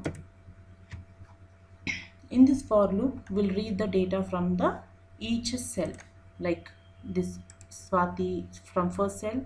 This is the 0th cell column, and this is the 1 cell. Okay, this is the 0th row, 1 row, 2 row, 3 row. So from the sheet sh dot, there is a method get cell, where two input, one is the first should be the column and then the row. The column means you should go to the first column, so 0th column, and the row is pointed with I. So I can give I directly here. Now going to the cell will not give you the data. Cell is just a box. You need to read the data inside the cell. So you have to use one more method, get contents. So this will display the username and password. So what I would do here is, I would display this sysout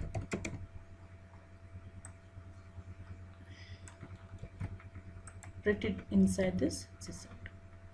I would just attach some message as well, you name colon sorry, this is a message and this is the data which is going to retrieve. Similarly for password, sysout, I write here password, and the column should be changed. It should go to the next column, that's one column.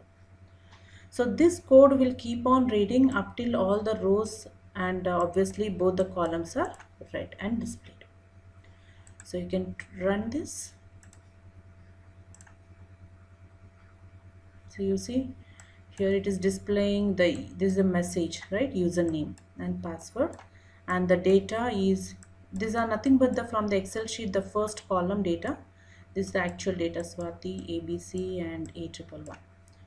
So in the Excel file, the first row is nothing but the headings. You can skip this by changing in your for loop. Instead of saying start with 0, say start with 1. Now you can run this. You see it is starting only with the data where it is there in the Excel sheet and displayed. So this is how you can write a code. First object creation for workbook, sheet, and then in the for loop use get rows method to know the total number of rows, get cell and get content. Now to understand, so in this session we'll be studying about how to do data driven testing with an Excel sheet. So in our last session we have written as Java. Just a quick info, guys. Test your knowledge of Selenium by answering this question. Select the language which is not supported by Selenium. A. PHP, B. Java, C. ASP, D. C#. Comment your answers in the comment section below. Subscribe to Intellipaat to know the right answers. Now, let's continue with the session. Script where it just reads the data from an Excel sheet. This is what that class is.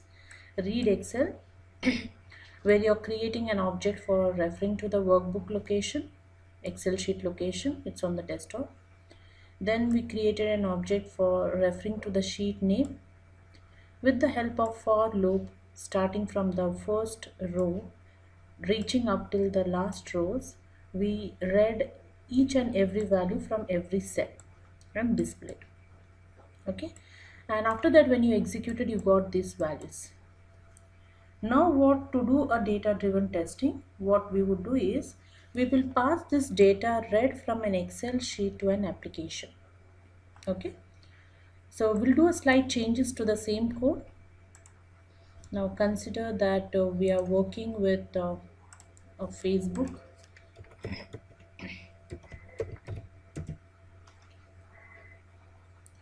application.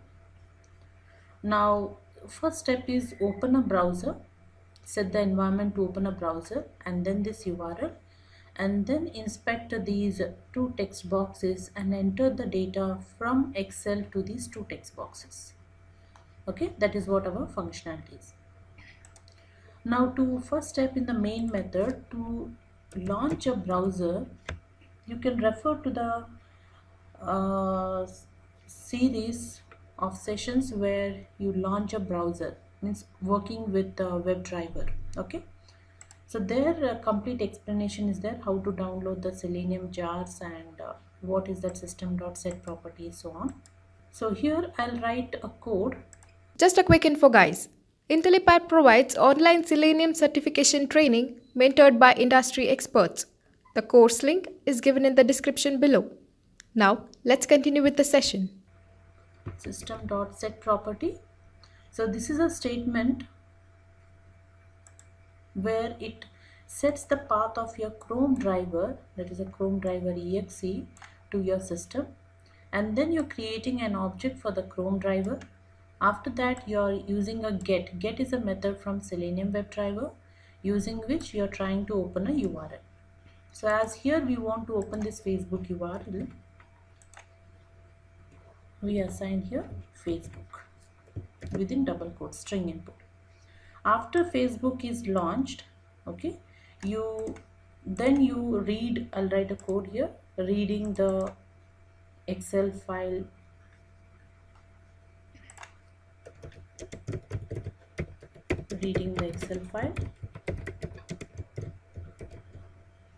then you have to refer to the workbook from the sheet and the sheet number, and inside this for loop, instead of displaying the data from the Excel sheet, we'll pass it to our application. So in the application we have a text box. We need to inspect the properties of this text box. So right click over it and inspect and find the unique property of that web element. So it is having an ID is equal to email. So how to do inspection, what is this inspection, why I'm taking ID attribute, refer to our earlier sessions of the WebDriver. So email is a value, so I say here driver dot find element by dot ID and the value email. So once after, and this is a web element, I save it to a variable web element uname, that's a username. Import the web element from Selenium, OpenQA Selenium. The same way we need to find the password, inspect it, you get the HTML code of the password text field. Pass is the value for ID locator, driver dot find by dot ID and the value, pass is the value. This is again a web element, save it to a variable password. Okay, now I need to do some actions on this web element, like to this web element I need to enter data. So send keys is a method, and the data to this will come from this variable send content, get content. Okay, and to the data to the password dot send keys, you will get it from the sheet and the get content. Okay, after entering first set of data, to loop it to go to the next sheet, I want to clear the old information. So I can say here uname dot clear. Similarly, password dot clear. So what it will do is, first it will enter data to the username and password text field. Okay, It will first inspect the username and password field and then enter the data from the Excel to the two text boxes and clear the information before entering the new data from the Excel. So that's the reason we have cleared it. So we have written the code. Now you can just run the execution of this program. Just right click. Okay, we'll do one thing. This inspecting of the web elements we will write soon after launching the browser.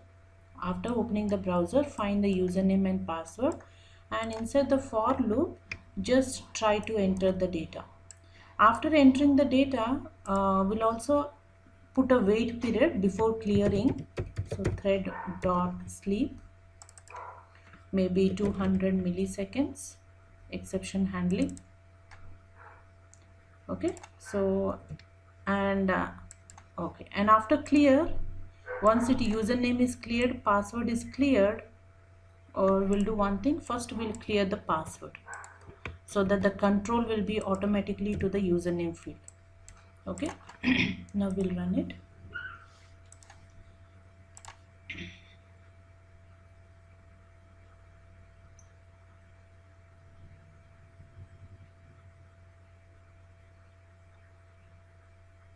So first set, second set, and third set. Okay, so it has passed it. So you can increase some time period, 2000 milliseconds, and run it.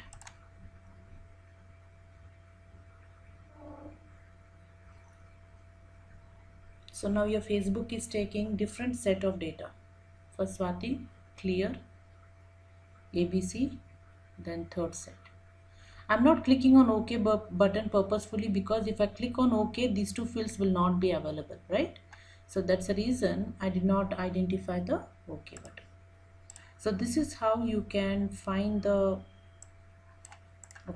the code and pass the data from an Excel for your function, for your application. So actually robot is used for doing some mouse and the keyboard actions which are not possible with the Selenium WebDriver. So the mouse and keyboard actions which are happening on the Windows applications on your desktop, which cannot be handled by the Selenium WebDriver, in such scenarios we can go for the robot class.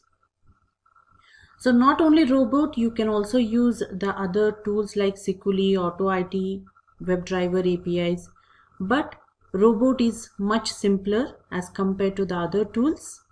Okay, why? Because robot comes inbuilt with your Java, the JDK, so no need of installing any jar files. Okay, so as we discussed, robot will be used in a scenario where you can't automate using Selenium WebDriver. Now the question comes, why we can't automate with Selenium WebDriver?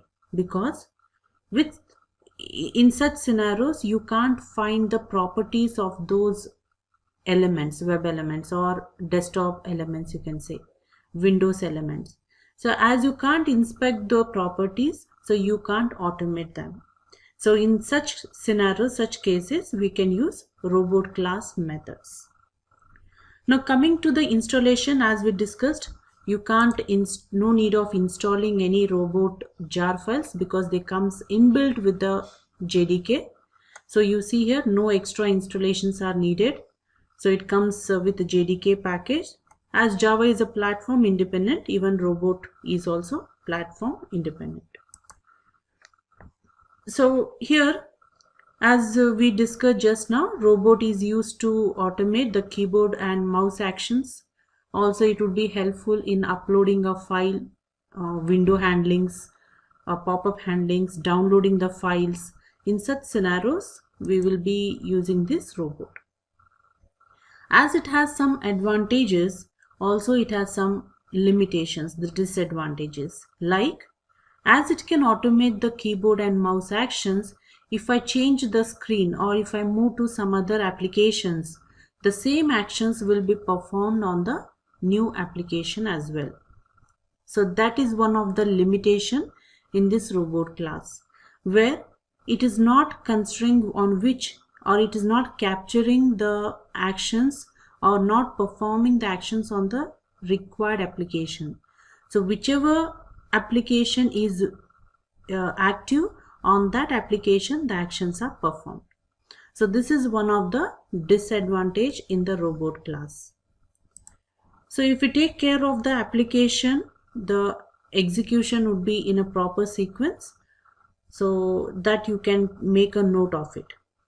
Okay, so to use the methods of robot class, we need to create an object for the class, as we use here the class name robot. R is an object, new robot, and this robot will be imported from robot.awt package of Java. As class has many methods, these are the following methods like key press, mouse over, key release, mouse release. Okay, and also you'll find some methods used, like if I want to copy and paste, okay, some content, if you want to copy and paste, as you make a Control C, it is actually saved to the clipboard. Your operating system, your system's clipboard, it is saved. It's like a clipboard is nothing but like a buffer. To save the content to the clipboard, we will be using this string selection class. Okay, so this string selection class will create an object. With that object, it copies the content to the clipboard. Okay, and from the clipboard, as I want to paste it, Control V. So from the clipboard, we will be using a toolkit class having a method get default toolkit, where you have a method again system get system clipboard and set the content. So this method will save the content, okay, to the system clipboard. So this will just copy it with this string selection. It will just select and copy, and this method will help you to paste it on the system clipboard. So anyways, we'll be taking an example over this, the copy pasting content.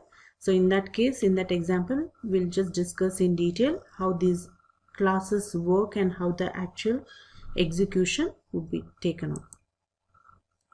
Also, these all operations you can perform with the keyboard, like key press, control keys pressed, like Control V, and also giving a, as you say, Control V, Control C.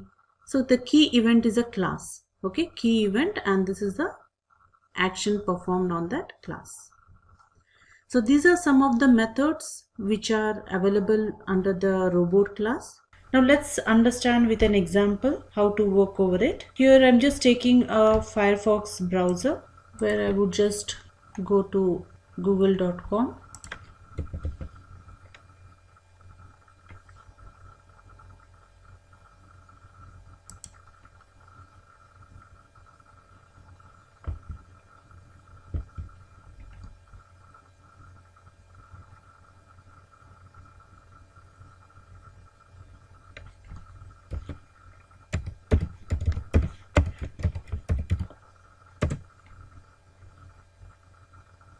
Suppose our requirement is we are going to download some Java software, and while downloading, the pop-ups which are appearing, how to handle that we are going to see as an example.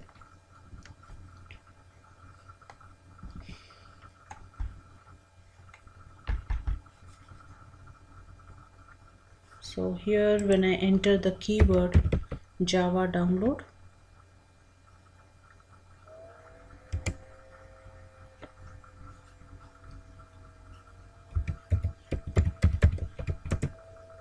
and it goes to the link of Java, and if I click on the first link where Java software is available,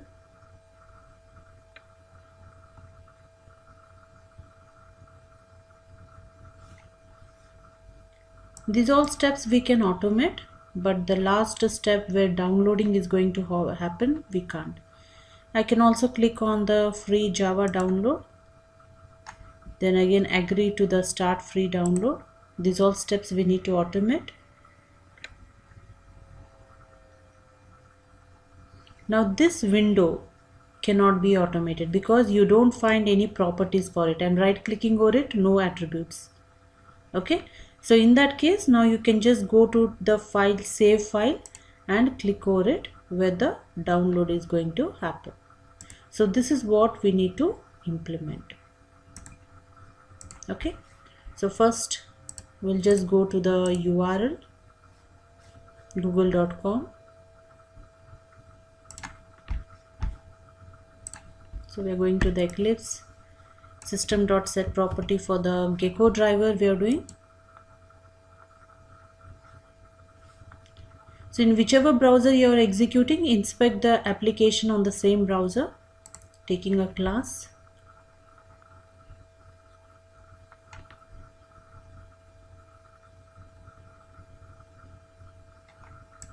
Class name is file download with a main method.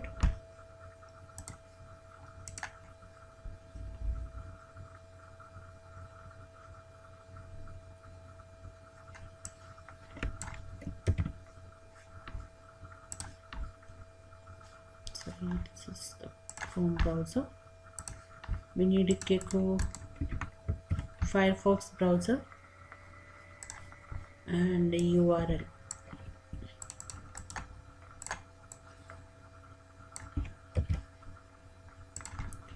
Once this URL is done, we need to search this search bar and enter the keyword. So I'm inspecting.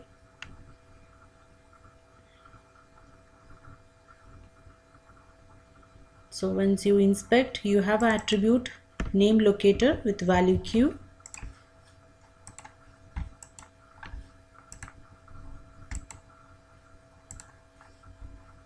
So here we can driver.find element.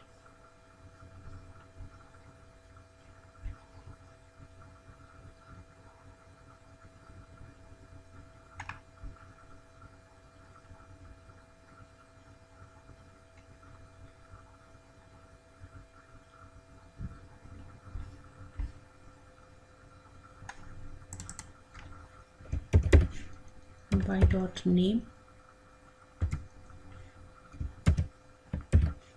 and the value for it. So this link, to this link I'll send the data here itself, send keys, that is Java download. This is the text. Once after enter, you need to click on enter, right? So I'll take the same attribute. We need to click on dot send keys, and here I can pass the keys enumerated class keys dot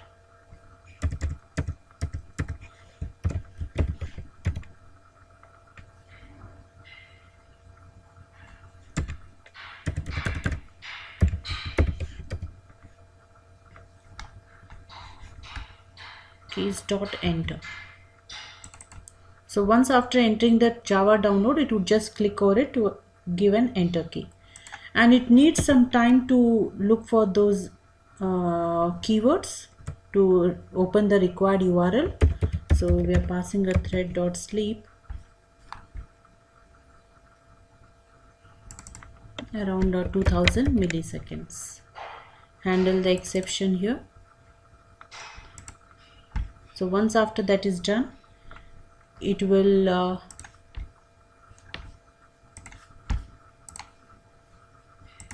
so enter here Java download and enter. Now you need to find the URL, so it's taking time to load the page. So I need to click on this URL, download free Java software. So just inspect it. It's having the URL. You can take a link text, or you can also make an XPath. I'll just right click over it, copy. Even XPath is not coming over here. Okay, let's create an XPath on our own, or else I'll just take on the Chrome browser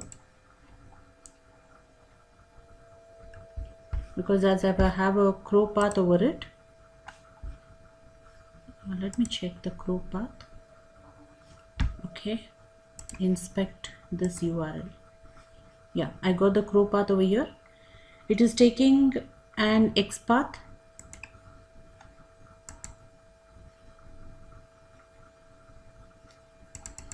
This one.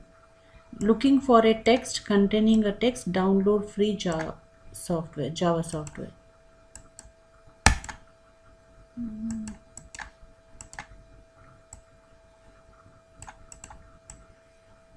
not selecting. Okay, just copy it from here.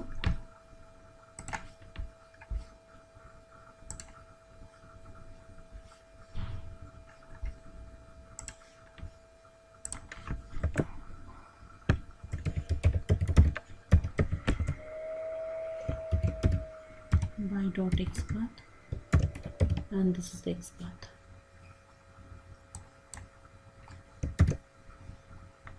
Okay, so on this link we have to give a click action so that it clicks over the link.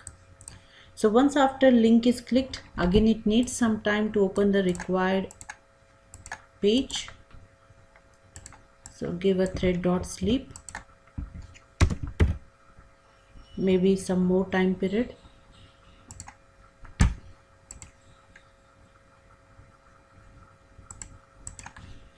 (4,000 milliseconds). Once after that link is been clicked,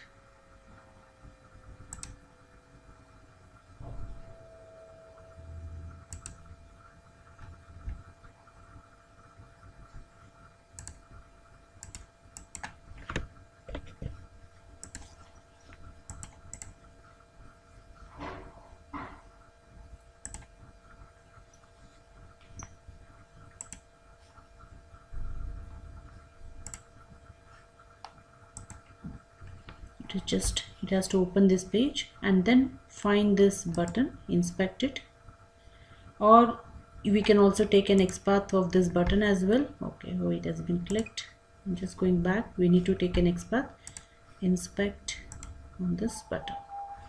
So you have here free Java download. Okay, the text containing the text. So here we'll take this XPath and find the element once again. Driver.find by.xpath,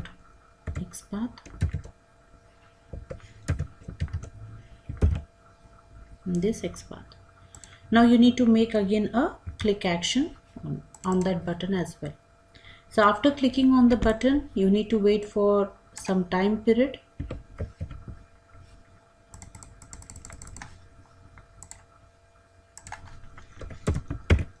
We'll give as something 200, 2000 milliseconds. Okay, after this button is getting clicked,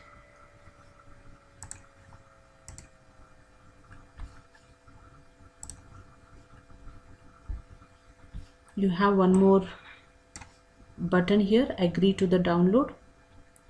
So inspect this as well. This is the XPath, and find the element for this. Driver.find by.xpath and the XPath. Again you need to give a click action for that again. .click. So after clicking on this, you need to wait for some certain time duration.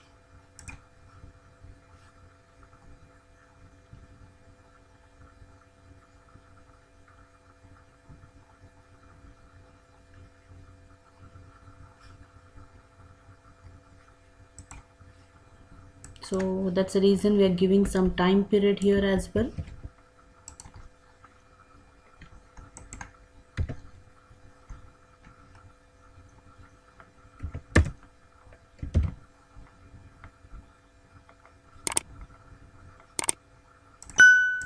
Maybe some 3000 milliseconds. So here the application is still loading. We need to do some more steps. Now we need to handle this pop-up. So as by default, the control is on the cancel. Okay, I can't inspect any elements. No elements are possible now. Now it's time to use the robot object, robot class object. So if I want to click on the save file, what I have to do, my control should come to the save file. So I'm giving a tab option from my keyboard. First tab, it's going to the binary file. Second tab, going to the save file. After second tab, I need to give an enter key so that it gets start downloading. Okay, sorry, just click on it. This is the option.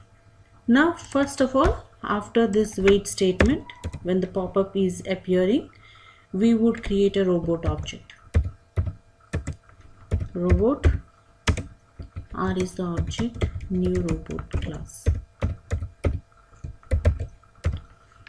Now import the robot from Java AWT package. Handle the exception.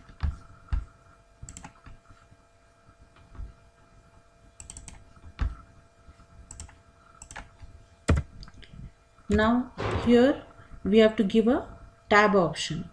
So using R object, robot object, R dot, you have a method no key press and key release. Key press, here we have a class known as a key event. Key event dot, you can give the tab option from here, vk underscore tab. So you need to give two tabs. So here I would write this once again.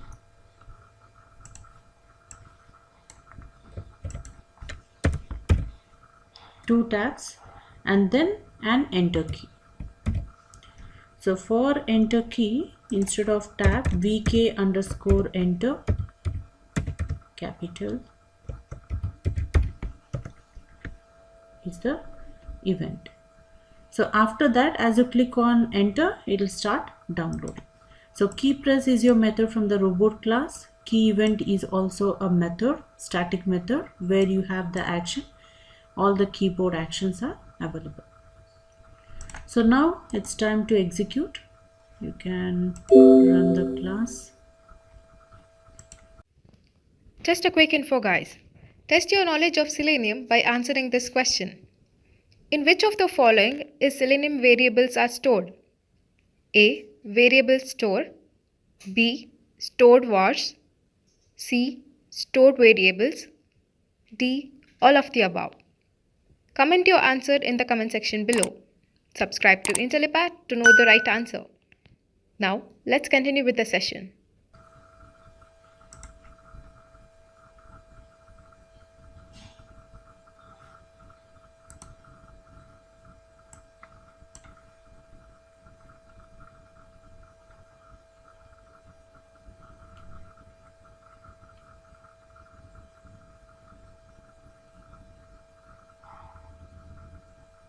Just launching the browser.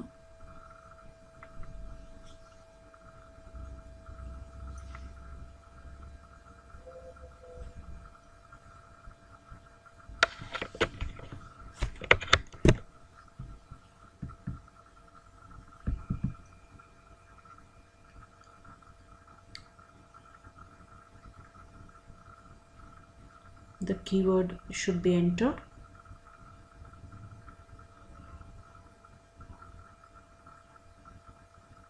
Okay, and find the required URL. Then next button should be identified. After clicking on this option of free download, the window pop-up appearing. So two tabs are being selected.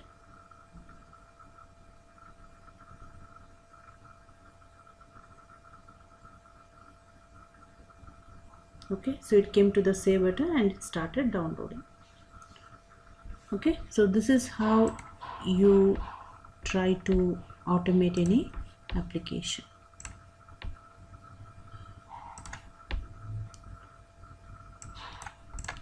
So this is all about how to download. So here we are going to use a robot class methods. Using the robot class object, we are going to handle the file uploading scenario or Windows alerts which are popping up. So let's understand. For example, you can try with some URLs where you try to upload a file, like maybe naukri.com.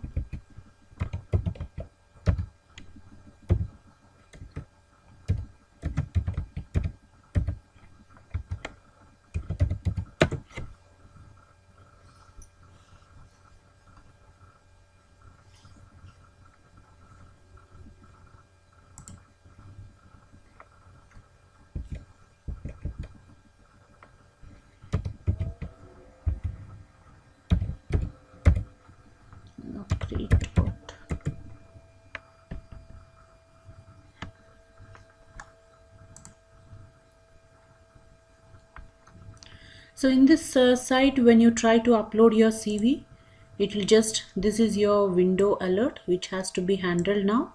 You need to browse, select one particular file. That file will automatically come into the file name text box, and then you need to just go and click on the open so that it gets attached to the site. So this is what we need to handle now. So we'll go to the Eclipse, create a new class. Before that, we need to launch the application.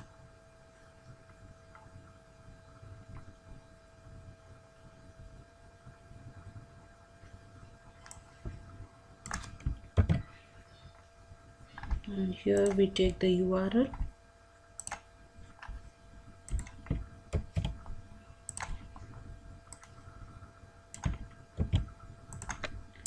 And next one, we'll try to automate. We need to click on this upload file, inspect the attributes. So it's having an ID, input resume parser. You can take this ID for inspecting that web element. So driver.find.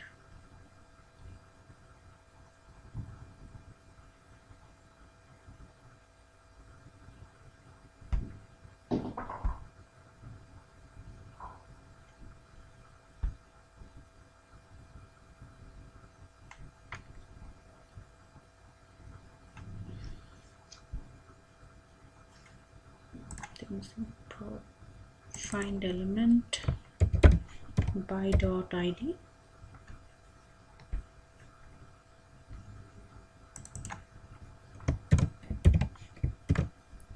And we are going to click over this link, click action.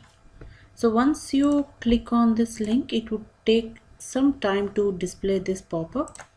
So we can give a thread.sleep, or else we are going to anyways create the robot object.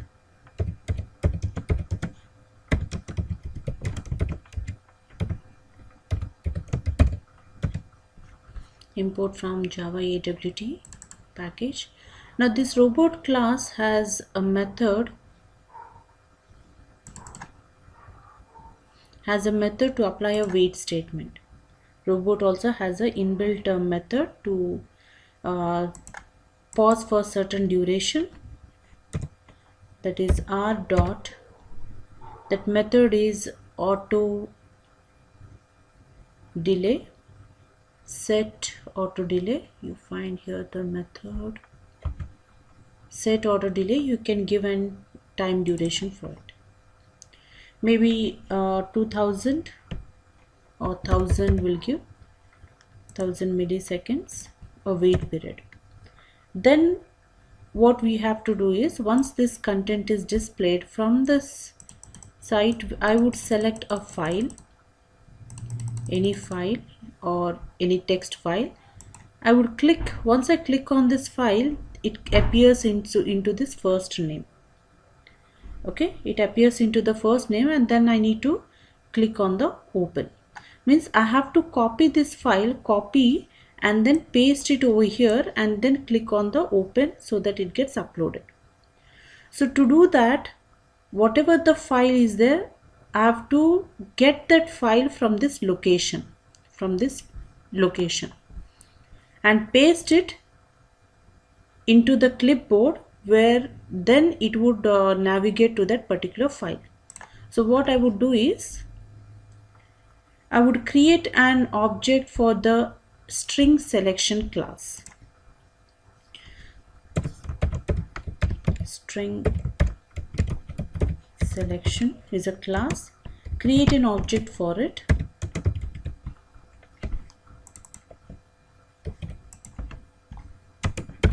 And give the path, the location of the file which you need to upload. So string selection is a class which helps in creating an object, and through that object you can copy the path of the attaching file. So it comes from the AWT data transfer. Import it. Now copy the location which I need to attach the file. Maybe a map text file I want to attach.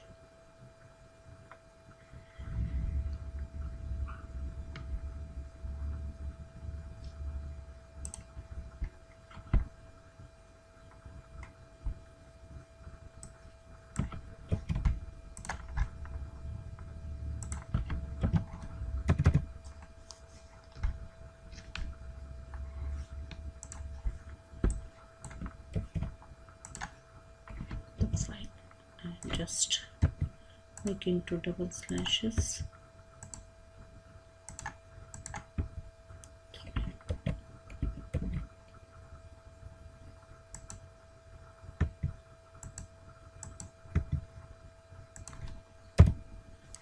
So with this object SS, it copies this file location and then places into a clipboard. So then you have a class known as a toolkit. Toolkit is a class where you find a method to point to the default toolkit. So get default toolkit, and there which you copy it to your system clipboard. So here we have one method is a get system clipboard, and to that system clipboard you need to copy the content which is referred with this object SS, string selection. So for that you have a next method available, set content. Set content, you need to provide here one parameter, who is the transferable, means who is copying or referring to the path of the file, and where you want to copy, the clipboard owner. So SS is the object, and here you can, the owner of the clipboard is your system itself, so I can provide here null value. So now the location of this attaching file referred with this object is copied to your clipboard. So this is equivalent to something like Control C. You have copied the location. Now next is you have to paste that location. So Control V action you have to perform. So whatever the location in the clipboard, we need to paste it, right? So for that we can use the object r dot. You have a key related method, key press, control key we have to give, right? So key event,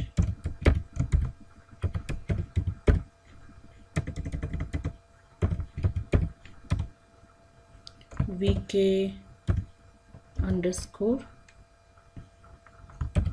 control. Now similarly here control V has to be provided.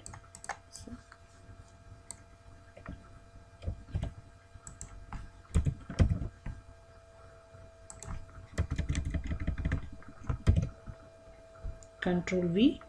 Now whatever the keys we have entered, we have to release it. So you have a method, release method. Control key also must be released, and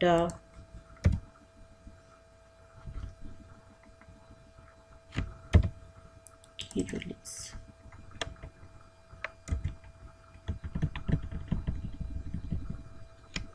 That's it. Now same key release, V also should be released. After that, you need to click on open button, that is equivalent to clicking on enter key. So I use the same method. Control, instead of control key we give an enter key, and the release method, because the enter key has to be released,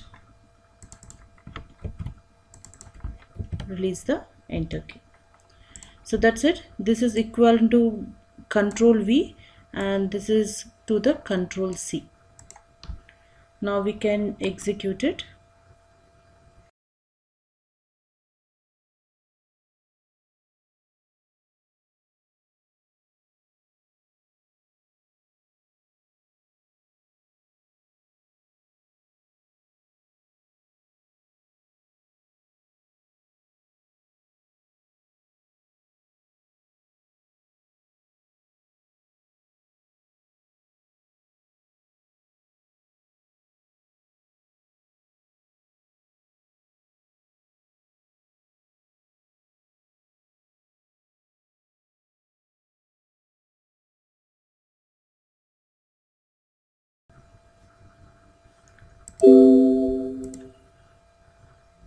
Launching has encountered a problem.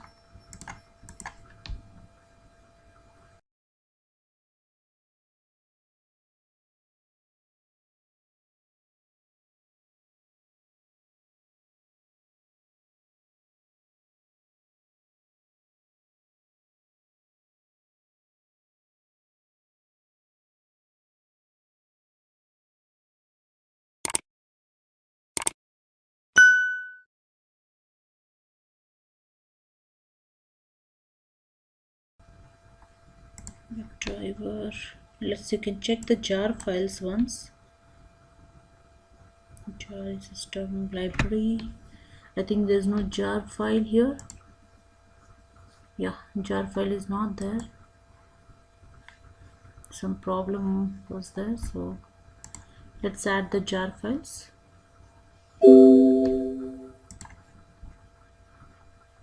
See, they got corrupted here.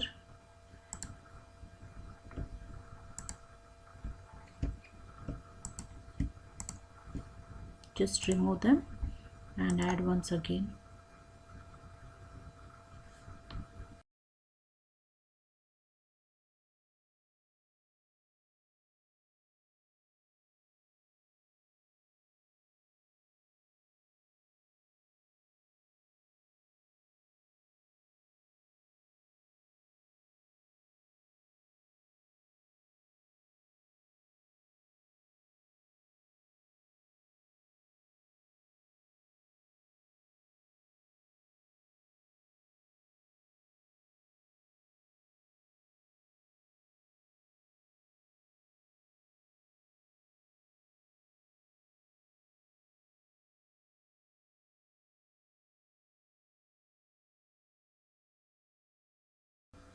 And then according to the path specified from the desktop, it has been copied and pasted to it and clicked enter.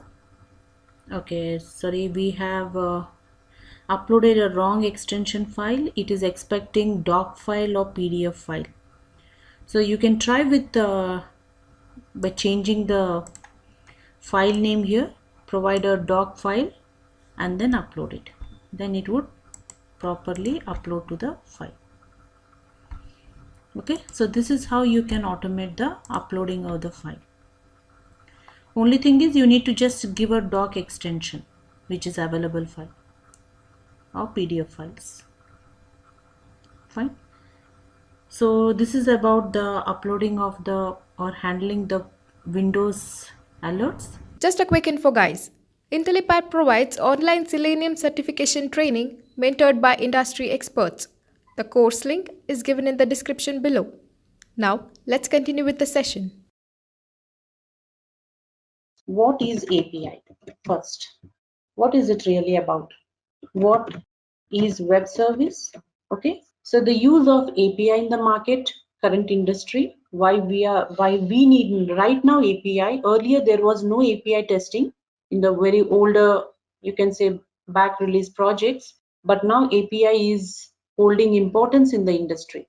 Okay, so in the coming days, API would be the topmost, you can say. So there are different testings. Even we do front-end testing. You might be having an idea. No worries if you're not. Front-end testing teams like people working on automation, Selenium automation manual. So as compared to their industry, the API testing industry would be leading. So first let's talk about what is an API. First thing, what is an API? As you know, API is nothing but the full form, you can say, application programming interface. It is an interface. It's a programming interface. So what exactly an interface is?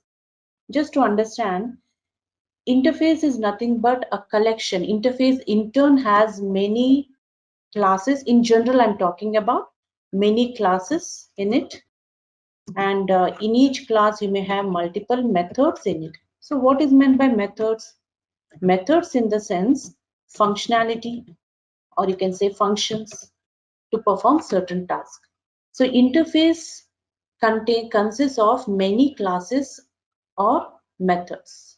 So when some software is given in the form of interfaces, so this API is kind of an interface. Okay, so to know more about how and from where this API is coming, first we should know initially what is a web service. So we'll come back to this API so interface once we complete this web service. And web service means a website is providing us a service. So these web services are of two types. You find them in market. They are of two types. The first one is SOAPful web service, and second one is RESTful web service. So in our course content, we will be learning about RESTful web services, not SOAPful. But anyways, we'll have an understanding what is SOAP as well. If in case in future, if you get a chance to work with SOAP, if required, you should at least know the brief understanding of it, how the SOAPful web services documents are shared to you, how you can work with it, SOAPful with Postman. We'll be having a brief understanding. So as we said, this is a service on the web. So what is a web? You know, you have web applications, right? So web applications, that's nothing but any application which you can open over web or a network. For example, our GoToMeeting itself is a web application. Google, Gmail, all are web applications. So how this communication is happening? I'm in the session, everyone have connected in the GoToMeeting. We are able to communicate. Okay, the screen is shared, the voice you can hear to and fro. How is this happening? So here the communication is through some protocols. So in a Google, if you search for certain keyword and enter, if I type here postman, so the postman keyword is sent to the backend, to the server side via a protocol. So it might be using a HTTP protocol. Okay, protocol means certain standards how the communication would happen from one end to the another end. So here we gave a request in the form of a keyword, a search, okay, and I entered. I clicked enter, right? I clicked enter. That's an action given to this application in the form of a request. This process of searching based the links based on this search keyword is processed at the backend, and you get a response. This is my response below the different links for the postman, right? So to understand the API, we should detailedly understand the flow of passing the request via protocol and how that request is processed at the back end, and collect all the information from the server side, collect that information, decrypt it, encrypt it because of security over the network, okay, into a JSON format or XML format, whichever it supports, okay, in a JSON form, and return back to this screen. That JSON format, we won't be able to read it, understand it. So that JSON has to be converted back into our user readable form at the client side. So here the screen is a client. We have passed a request postman and I clicked enter. The request is gone back to the database, right, at the server side, collected all the information relating to our keyword and sent back to the client in the format of JSON to provide it's a secured form transfer, okay, format. And here you can display the response in the form of readable form, which is on the client side. Okay, so this is what a request, going the request and getting the response, which is happening on the web application. Now coming to this, any web application. You mentioned like when we are getting the response, we will get in either in JSON or XML format. Like why it is different? The request we sent it as form of a keyword and we were invoking in web service code. But like when the response, it is coming in different forms, as you mentioned, The XML or request, JSON. the Why is request it? is the request is also going in the JSON form at the back end. The postman word is also going in the JSON format, hit the server, and response is in the JSON format and converted back to your readable form, string form. Request and response both are in the certain format. So that based on the agreement between the server, okay, and the server side service and the application, the client, in which format it supports, those all things. Okay, so right now, before going into detail to those steps, anyways we'll be discussing all those points. We are just understanding our request, what is a request and what is a response with a general any application. Okay, now here any web application, when you talk about web application, it depends on a 3-tier architecture. You all might be knowing it, 3-tier architecture, or you can call this as a multi-tier architecture. What is this? Means for sending the request, means the communication between the client and server, it takes 3 layers are there involved into it. What are the 3 layers? You have a client layer, business layer, and database layer. So business layer, also known as a logical layer, or you can say backend, you can say business logic, where a logic, how to process your request, the logic is written over here. It holds in this layer. And database, as you know, it is for storing your required information, whatever the information, the services you need. You're looking for booking, when you're traveling, you're looking for the reservation. So the details about the services are stored at the database. When you're on the e-commerce, when you're searching for some product, the details about the product and the payment, everything, the price, the description, everything is stored at the database along with the transaction performed by you. So it's for storing the transactions, product details, description, so on. That's a database. And the client layer is something where a client is interacting. You mean to say UI, user interface, a screen where you can process your request. So this is how the web application architecture is designed. So when we are interacting, now here I'm in the Google, this is the UI, where there is a search area where I can enter a keyword and click, the request is going. So where the request is going, based on some logic, right? So based on some logic which is present in your business layer and in turn interacts with your database layer, and response is coming back via business to the client. Fine. Now let me just one thing. Let me show you this. You can see this is a 3-tier architecture of any web application. Where you're interacting through web, you have a user interface, that's a client layer, business logic, and the database layer. Where the database it's a server, right? Where you have a particular database and data is processed. Now, it's the request is going through every layer, interacting with, hitting the server, collecting the response, and reverting back to the client or the UI. This is your first web application architecture. Now here, what happens is, for example, how is this, when I say, for example, you can take the same example of postman. When I entered a keyword postman, means what? I want the details or URLs of matching where I can install or working with Postman tool, right? So the logic, how to get a particular search is written in the form of a methods. Maybe in the JSON form it goes in a JSON form. So as a request body. So when you're sending a request, you need to pass a URL, right? You'll send a URL. So through Google, your search keyword is going as an URL. Then you have a request body, where you need to say, so right now we don't need to pass any request body. The request body itself will contain this word Postman, right? But internally at the business layer, what will be executed? So right now I want a search based on the Postman.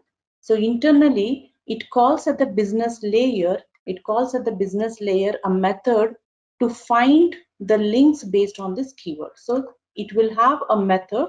Now say that I have a class name is get URLs. Get URLs is my class name. Instead of get URLs, I'd say search, because it's a common class searching anything. Inside this search class, I'll write a method. So that method to be called publicly. So I say public. This is not any Postman code. Just generally, I'm explaining you a logic, how a backend in the business layer, the logic would be written. So public void, I say get URLs. This is a method where you'll have a logic how to search for the URLs. Okay, so here I'll write to the code how to get the URL and return the URL. Return this URL. So whenever the request is going, it will search in the business logic, which is that method helpful for us to get the URL for the based on the request, based on the search. The URLs, whatever multiple URLs or single URL from the database is returned and it is processed back to your client. So what you can say, business layer is an intermediate layer. Business layer is an intermediate layer between your client UI and the database layer. Fine. So how is it really interacting with the database? You have a logic, you have written a method to get the URL, but how you're getting the URL? Before returning, it may hit the database, maybe a query. I say select the URLs. Select the URLs from the table. So maybe in the database, in a particular table, you have all the URLs. I say table URL. Table name is table URL. So this query will interact, will take a request from the business logic from this method to the database layer, gets all the URLs from the table based on the keyword and returns back to your business layer. So from here, it goes back to the business layer. Now business layer already have a method, return that collected information back to the calling client. So this is how at the back end internally the communication happens. So because of with this query, select URLs from the table, the business logic or business layer is interpreting the database. Okay, so business layer is interpreting with the database, execute the query on the required table and retrieve the data from that table back to your business layer and in turn forward that to your UI, which in a readable form, so that we can get all these URLs as a readable understanding format. Fine. I think your question is, the question was put forward is clear. Yeah. Now the same interaction, same request and response example, if you take with your Gmail. Just a quick info, guys. Test your knowledge of Selenium by answering this question. Select the language which is not supported by Selenium. A. PHP, B. Java, C. ASP, D. C#. Comment your answers in the comment section below. Subscribe to Intellipaat to know the right answers.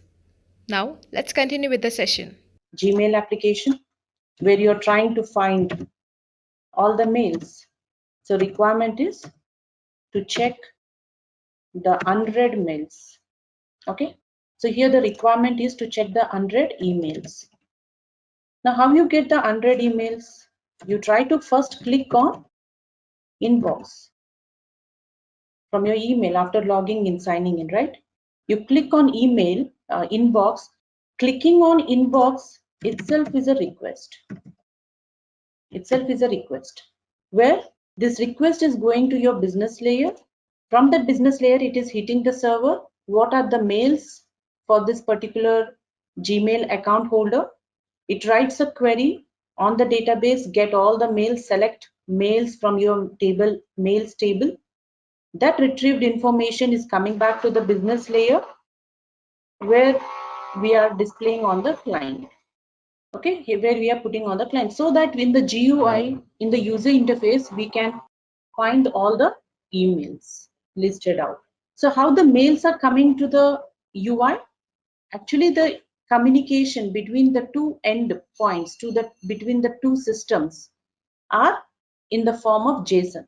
Okay, so when I try to put the JSON response, okay, say this is a JSON response, JavaScript object notation, JSON means, we'll discuss in detail what is a JSON, everything.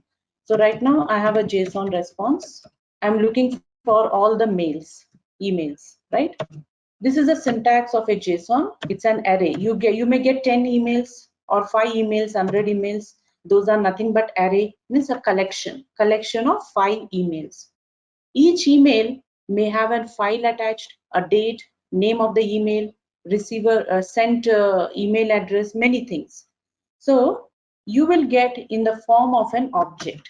So this is one object, a curly bracket, comma, second email details, comma, third email details. So say that right now we have only 3 emails. Last email don't have any comma, that's the end. Between these curly brackets, the details are there. What details? I'll just write it here. The first detail is like always the JSON will be in the form of key and value pair. This is the first key. The key is always in a string form. Say that this is mail from where you have received mail. This is one key and an associative value for it.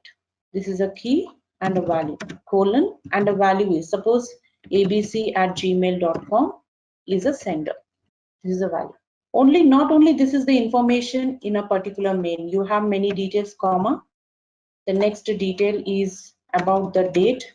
Okay, this is a key value. So date is 22nd 5/19/2019. This is the next value. You have any file attached, then you may have a file key, colon, and the name of the file. Maybe you have attached a cv.docs file. So you don't have any more details in your mail. So this is the end of your one object. This is one object. This is one object. In this manner, you may have many emails, right? Now the second one and the third one. So mail from A1 user, whatever the CV1 you got, mail from A user, CV2. These are the different objects. This is called as an object 1, object 2, object 3. Each object having many more details inside it. So this is all collected as an object. So multiple objects you have in your JSON. So this is a JSON array. It's a JSON array. So at last there is no comma. But when I get the details about our Postman search in this manner, we won't understand it clearly. We want a proper UI format. So this JSON format is converted back when it is reaching the client in a readable flow. Right? Is this point clear? Now to check the business flow, when I'm hitting on the check emails button, how the request is going, how is it taking the response, what are the details sent to the server, how much time it is taking, how the network is taking that flow. To understand that, you can also see the under development tool. For that, what you can do is, this is not necessary, but every web server tester should know, API tester should know that. So here, suppose I'm just going to Google. Okay, this is the URL. I want the developer tool. because I want to check the network flows of this website. So just inspect anywhere, right click anywhere on the site, inspect. It opens a developer tool for you where you can see all the network flows, HTML code developed for, used for that UI, everything you can look from here. And here you see different tabs. Select console, source, network. Select the network. Right now you can clear the network from here. The option is available here, clear. If you have some logs of the execution flow, you can clear them. Right now we are here, 0 seconds filtration. Okay, now I'm just clicking here and giving a word, postman or Java something, and enter. Here if you see down under this networks tab, the logs are generated. How is it processed at the backend? And you can see the flow, the time, everything. Now my first request was in the Google, I have entered Java. So this is the first line, search question mark, this one. I can just click on it. See the status code 200, 200 means 200 is the status code that successfully the request has been processed. Okay, so it's a document type. I just click on this first line. I get the details about that first request, what it is going. In general request, I'm in the header section. You scroll here, general. What is the request URL? Right now, we may not understand much details about this URL. Slowly going in few sessions, you'll get to know. It's a gmail.com search question mark and some encrypted values it is. I have actually passed Java, so that has been encrypted here and passed over network. Question mark is something a query parameter.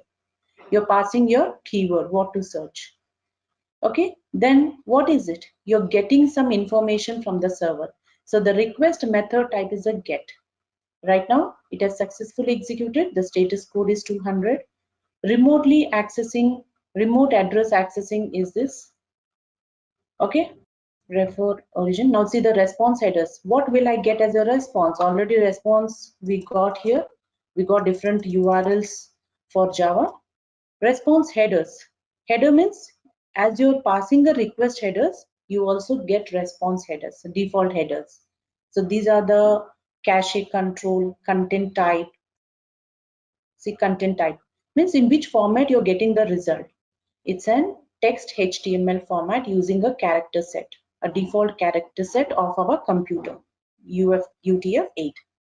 The date, today's date, the time, okay, expires -1, it says. Server, GWS, it says set cookies, IP address. So these are your headers, status code. Request headers, when you were sending the request also you passed some, Google has passed some headers, like what is the type method, what is the path, the authority. Authority summing is something you're taking a username password. That's a one way of how much authority you have on the Google search. These are all other cookies related info. Set. Okay, this is your string query parameter. I've given Java as my keyword. That is what is your string query parameter, what you're really querying for. It's a queue. See Java, we have request for Java. Okay, this is your headers. Preview, click here to get preview. Okay, we are not getting anything because it's a big search you got here, right? The links. Response. This is what the response. Some variables. So this is the development code for this service. See, they have many functions in it. How the developers have written the business logic. Not exactly the same, but based on this, they have implemented. Iterator chain. How is it calling the another service at the back end? These all things you find. And timings, how the request is been, see, request and response. Request is sent, waiting for some time period, then content downloading happened. Okay, the times are mentioned here on the duration section. Cookies, these are the different cookies. It got expiry date, path, size. So in this way you can understand the execution flow of any request from this developer tool under networks. I can clear it back and you can process some other request and see the logs. These are the logs you can see. This is one way of seeing the logs of your request execution. In Postman also we can see the logs. So what is meant by network logs? So when someone asks you, because these are very basic things, even though that might not hold that importance when you're working, but interview point of view, they are very important, because an experienced guy of 5 years in web services or API testing, by that time of 5 years, for that kind of experienced person also, the basic questions are always asked in the interview. So what are network logs? What is a service? What is an API? What is API testing? What is a web service? These basic things are very important. So coming to the network logs, what is a network log? Any action performed on any web application. Internally, how the logs are generated, okay, will be displayed from the UI level. So I was looking from the UI level, right? So I went here to the site, opened the logs, and how it is reaching to the client. From the UI level, I was checking the logs. This is network logs. Okay, fine. Now coming back to our discussion, we were discussing about our web application, right? This is all about web application. You also have a desktop applications, right? You know, desktop applications which are installed on a machine, right, on your system. So do we need a network to communicate with desktop applications? Really not, right? If something is installed on my machine, to access it, I don't need any network.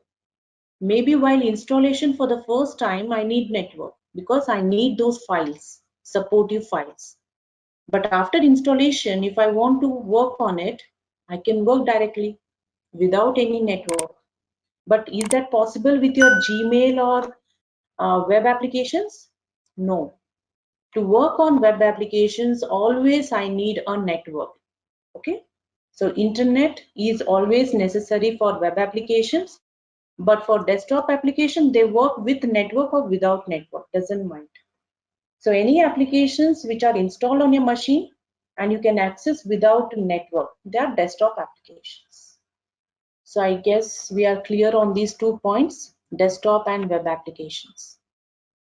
Now let's move to understand a common word. As we were discussing about web service, what is first we'll understand, you know, now web. We'll understand what is this service. Service and reusability. This topic is very important to explain the interviewer or to get a clarity in your project how the the services are created and what is that service about and how you can reuse it. So first, reusability is something you're reusing it many times without rewriting it. Huh? That's a straightforward meaning. What is a service? So service is which performs some task for you, which gives you some output based on your request, right? So I can say a service which performs some functionality, some task. A simple way, I want to add two numbers. Adding two numbers is a function, some functionality, some task is there. So I can call addition is a service. It's one service which I can use and get the result of two numbers addition. Okay. For example, simple example will take a calculator, because why I'm taking a very basic example so that the idea would be clear and you can interpret the same meaning to any bigger application. So calculator service. What calculator will contain? What services it will have? What functionalities it will hold? You may add function might be there, right? Function will be there, subtraction, multiplication, division, and many things, modulus, okay, sign, many functions will be there, percentage, many things will be there in a calculator service. Now see, it's a service. Calculation is a service which is giving you many functions inside it. It's inside this service. When I get this calculator service, with this service, I get all these functions for myself, right? So how this calculation service will be created? Take a simple structure. Now see that here I have a class. I'm creating a class calculator. Inside this class, I'm defining this add sub methods. They are methods. Say it is a method, public method. I say public method name is add. And when you say method, it has its own body, the logic where you write, correct? So here this is a add method. So say that you will be passing some input to the methods. If you're planning this add method should take numbers, I should give a data type that it should take only integers x and integer y. Okay, this very basic level. So whatever values will be there in these parameters x and y will be taken to your method, and you do an addition and return the value. Say the result I'll store in another variable. Res is a variable where it can hold x plus 1 task. I'll put in a bracket. This is the task, and this res must be returned from this method, so the client will get that addition, right? So return res.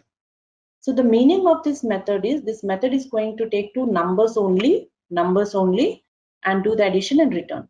Similarly, I can have one more functionality. So it is for subtraction, or take two numbers, it doesn't matter, parameters are same, and return it.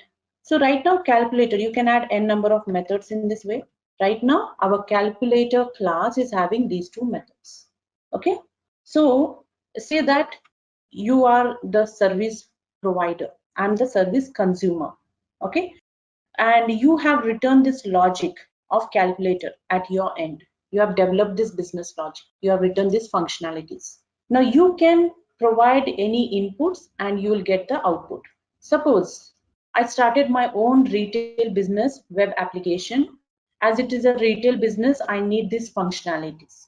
I actually need this calculator service. So will I develop these services once again?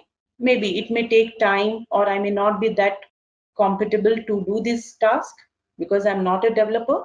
So as you have already developed this calculator, it's ready to use. What I would prefer as a consumer, I would ask you, can you give me this calculator service to me, to my web application, so that I can use these services, these functionalities. Clear? So I have to ask you, instead of rewriting the code again, the same functionalities in my website for my business logic. So by three ways you can give me, correct? By three ways you can give me. One thing is what? You can give me this class, the whole class to me. To me means what I have to do? When you give this class, I'll add inside my project this class. On whichever project, my web application framework I have, in that framework, I can add this calculator class. Yes, that's working. But there is a problem in this case. What is the problem? When you give me this calculator and I have added to my framework, my project, it's working fine. I'm able to use add and subtraction, but in future I may come across some challenges. What can be the challenges? So if you can give some inputs. Suppose tomorrow I need some other percentage functionality. If you have not developed a functionality, I'll not get it, right? I have to depend on some other provider. Or again, I have to ask you, please develop a code for percentage because I need it. Yeah, that is one challenge. I have to always request you for my new requirements. So adding new functionalities, you have to follow the functionality strictly, the data type as per you have entered. And also tomorrow, if you change this logic, so today you have written this logic, or add two numbers and return, but tomorrow you came up with some new innovative ideas. You can write much better addition code, okay, some good logic. You want to change this logic. In that case, you'll modify some lines in your functionality here. You'll modify some lines in your method. But as those lines or that modified function will not come to me, because you gave me a last copy, last version you can say, of this calculator. Now new version of calculator is advanced one. So I'll not get these updates. That is also one more challenge, right? But if I want this new version of the calculator, again you have to give the class file. I have to again add into my project. Then my project will be updated to this new modifications. So automatic updating of my function, my project functionalities will not sync with your updates done on your class file. That is the challenge. So we would be happy as a consumer. I would be happy if my project is automatically taking all the changes done from your side, right? That is one thing we want to consider and enhance. Next thing, right now you have only one calculator class. If I have such, you have developed such, I mean to say, 1,000 classes. Maybe you have developed such 1,000 different classes, and I want all those 1,000 classes. Will you give me every class separately 1,000 times? That's not a right convenient way for me to take it, correct? What I would expect, give them as a pact or a deploy it as a class dot var file. Share me a var file. This var file is having all the 1,000 classes in it.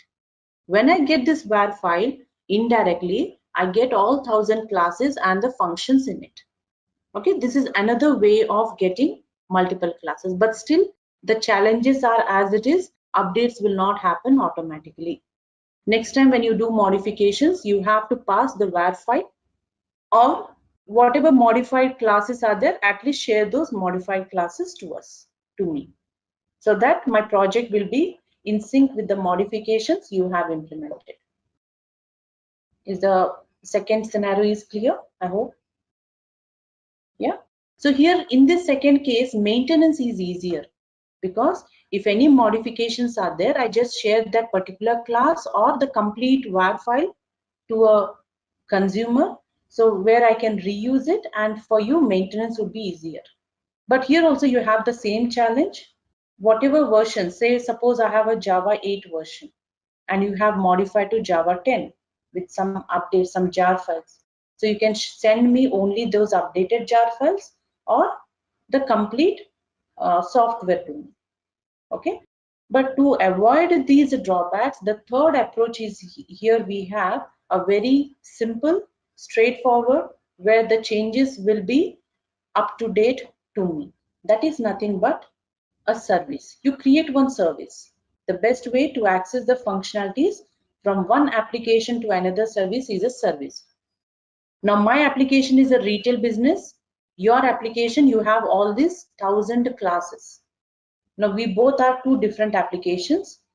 I want the classes from your application. So best way, we use service mechanism. That is what we are discussing, service.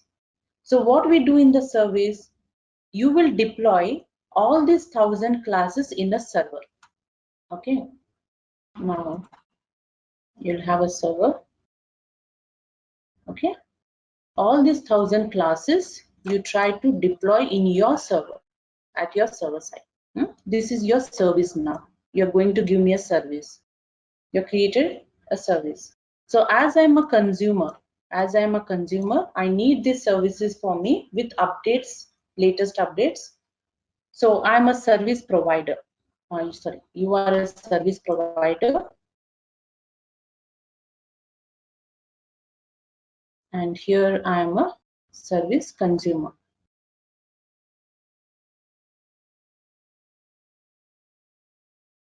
Fine. Now how the request, so I asked for the API to access your service. Now I'll just pass a request here. Boss, I want this service, this particular service, which is on your data server. So I send a request. Okay, so I have a request. So ask for these APIs, whatever is in this service. What this service has, all the 1,000 classes and the functions in it. So I ask for this APIs. Means API means now the class is inside this your server in your service. So I ask for the APIs. Now I have to make an agreement with you that in which way you'll give me these APIs. whether in a JSON format, whether all the services will you give me, or will you give me only limited services. There will be an agreement. Means the level of accessibility. Will you give me all 1,000 classes, only few important classes, and based on the agreement, the deal will happen. Okay, a level of accessibility you can say. So here, and you'll give me the response.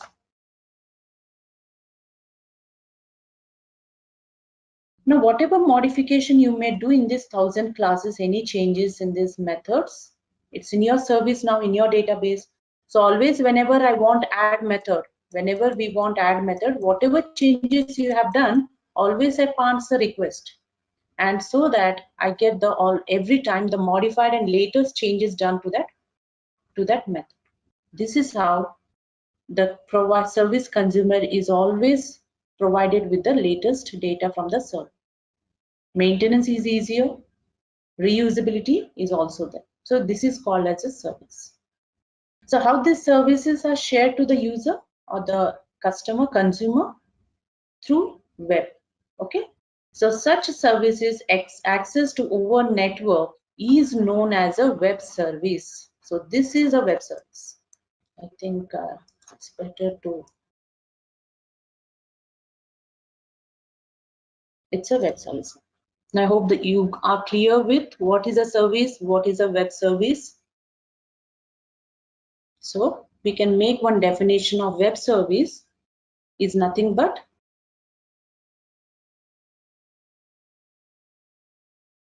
so web service is a collection. Is a collection of what? Of functions. As we were talking about, generally a function is a collection of APIs or functions. Just a quick info, guys. Test your knowledge of Selenium by answering this question. In which of the following is Selenium variables are stored? A. Variable store. B. Stored vars. C. Stored variables. D. All of the above. Comment your answer in the comment section below. Subscribe to Intellipaat to know the right answer. Now, let's continue with the session. Or I can call in different languages, different things you call methods or tasks, which are deployed in one server. The same thing we did here.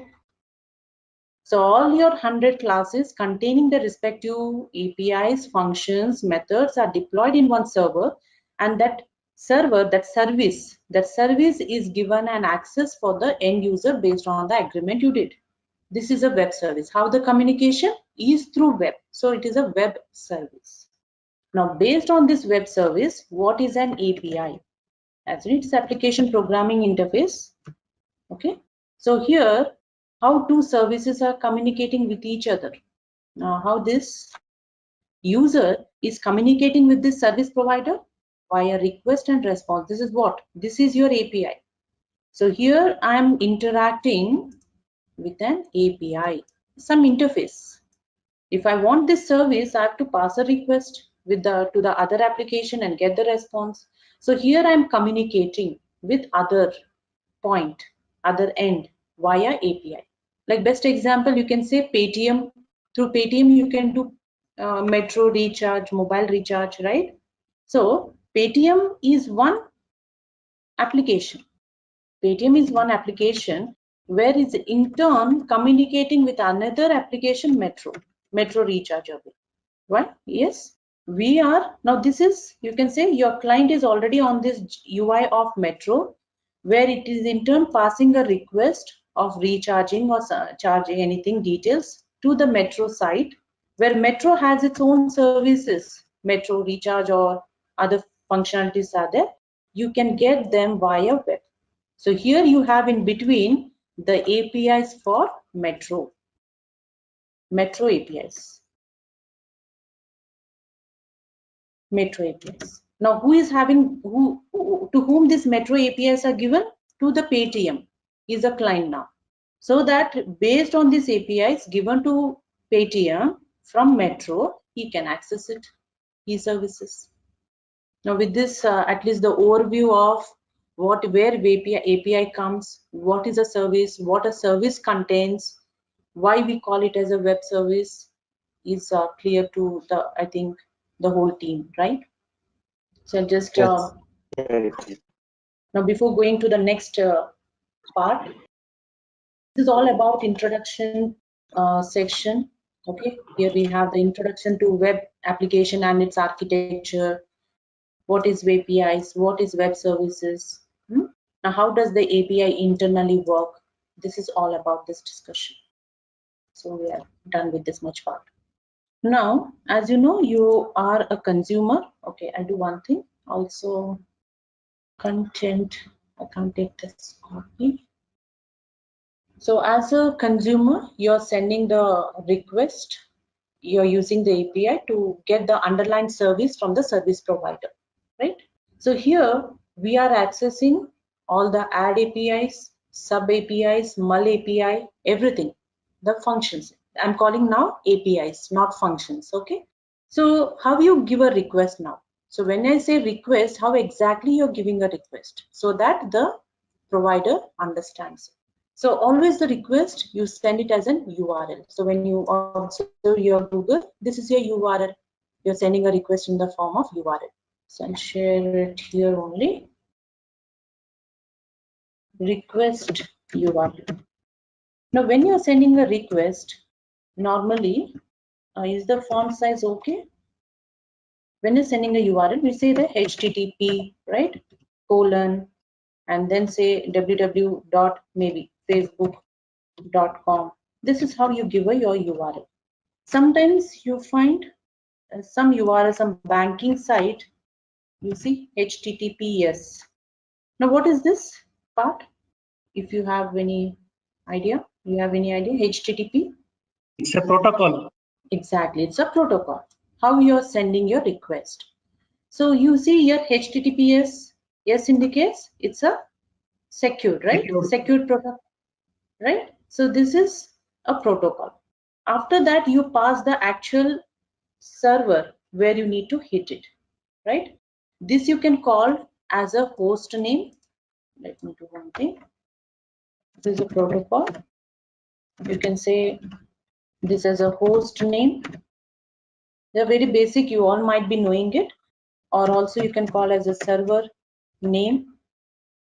And maybe let us go back to our calculator instead of Facebook, because we know the methods in it.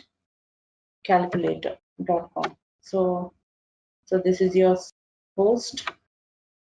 Inside this calculator, you have many things. You're going to do some arithmetic operators or sign operators or things. So I take a base path. Let's suppose mathematics is a base path. And in that mathematics, what exactly you need? We want our add method, right? Add, but our add method was taking two inputs. The two inputs I can pass using query parameter question mark. X is taking a value 10, comma, Y is taking a value 20. So mathematics will become your base path and add will become your resource. Add is your resource. And actually what is this? It's a query input to that resource. Called as a parameters, giving a data as you're giving during, call it as query parameter. You can pass this input in different ways. That's a different part. So this is how your URL will be, request URL will be sent via your protocol, HTTP protocol. Okay. But if you take this URL in the form of Postman, how you send it? What is this? You're getting an add method. Okay. You're getting an add method. You're not creating it. You're getting it. So when you talk about, when you discuss this, I'll copy the same URL. I think this will not come now.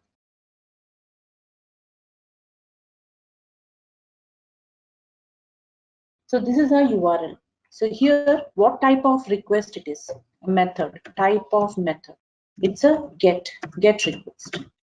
You're getting the functionality of the add. But with the add, actually you're passing the data as well.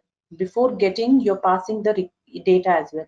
So the get, even though it is a get method, it will take some inputs. So how the inputs you're passing? In the form of body, request body. So the body will be given in a form of JSON format, like square inside the square. Array means you indicate with a square bracket. It's only two inputs, right? X and Y value. So within curly brackets, you pass what are the keys and value.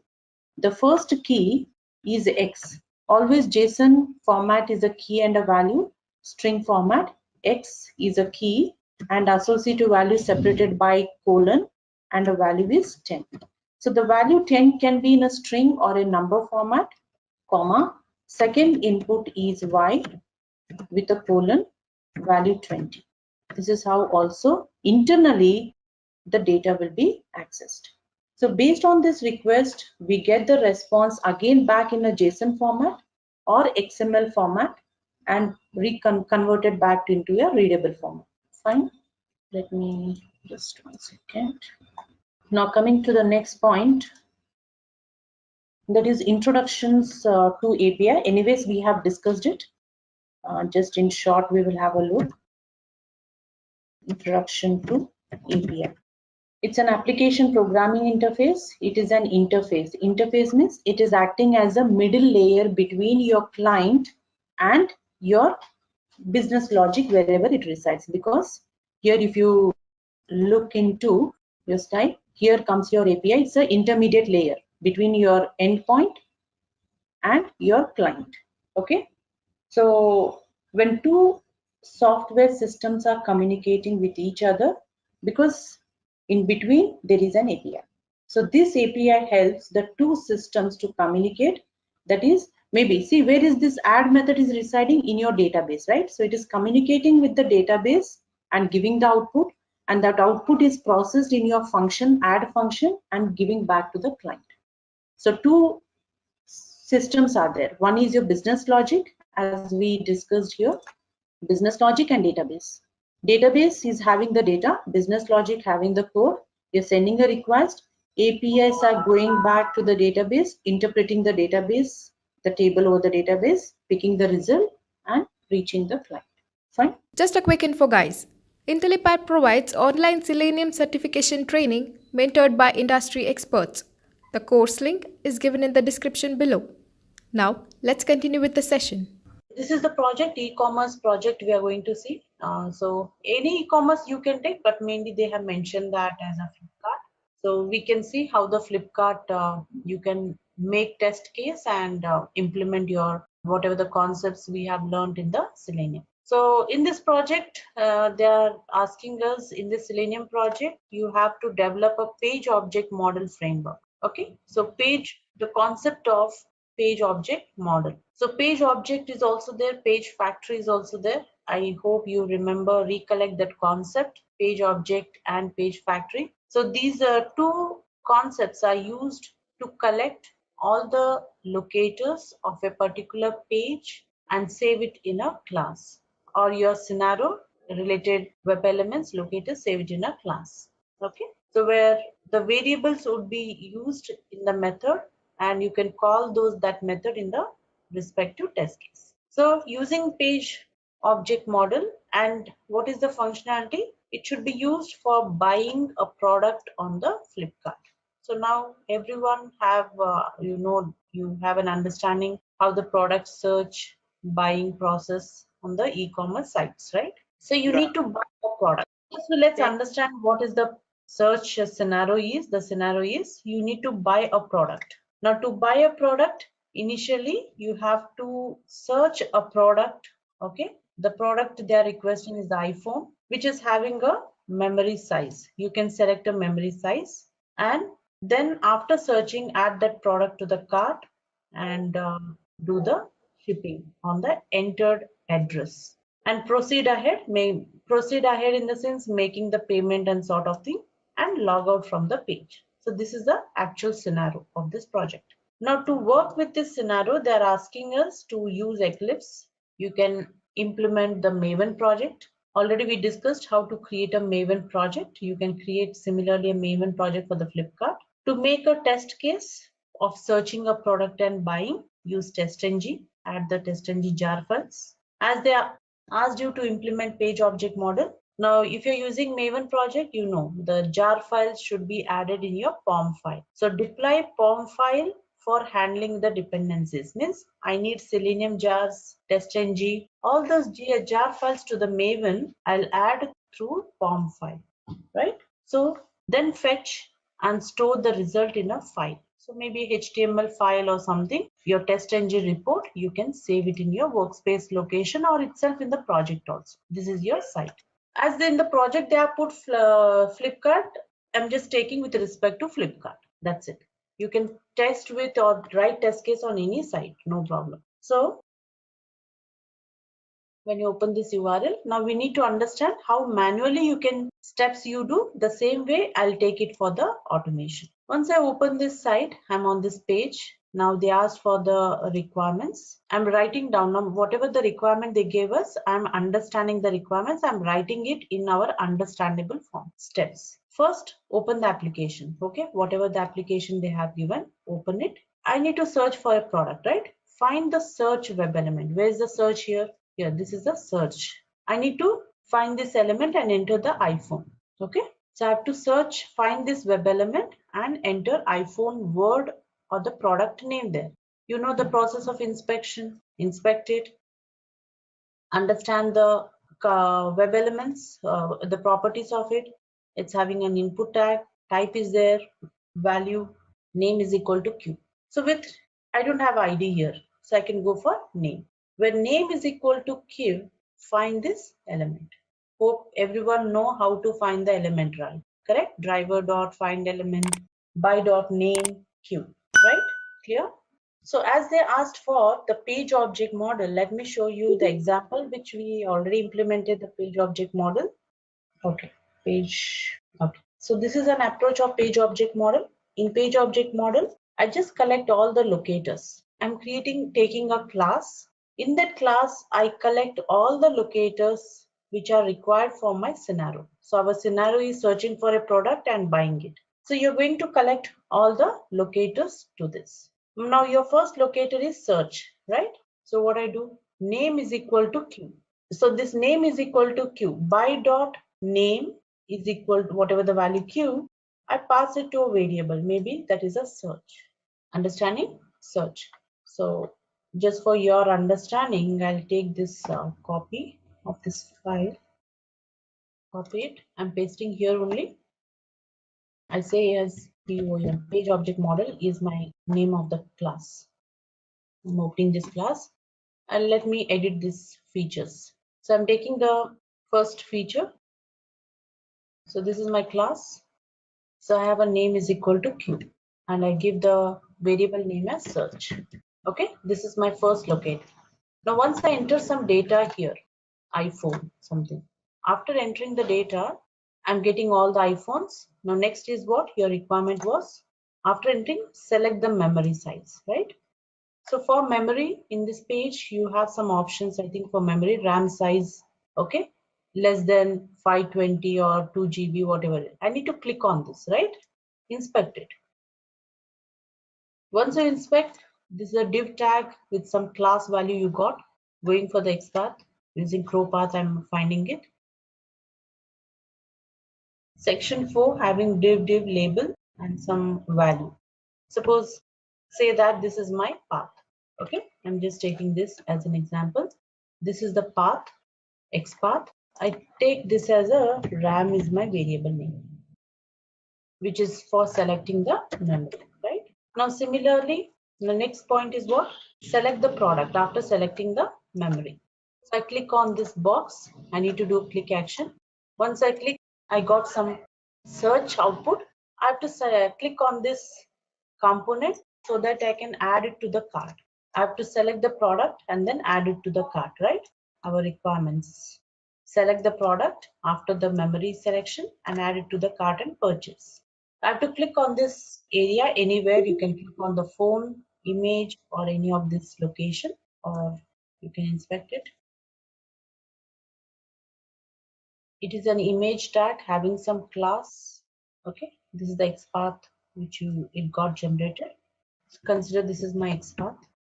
In this manner, the way you are searching, if I click on this image link or whatever the phone, I'm getting a new tab open where I have an option. Here also you have an add to cart. Also I have here a button add to cart. Inspect this add to cart. So once then click on the inspect this place order, click on it. Now you have to fill these 4 steps. You have to first log in. Once you're entering your mobile number, some number you're obviously it will ask you the OTP number. You have to give manually the OTP number. Some number I passed, something. Okay, that's not my number. Okay, enter OTP. Okay, whatever a number OTP number you will get it. You can have to enter manually, or you can randomly. So this number you can also read it from Excel file. Okay, that also you can do, or send keys also. There's some OTP number 222 I gave. Set password, some password I gave, sign up. Invalid OTP, okay, that is different story. If you give a valid OTP, sign up will happen. Then address, you have to fill the address, then summary, payment details, and then close the logout from this application. So all locators. So Okay. now in this page object model, what I'm doing, first I need the locator for search. I need an option to select the memory. I need to click on the phone. Similarly, I'll save some of the locators, some more locators where sell add to cart, maybe placeholder, place an order, right? Signing in, OTP generation, password, all the locators I'll save here. Okay. So saving all the locators in one place in a class itself is a concept of page object model. Now next is what you need to do, a login. I mean, it is a search. So I'll create a method. My method name is do search or do add to cart. Add to cart is my functionality. So how do you add to cart? I need to find an element and enter some data, right? So to add to cart, you have a search option. You need to enter some data to the search option. So find that search driver dot find by no need of by, because already find element you have this search. Find element by this search. After finding the element, I need to send some data, right? Send keys. Send keys what? iPhone. Once you find the iPhone, I need to click enter on the same search, right?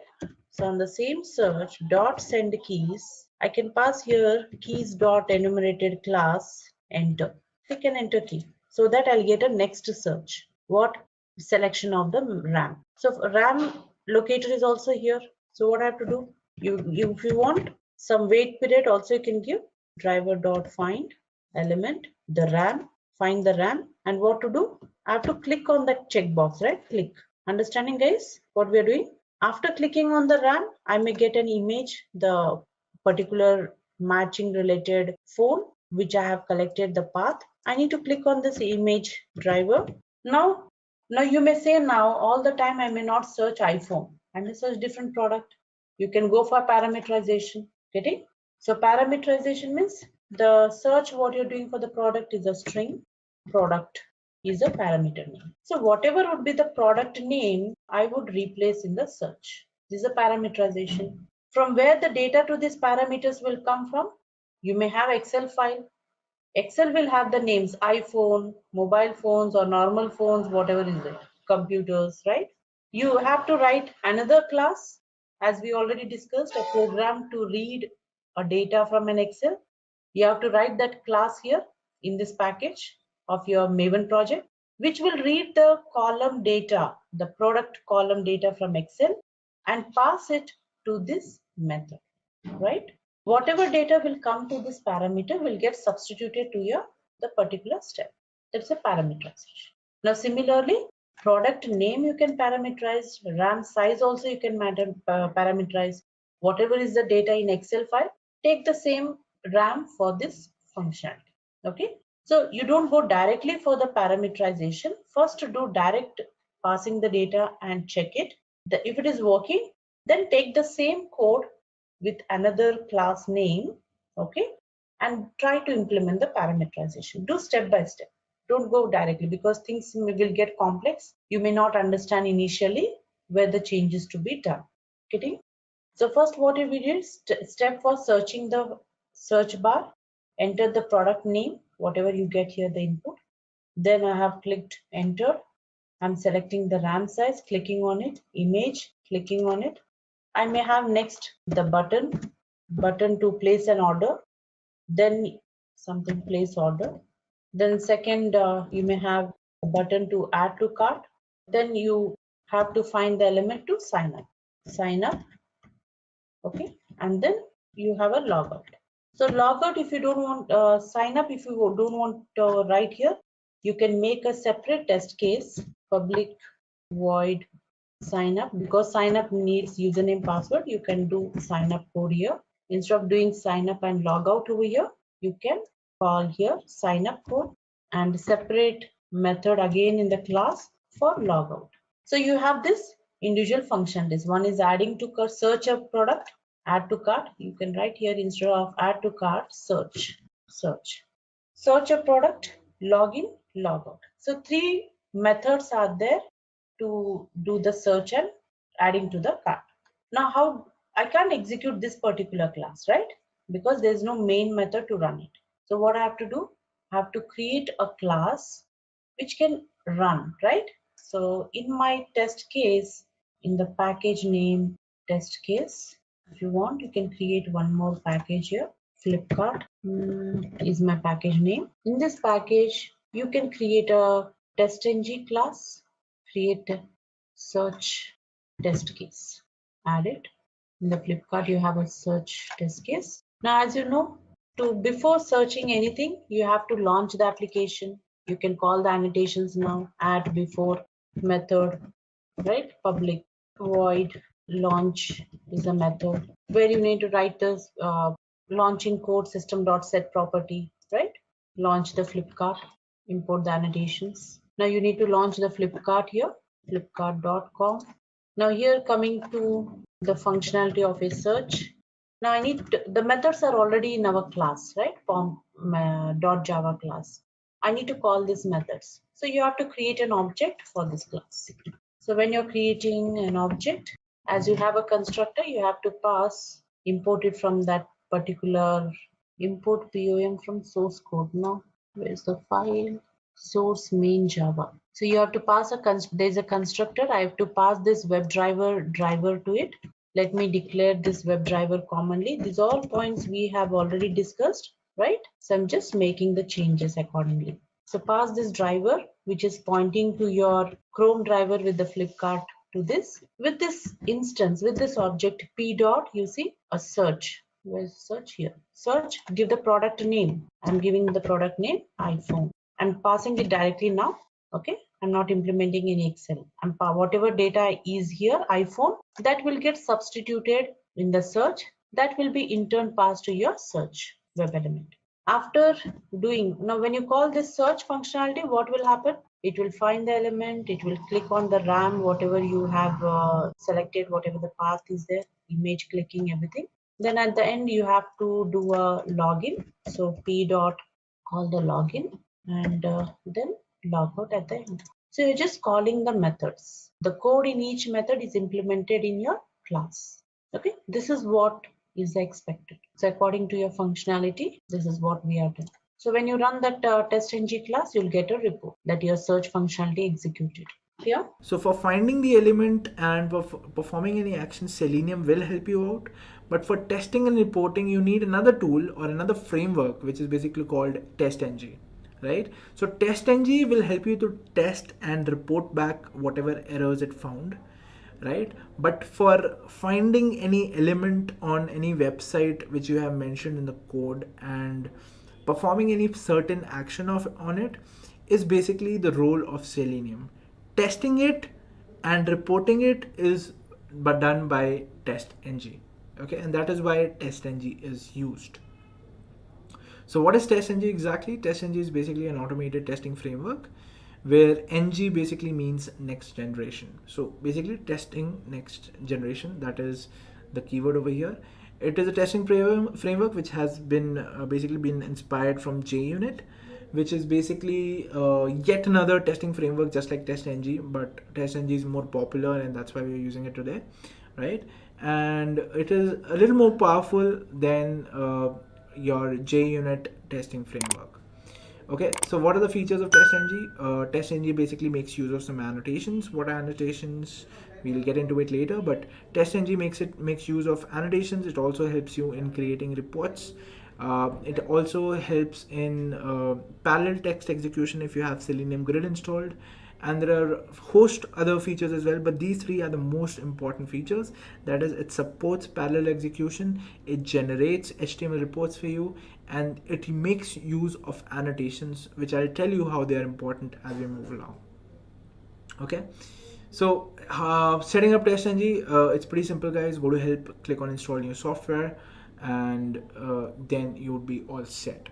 Now, before we move along, guys, let us create our first test case. So all we have to do is, I'll go to Eclipse, right? And this is our code where we will be starting off. So first thing that you have to do is you have to import the libraries which you have downloaded in the Maven dependency. So how do you import that in your programming workspace? You will have to write some import commands, right? So what are those import commands? So first you will have to import Selenium library. In Selenium library there's a function called by, the function called WebDriver, and there's something called as Chrome driver. So all these you will have to import. So let's specify that, right? Let's paste it here, click on save, and then it gives you a warning, and this warning is basically because you're not using whatever you imported as of now, right? Which is actually okay, because now we're going to start off with our test, right? Now the next thing that you do is you're making use of Selenium WebDriver. So let's create an object of the WebDriver. So let's type in let me see if I can make the text a little bigger for you guys. Okay, so WebDriver,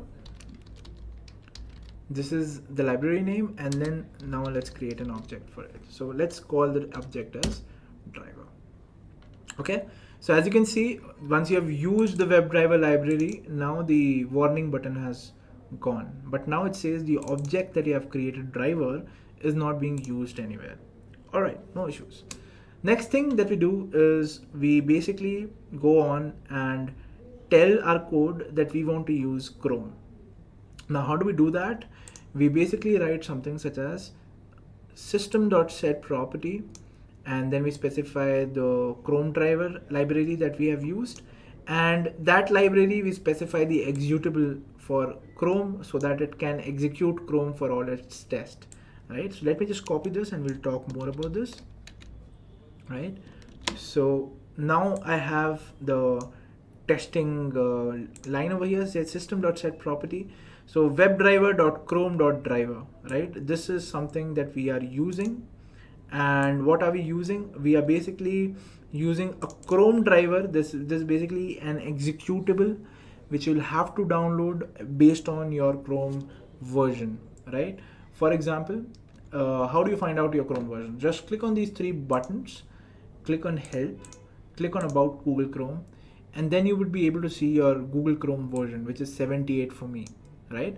Once you have this version, just go on a new tab, type in download Chrome driver. You will see the first link, just click on that, and then it'll ask you which version do you want to download. So you have the 79 version, the 78, the 77, and you can also, if you have an older Chrome version, you can also go ahead and download the older versions over here. So you have 76, you have 75, all of them are available over here. You can download it, right? So in our case, we need Chrome driver 78 because that is what my browser is. So I'll just click here. It will take me to the screen, and then based on your operating system, you can choose which one do you want. So in our case, I'm basically working on Windows. So I'll just click on Win32 and I'd be able to download the Chrome driver for myself, right? So once I have that, I can just go here. So here it is, the Chrome driver has been downloaded. And what I've done is you can just double click here and you'll find the Chrome driver executable here. Just copy this, save it at a place, and mention that file path in your code, which is basically over here. So in my case, the Chrome driver basically which I downloaded exists in a folder which is Chrome 3 in downloads, and that's what I mentioned over here. Just a quick info, guys. Test your knowledge of Selenium by answering this question. Select the language which is not supported by Selenium. A. PHP, B. Java, C. ASP, D. C#. Comment your answers in the comment section below.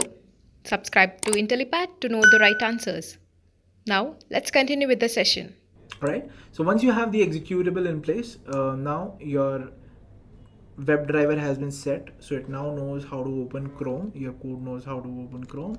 The next step would be to define, to initialize your object as a Chrome driver, which is a driver, right? So let's do that. So the Chrome driver, which we basically now imported over here, we want to initialize that, and we're going to say that this particular driver object is of the type Chrome driver also. All right, all good.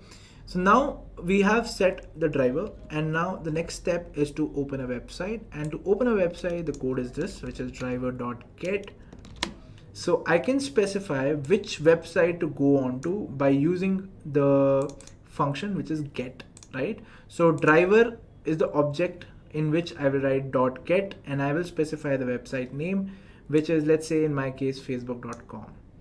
Right? So let's try this first. Let's try to open this website. So let me just save this code, and now let me click on play.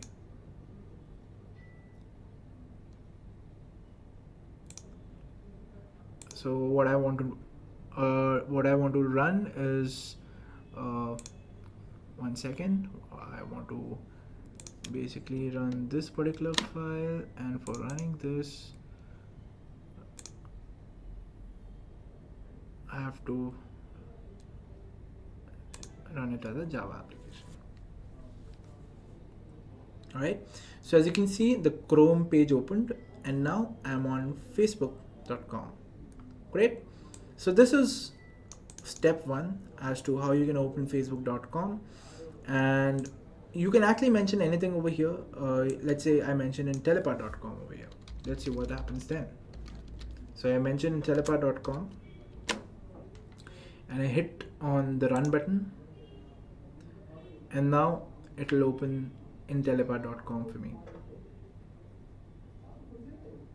So as you can see, my browser has now opened Intellipaat.com. Cool. So we are done with Selenium being able to interact with Chrome.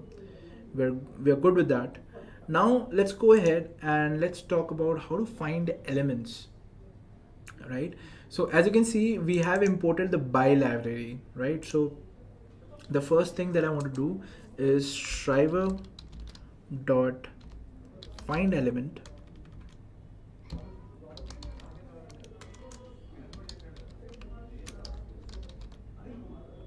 dot by. Okay, I might not be getting the syntax right over here. So it's find element, driver dot find element, right? So this is the syntax for that, right? And then in the brackets you specify what you want. So I want it to be done or searched with a particular parameter that I want to specify, right? So let me just copy everything over here.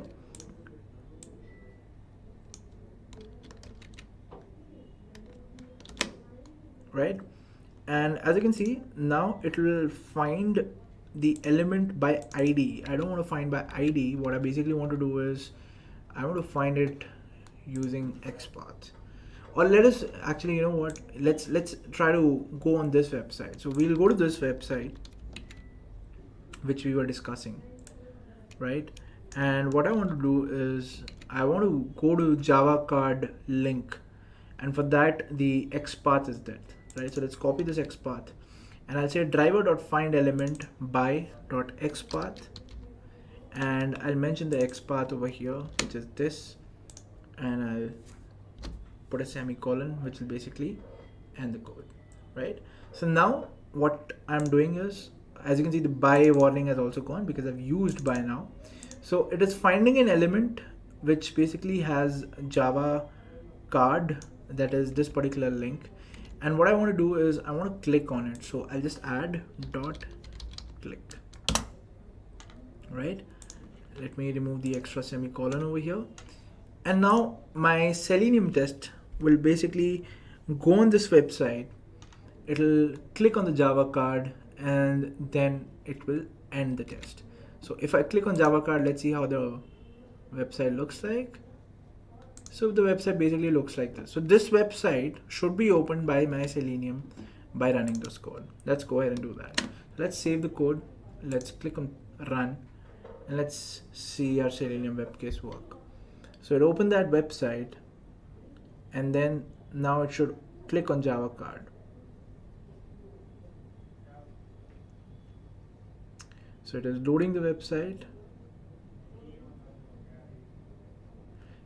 And now it clicked on the Java card automatically. As you can see, the website opened and you have the Java card downloads, and this is basically the window which is being controlled by the automated test software, right? So it automatically did that. Let's do something more interesting, right?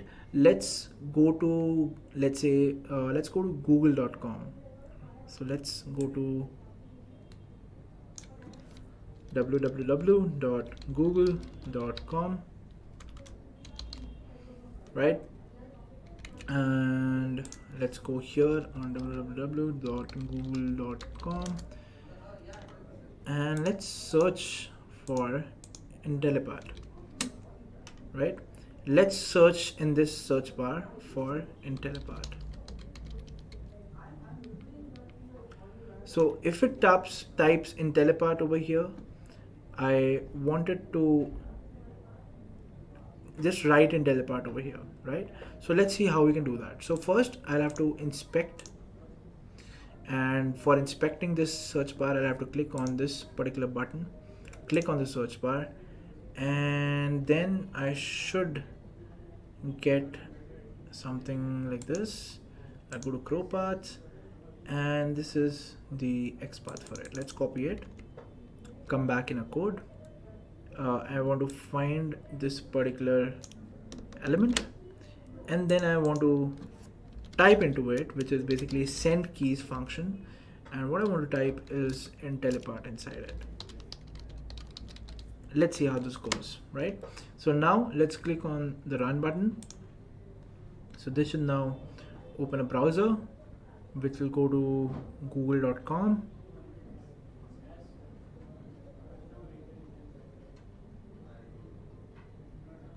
So let's give it some time.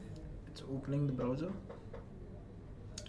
Okay, I think something went wrong. Just check. Okay, so here I'm getting an error. It says exception in thread, invalid argument, and I think the reason for that is I did not specify HTTPS. It should now work, right? Let's try this again. All right, let's hit on run. So Chrome opened, it went on Google, and as you can see, it typed in Intellipaat automatically, right? And this is what was intended. Now, what I want to do is I want to do something, some test I want to do. Let's say I click here and then I get all these suggestions, right? So if I'm getting these suggestions, I will check for all these suggestions, and if these suggestions are there, then the test will pass. But as you can see in Selenium, I do not have any option which basically allows me that. So I will have to use a software which can basically check if I'm able to see all these texts or not, right? So if I'm able to see all these texts, then the test should pass. And for that exact same thing, we need something called as TestNG, right? So TestNG basically helps us to create tests, and in order to go ahead and do it, what I need to do is I need to first import the TestNG package. So let's do that. I will go to Selenium and I will go to my text editor, and this is the import which is required for annotations in TestNG. Let's copy this, let's paste it here. So now my TestNG should be So I have to add the test ng library. Let's do that. So as you can see, test ng library has now been added, and now this test ng I can actually be able to use. So, but before we start to use test ng, let's just go back to our slide. So we have set up test ng in our environment. Next step is there is something called as annotations. So what are annotations, guys? Annotations basically decide the flow of the program. What do you mean by that? Let's say I want to test a particular thing in test ng, or I want to, before I execute the test, I basically want some pre actions to be taken. For example, let's say I want to go to a particular website, or I want to import some libraries, or I want to set the environment. So if there is anything that you want to do before the test starts, you can actually specify that using annotations, or if there is anything that you want to do after the test, that also you can specify using annotations. So no matter where in the code you specify these annotations, they will work according to what they have been programmed to, as in they basically helps you in doing sequencing. For example, you have something called as @ before suit, you have something called as @ before test, @ before class, @ before method, and @test. So, right? So whatever test you write has to go inside @test. So that will be treated as a test in Selenium whenever you mention this particular annotation. Whatever annotation is there, such as @ before method, @ before class, @ before test, all of these will be executed before, as it is written, before your test executes, right? So let's see how we can do that. Let me go to my website, right, or my Eclipse. So now let's specify, let's say @ before test. This is the annotation, and obviously I'll have to import all the annotations in test ng. So let's do that. So I specified @ before test, and what I want to do is, let me just paste it here, right? So @ before test, and now what I want to do is, let's say I type in system.out.println, and then I specify, let's say, before test text. Let's say I specify this. Okay. This @ before test will actually not need your main method. So let me do this, guys. I actually have a sample program in place. Let me open that so that I can demonstrate it to you, right? So over here, as you can see, there is no main function, right? So main function basically depicts the starting of your program. So if in my app.java, if I don't put the main function, my code will not know which function to run first, because there is no starting of the code, right? So let's say @ before test, and what I specify is, let's say public void test, right? This is the function, and I include my program in this function.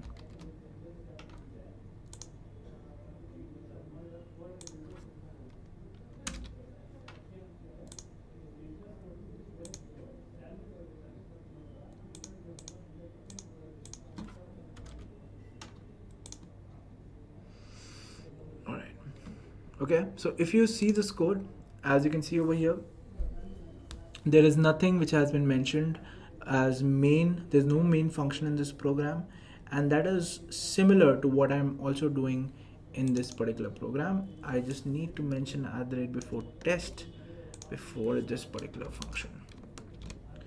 Okay, so nowhere in my code I am basically calling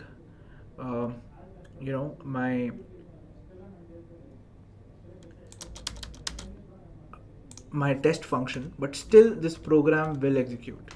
Right now, how will it execute? So let's say this is before test text. This is what you have written over here, And then what I do is let me just remove everything from here, and let me just put @test annotation here, and let me define one more function. Let's say public void test2 function. Okay, and in this block of code I mentioned the rest of the code. So I have two functions now. I have the test function and I have the test2 function. And irrespective of what is happening over here, let me just comment all of this. I don't want to do anything, I just want to run my annotation. And what I do is I just mention, let's say I print system.out and .println. ln basically means a new line, and I say this is the main test. Okay, so now what will happen is, since I have no main function, my program should not know which function to run first. But still, if I click on the run app.java button, you would be able to see that I have the before, this is the main test, right?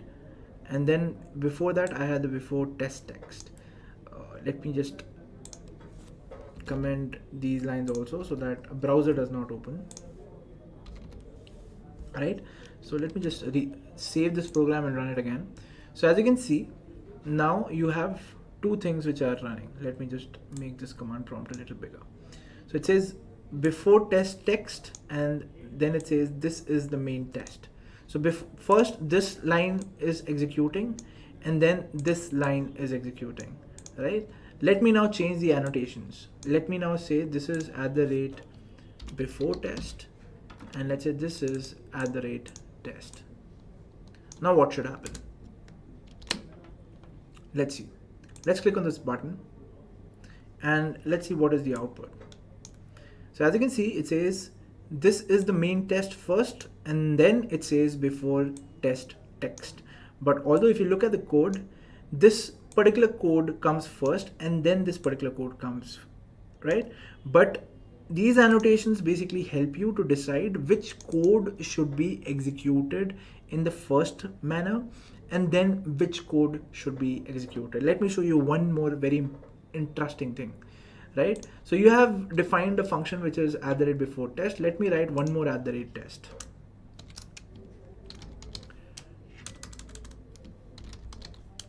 Okay, and now let me just type in public void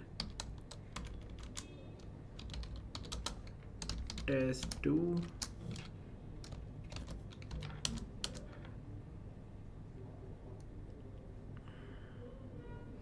and then type in system.out.println and now let's type in the text. Let's say this is the second test. Let's give a semicolon and let's say the function is test3. Okay, so this is my @test, this is also my @test, and this is @before test. Now what will happen? What do you think? So let me execute it first and then I'll tell you what basically happens. So I'll just click on the run button and let's look at the output. So it says this is the main test, then it says before test text, then it says this is the second text, right? So what is happening basically? So first it runs before test, and then here you have the text, this is the main test. Okay, this is what you see over here. Then it runs the test, which is the first test that we wrote, which is before test text. It runs that, and then it again runs, this is the second text, right? And which is basically this. Okay, now let me write one more annotation over here, which is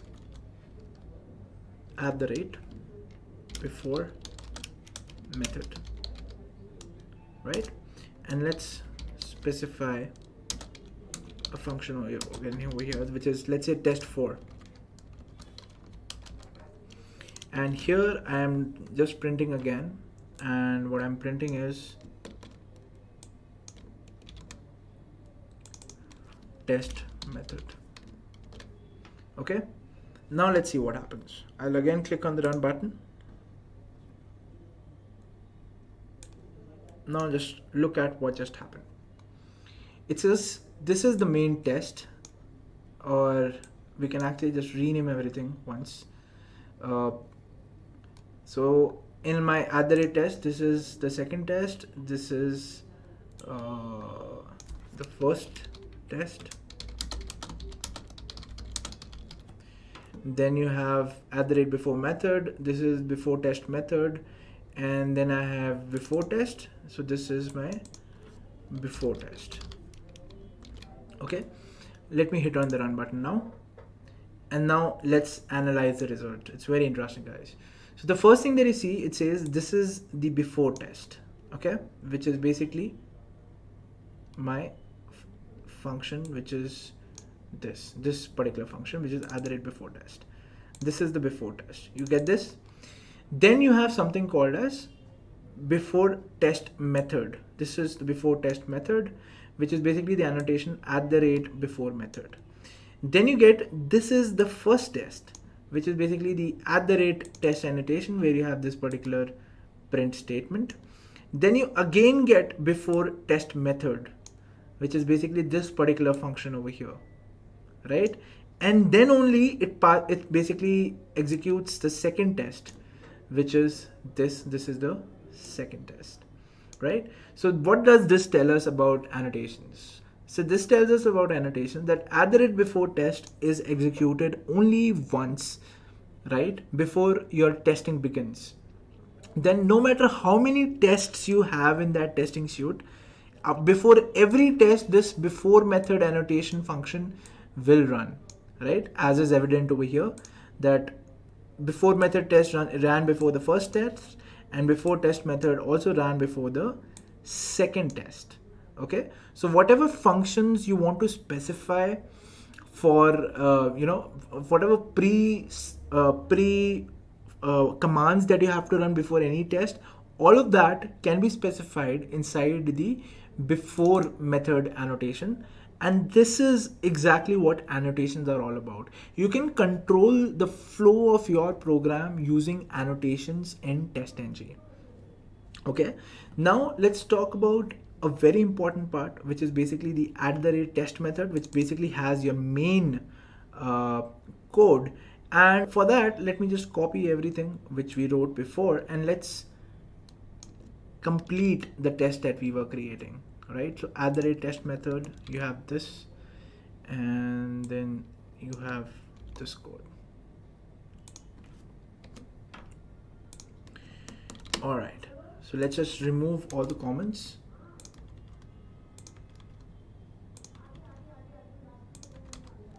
Right, let's save the code, and now let's run this code.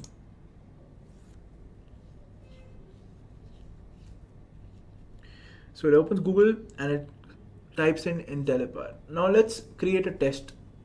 So what I want to do is I want to go to Intellipaat website, and I want to search for DevOps, and then I want to click on search. Then on the search page, I want to check for DevOps certification course, and if it exists, I want to click on that course.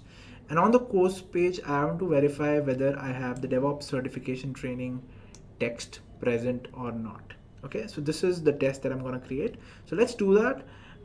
So first, what I want to do is I want to go to www.intellipaat.com.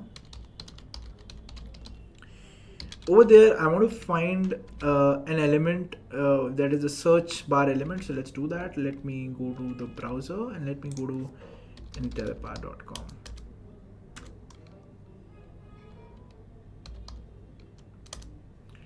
So this is the search bar that you will just see over here. So let's inspect this search bar.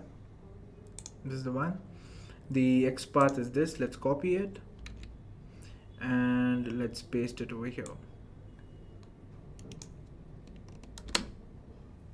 right? So this is the XPath for it, and what I want to search for is DevOps, right? Let's see if this is executing. If this is executing, we'll go ahead. Let's save the code and let's run the browser, right? So it should open intellipaat.com.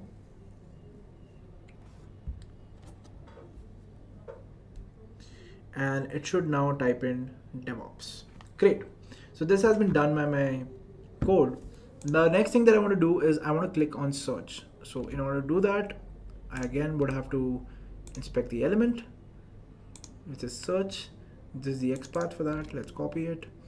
Let's paste the XPath and let's paste this line, which will basically check for this XPath. And what I want to do is I want to click on this button, and for doing that, what I have to do is, one second,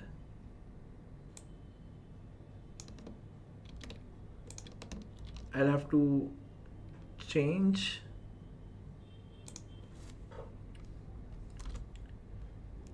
the .send keys. I'll have to change it to click, and I'll have to remove everything from in between.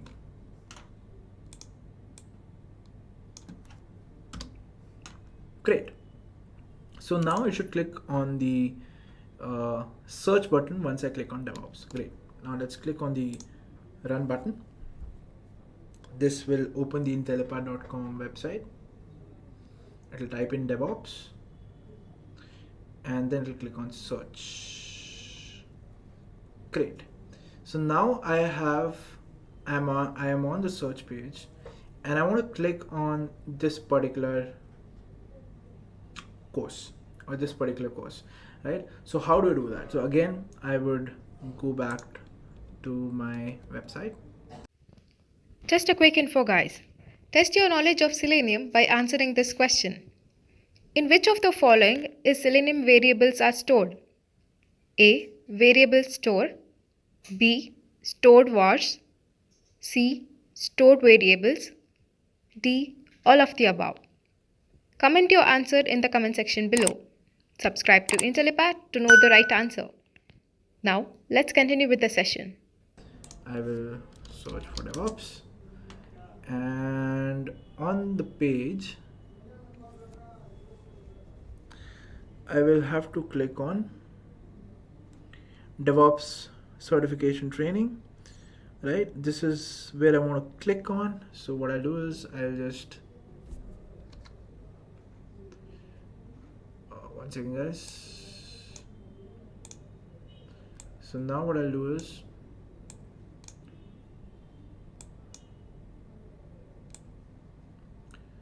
I'll inspect this and I'll copy the XPath for this. I'll again go back. I will paste the XPath here, right? I will specify that I want to find this element, and then I will specify that I want to click on it, right? So let's see if this works. So now it should open Intellipaat. It should search for DevOps. On the DevOps search page, I should click on DevOps certification training.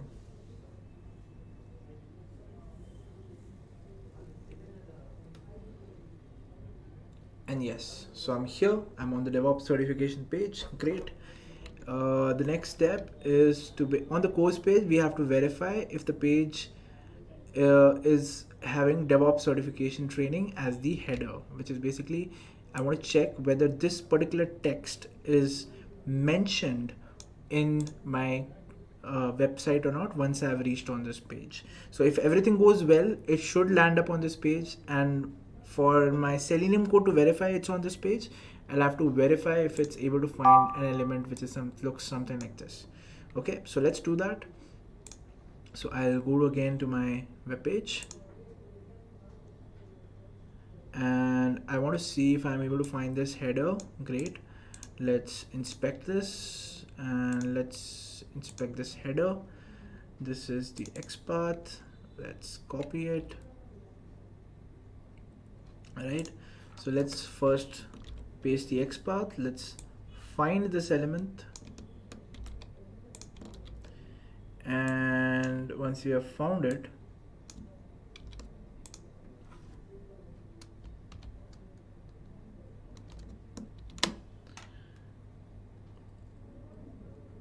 and let me just type in get text. Right, and let's save this value inside a variable. Let's call this variable as string header, and then this is header, or let's call it as let's say test string.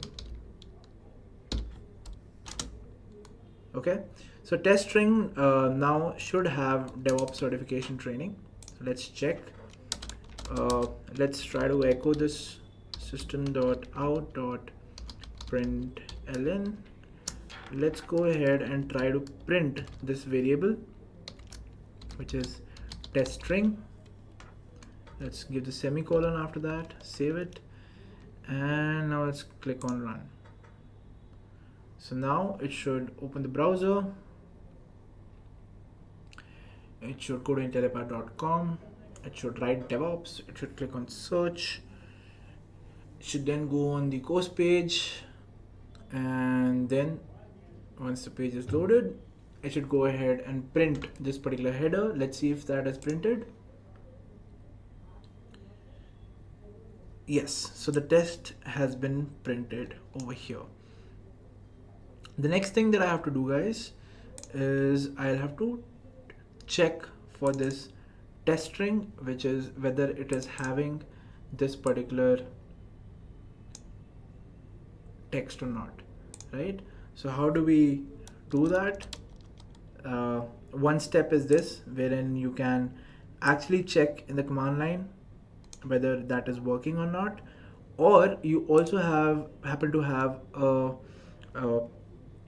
command in Selenium which can basically check if your text is equal to this particular string or not, right? So there's a command for that. I think I forgot that command. Let me just check it once. It should be there in some of my tests that I've created.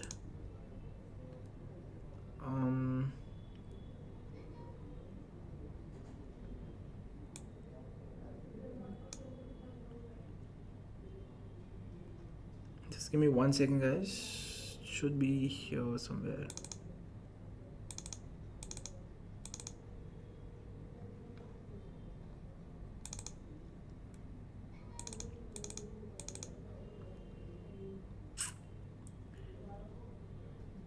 Yes, so here it is. So it says that this is the text, guys. Let's just copy this and let me just paste it over here, right? So here what it basically happens is that you specify the second variable or the second string is compared with the first string, and if that is done, then it says your test has passed, and otherwise it will say that your test has failed, which basically means that let's first try to go onto our page and let's try to remove this, right?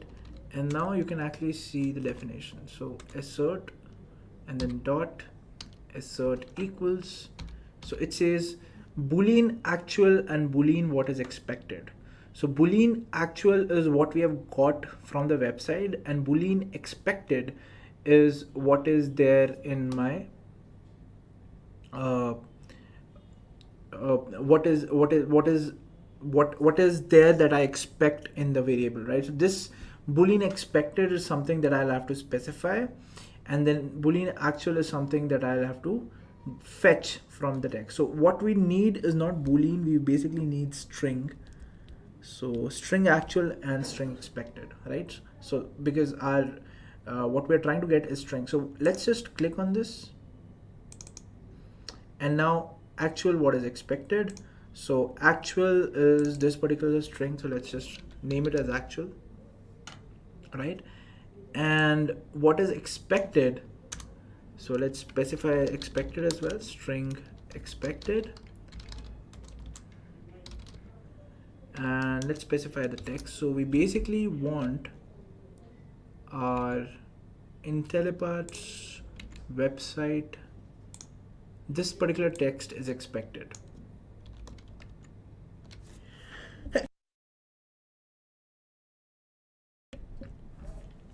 Right, so let's just paste it over here and give a semicolon. So then it will check whether my actual string that I got from my website, whether it is equal to expected or not.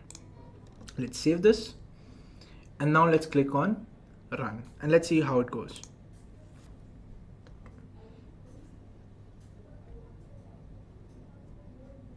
Right, so now it'll go to intellipaat.com, search for DevOps, click on search, then it will reach the search page, it will again click on the course page, and if the test goes well, you should see something like, it says passed, right? Which means that your test has been completed successfully. Let's say we change the expected value. Let's say I remove the online word from here. Let's see what happens then. So I'll just save this, I'll run the code. Let me just close the other window. Yeah, so now it'll again go to Intellipaat. It'll search for DevOps, click on search, click on DevOps course, and now it will do the test. And let's see if the test, so it says failures 1, as you can see, and you've got a log over here, and it says expected DevOps certification training course, but find DevOps certification course online, right? And this is what we were expected to do. Just a quick info, guys. Intellipaat provides online Selenium certification training mentored by industry experts. The course link is given in the description below.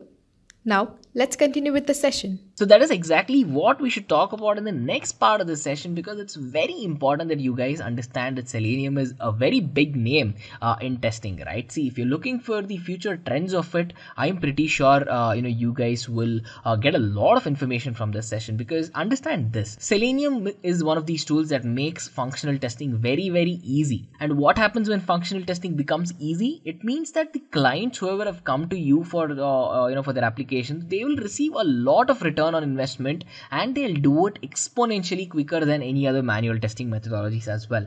So when the return on investment in anything, right, think not just Selenium, think about something else. So if your return on investment is very high, it's really good, why would you not want to take a look at it? This is exactly the questions many people asked when they were getting into automation testing, and guess what, there's billions and trillions of dollars worth of investment today, and there's reasons for that, right? See, all the big companies say they make use of Selenium, be it LinkedIn, be it Mozilla, be it Google, IBM, Facebook, Microsoft, and thousands of other companies say Selenium is the go-to tool, whenever they have to perform their automation testing requirements and much more. So when you're thinking about all of these, right, if these big guys say yes, it works and it does its job beautifully, I would take their word for it, right? So it makes a lot of sense. It's not just that, you will understand once you start working with Selenium that it's really a very good tool to use. And then you will have questions saying, okay, so what are the future trends in terms of job roles?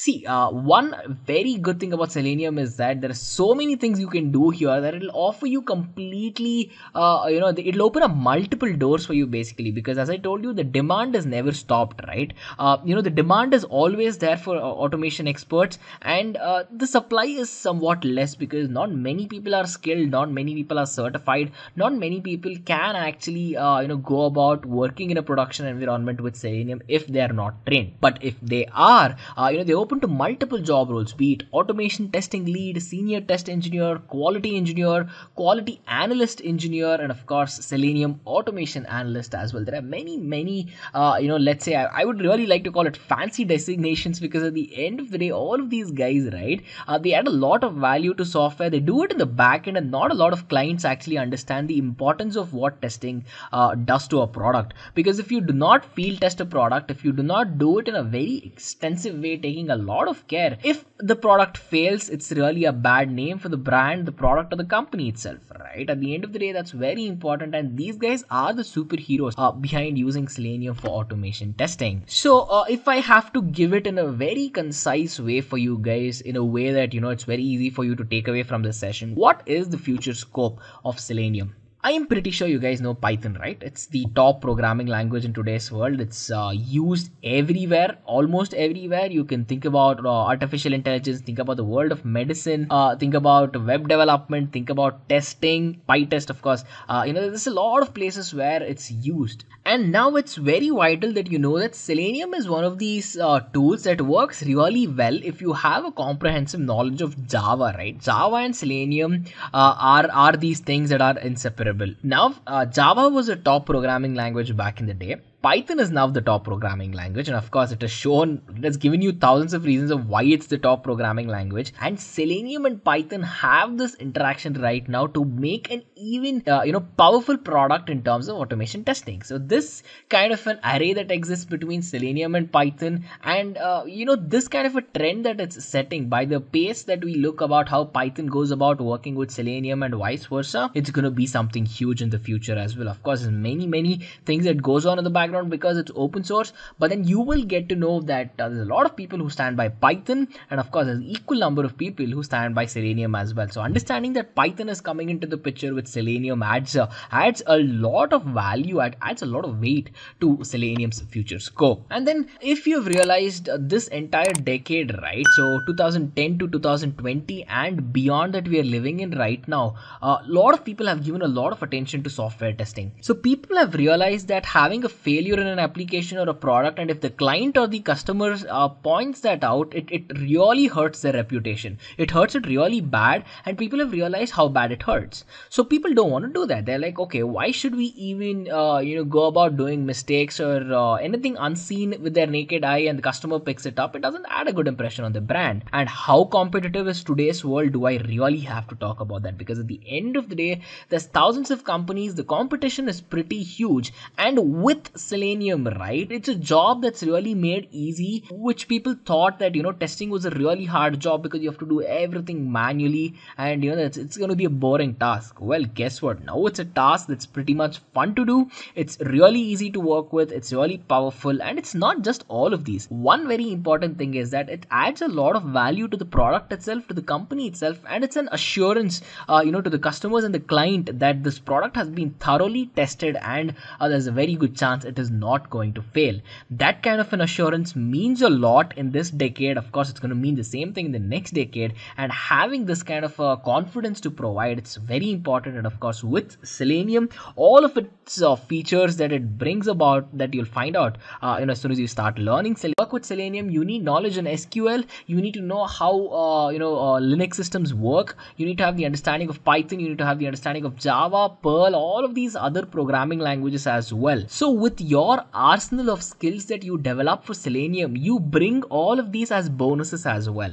So maybe down the line, 5 years, 6 years down the line, you've worked a lot with Selenium, you want to change your career, of course you can do it, because you will have the knowledge of SQL, you would have worked with Linux thoroughly, and of course you would have the scripting capabilities as well. So it's a win-win, even if it doesn't work out in the long term, and that is not offered in multiple domains or multiple tools out there. With Selenium, yes, that is an option in case if you have to go there, but then I'm sure 90% of you are over that are definitely if you get into Selenium, you're going to hold those jobs because it's fun to do, it's pretty easy, and it's at the end of the day challenging at the same time. It's not easy as in easy, but you will realize it's a very effective thing, and it's a very efficient thing to make full use of artificial intelligence and of course the computing power of today as well. So this is definitely a bonus considering the future scope of Selenium.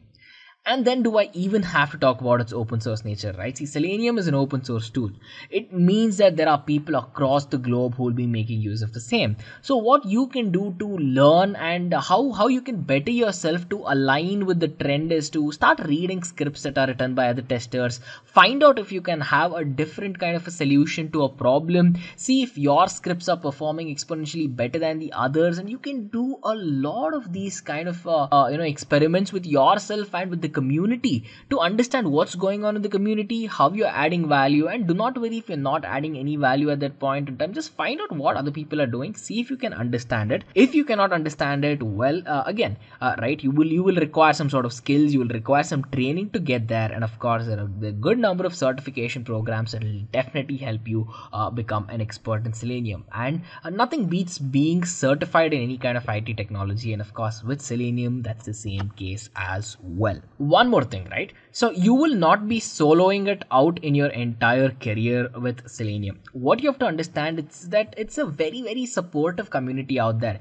Even though there's a Selenium tester working for an entirely different company, they come together, they're very supportive of each other, they find out what's the best way to go about solving a problem. Each of the people there, they kind of pitch in, they help each other out, they work out things. And of course at the end of the day, having this kind of a support from not just your fellow colleagues but the entire community of the tool itself is very important, right? And with Selenium, that could be very important to you, because let's face it, having this kind of a community support, knowing that if things are slow for you, that you can fall back and have someone to catch you there, that's very important, right? This could be the most important thing in either making or breaking your career. And with the future scope of Selenium that we're talking about, it is a very supportive community, and you will get a lot of help if you just know where and whom to ask as well. But then understand that there's thousands and thousands of experts out there on Selenium right now, and that you will be welcomed into a very supportive community. And then with Selenium taking the center stage, right, as I told you, it's the #1 tool in automation testing. So with that in mind,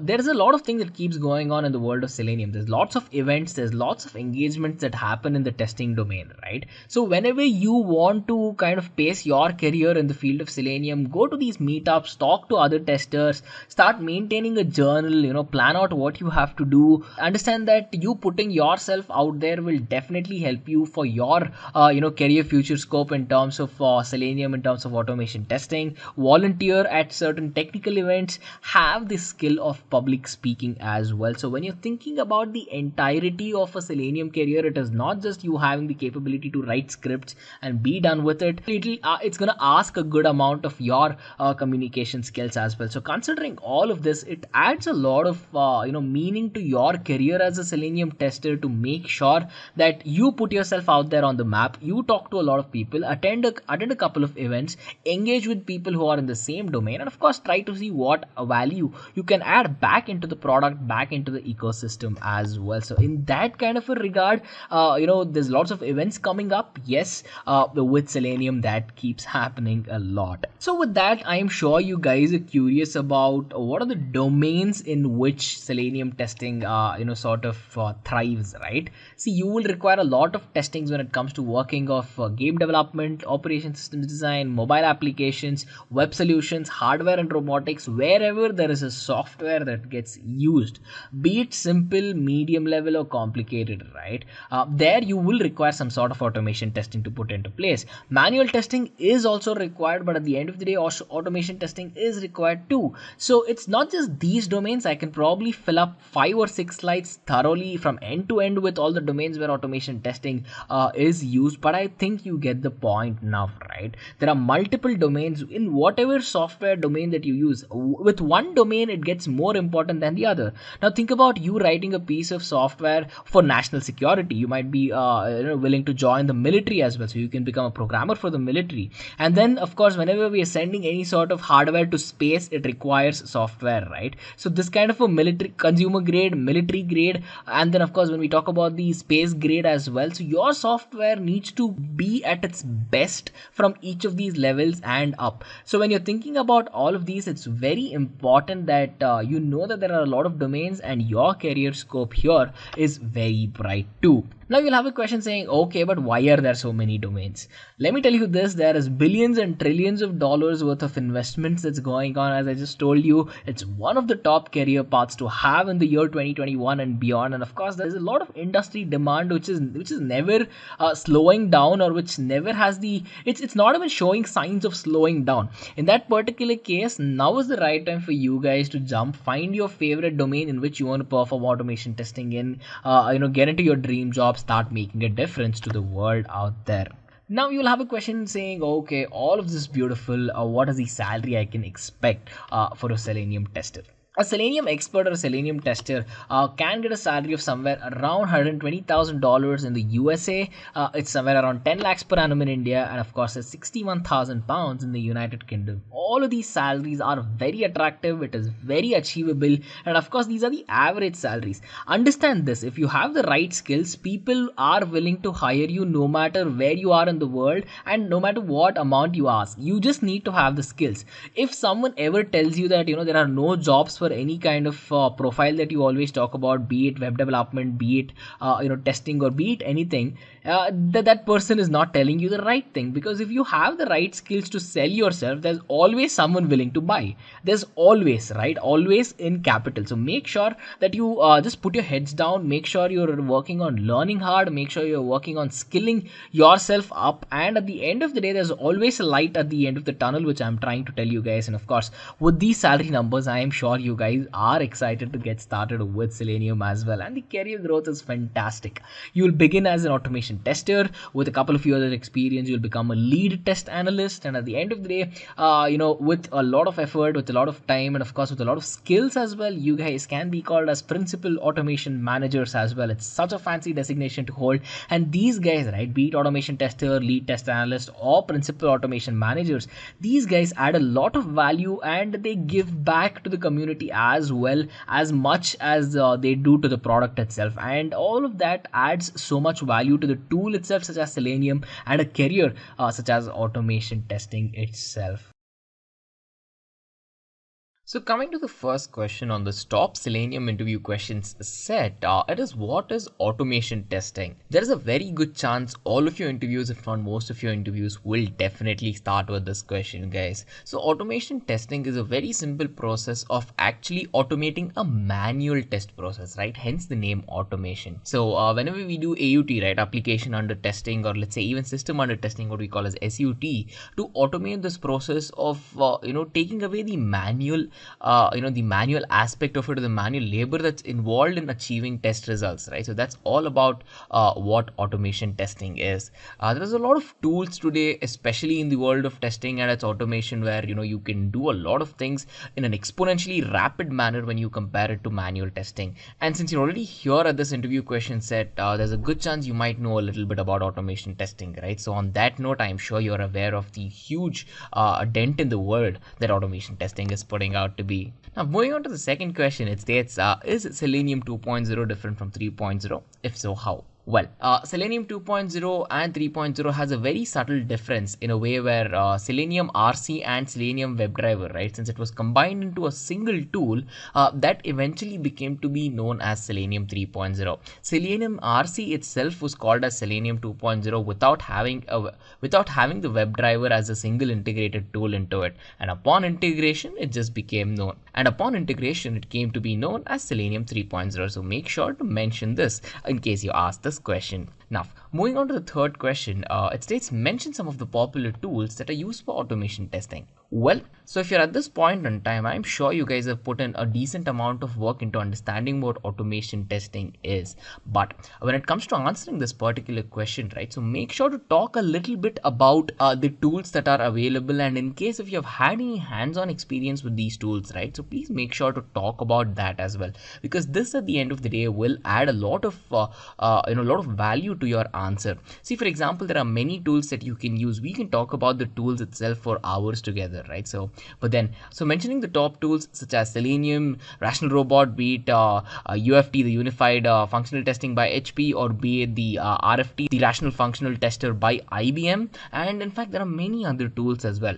So make sure to note that in case if you have used it, please do talk about it as well. Now, coming to the fourth question, it states, what is Locator? And how will you locate an element in Selenium? Well, since the first part of the questions deals with what an locator actually is, well, it's pretty simple. A locator is actually used to find and match elements of a certain web page that we are trying to find and interact with at that particular point in time. So it's a pretty simple and a straightforward concept when you look at it, but then when you try to understand about how we try to locate an element, or let's say what are the types of locators, right, that answering it that way, so mentioning all of that, right, it's going to add a lot of value to your answer. See, for example, there's lots of locators that we can use wherever we're trying to find interactions in between what's happening in the website. For example, there's ID, there's name, we have class, partial link, XPath, the CSS selector, of course, and then the link text as well. So instead of just saying what a locator is or how you can locate an element, it always adds value to just go one step beyond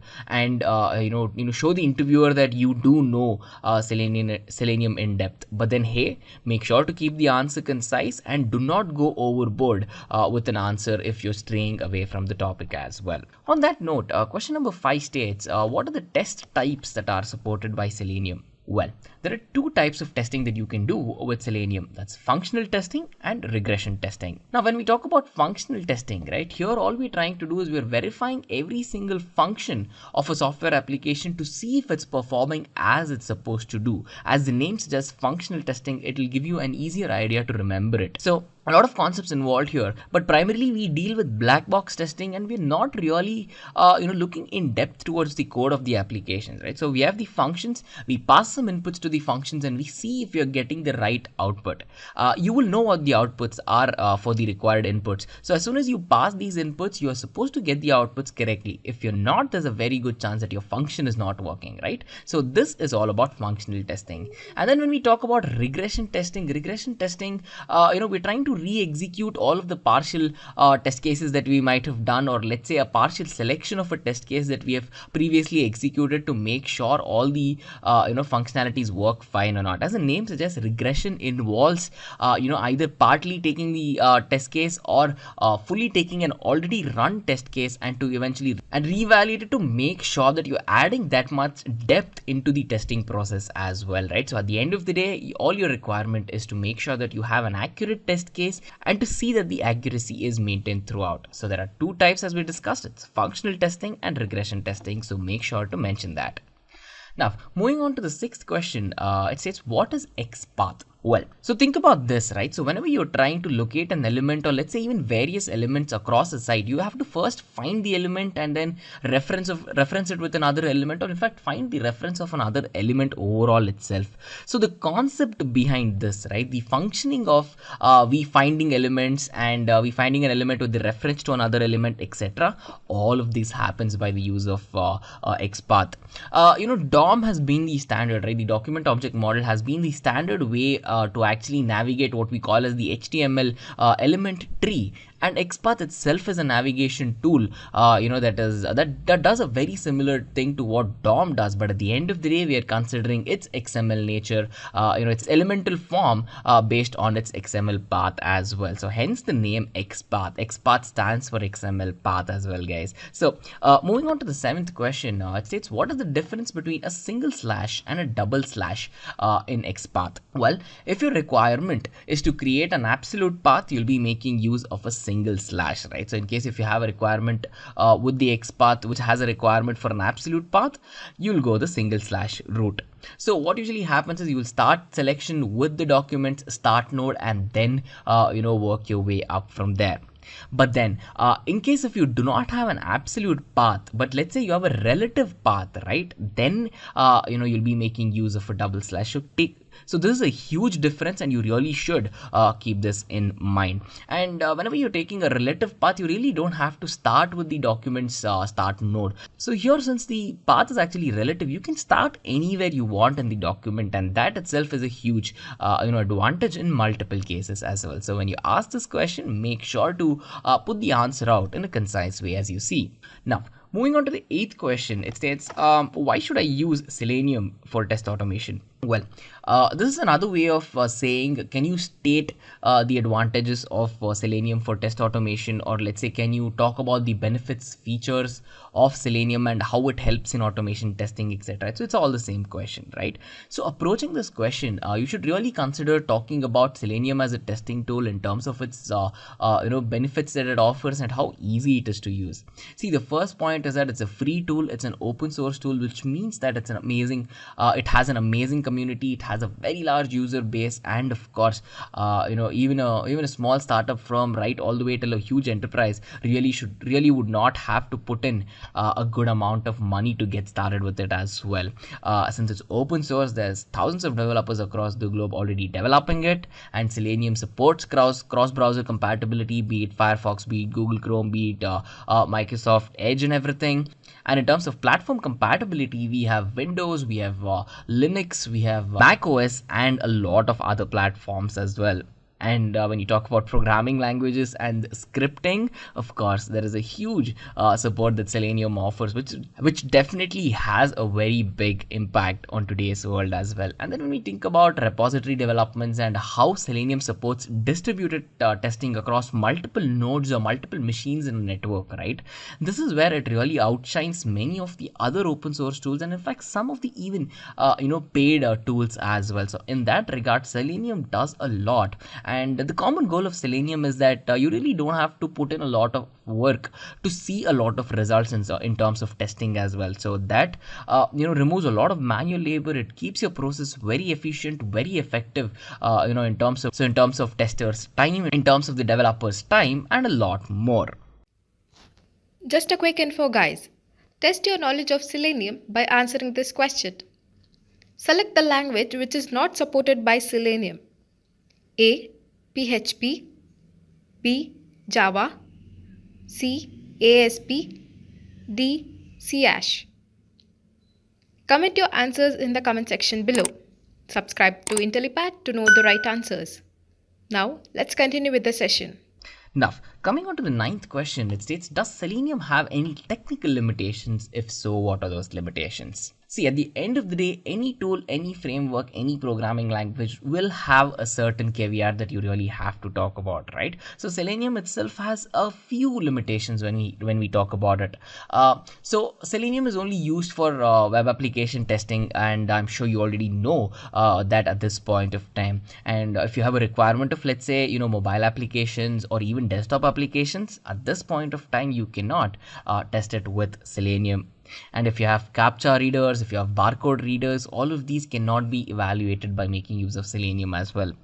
And let's say you have third-party tools like TestNG or JUnit that you really need to use a report. Most of the time you will have to learn all of these other third-party tools when you have to work with Selenium as well. So understanding that and using it alongside Selenium to generate your reports, right, that will take a little bit of a learning curve as well. So that will take some time and some money, definitely, right? So thinking about Selenium in general, even though there is a free tool, no ready vendor support is provided, because it's very difficult to have that kind of an architecture in an open source tool. But then, of course, hey, when you think about it, the user base, the amount of help you can get from the communities is definitely overwhelming. So that itself, in my opinion, does not count as a limitation. But then if you have a requirement for compulsory vendor support, then of course you really have to talk about that as well.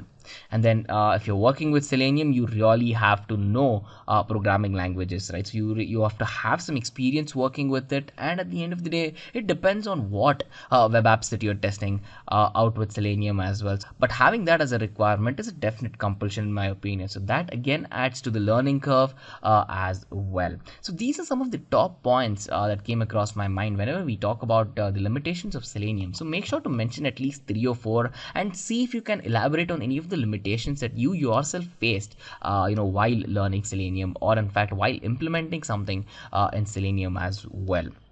Moving on to the 10th question, it states, what is an object repository? An object repository is this entity which basically helps and allows the users to keep all of the web elements of let's say an application under test, or what we call as AUT, and their locator values in one single location, right? So an object repository basically allows users to accumulate all all web elements of any sort of web application that we're talking about whenever we perform AUT, and let's say even their locator values as well, right? So you can have all of these in either one or more centralized location to make sure that we really do not hardcode them with the actual test scripts that we're using to perform and evaluate our test operations as well. So to do that, to bring all of these to a location where we can have more efficiency in the system, we make use of object repository. Now, moving on to the 11th question, it states, what are the different types of annotations that are used in Selenium? Well, I'm sure you already know what annotations are, right? So annotations are this syntactic metadata that we add to our Java source code, and all of these elements are actually annotated. Think about variables, think about parameters, packages, methods, classes, and more, right? Now, when you talk about the different types of annotations that are used in Selenium, you have about 7 that you really have to mention when you ask this question. It's test, it's before, it's after, ignore, before class, after class, and run with, right? So remembering these is it's very simple, because you will understand the usage of annotations and you will know how to use them, since there's a good chance you would have used one if not all of these as well. But then it is highly likely that you ask this question, so make sure to mention all of these types of the JUnit annotations that are present and used in Selenium as well. So moving on to the 12th question, it states, why do testers choose Selenium over QTP? Now, this is one way of, again, you trying to put out the advantages of Selenium, but this time in direct comparison with a QTP tool, right? So the first thing you have to mention is that Selenium is an open source tool, because QTP is a tool where you have to pay and pick it up, right? So in that regard, it's an advantage for Selenium and its users. Now, when you think about another characteristic of Selenium, you already know, and we already discussed about how it can only be used to test web applications, right? But then QTP can also be used to test client server applications as well. So if there's a requirement for that, then clients should definitely look at QTP as well. And Selenium supports a wide variety of browsers, be it Firefox, Internet Explorer. Of course, Internet Explorer is now replaced by Edge and it's retired. We have Opera, we have Safari, and we have a lot of other operating systems alongside browsers that offer a good amount of compatibilities as well. And then when we have to talk about the languages that are supported by Selenium, you have Ruby, you have Perl, you have Python, and many other languages that you can work with in the case of Selenium. But then, hey, if you're making use of QTP, it will only support VB script or Visual Basic script. So guys, make sure to mention this point as well. It's very important that you mention about programming languages, about its open source nature, about its ability to handle web apps and client server application, and of course about its compatibility as well. Now, moving on to the 13th question, it says, what are the 4 elements that you have to pass in Selenium?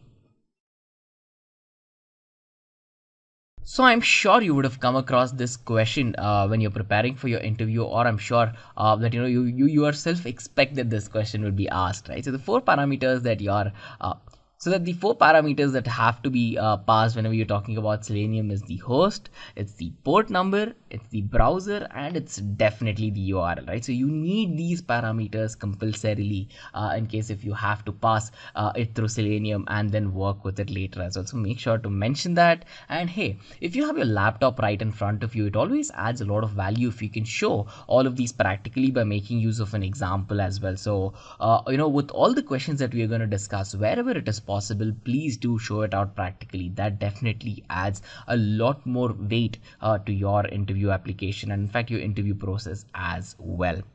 Now, moving on to the 14th question, it states, what is SOP, or the same origin policy, and how can we avoid this policy? Well, the same origin policy was put into place to make sure that the content of your site can never be directly pulled, can never be directly accessed by any other website whenever someone makes use of a script. So as per the policy, right, any code that gets loaded into a web browser can only be operated with that particular website's domain, right? I'm sure you already knew this.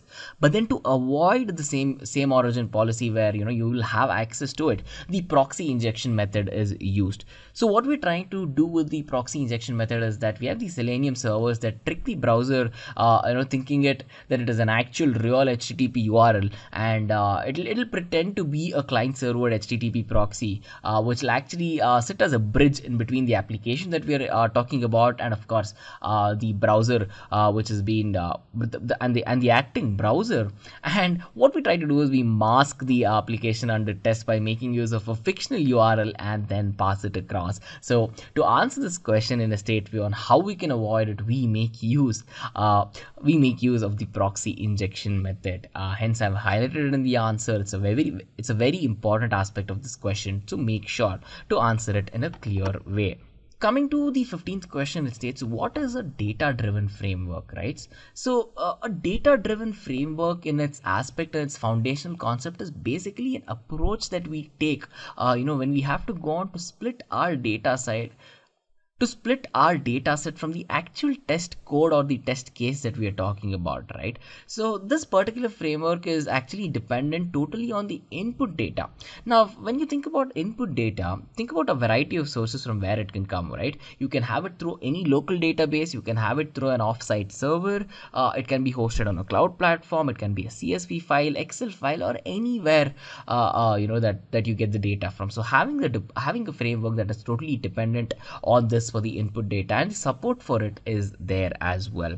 So through this, what it allows us is that it will give you very easy control to see how much data needs to be tested and what level of depth that you really have to go to whenever you're working with your application and whenever you're trying to automate the process of testing it as well.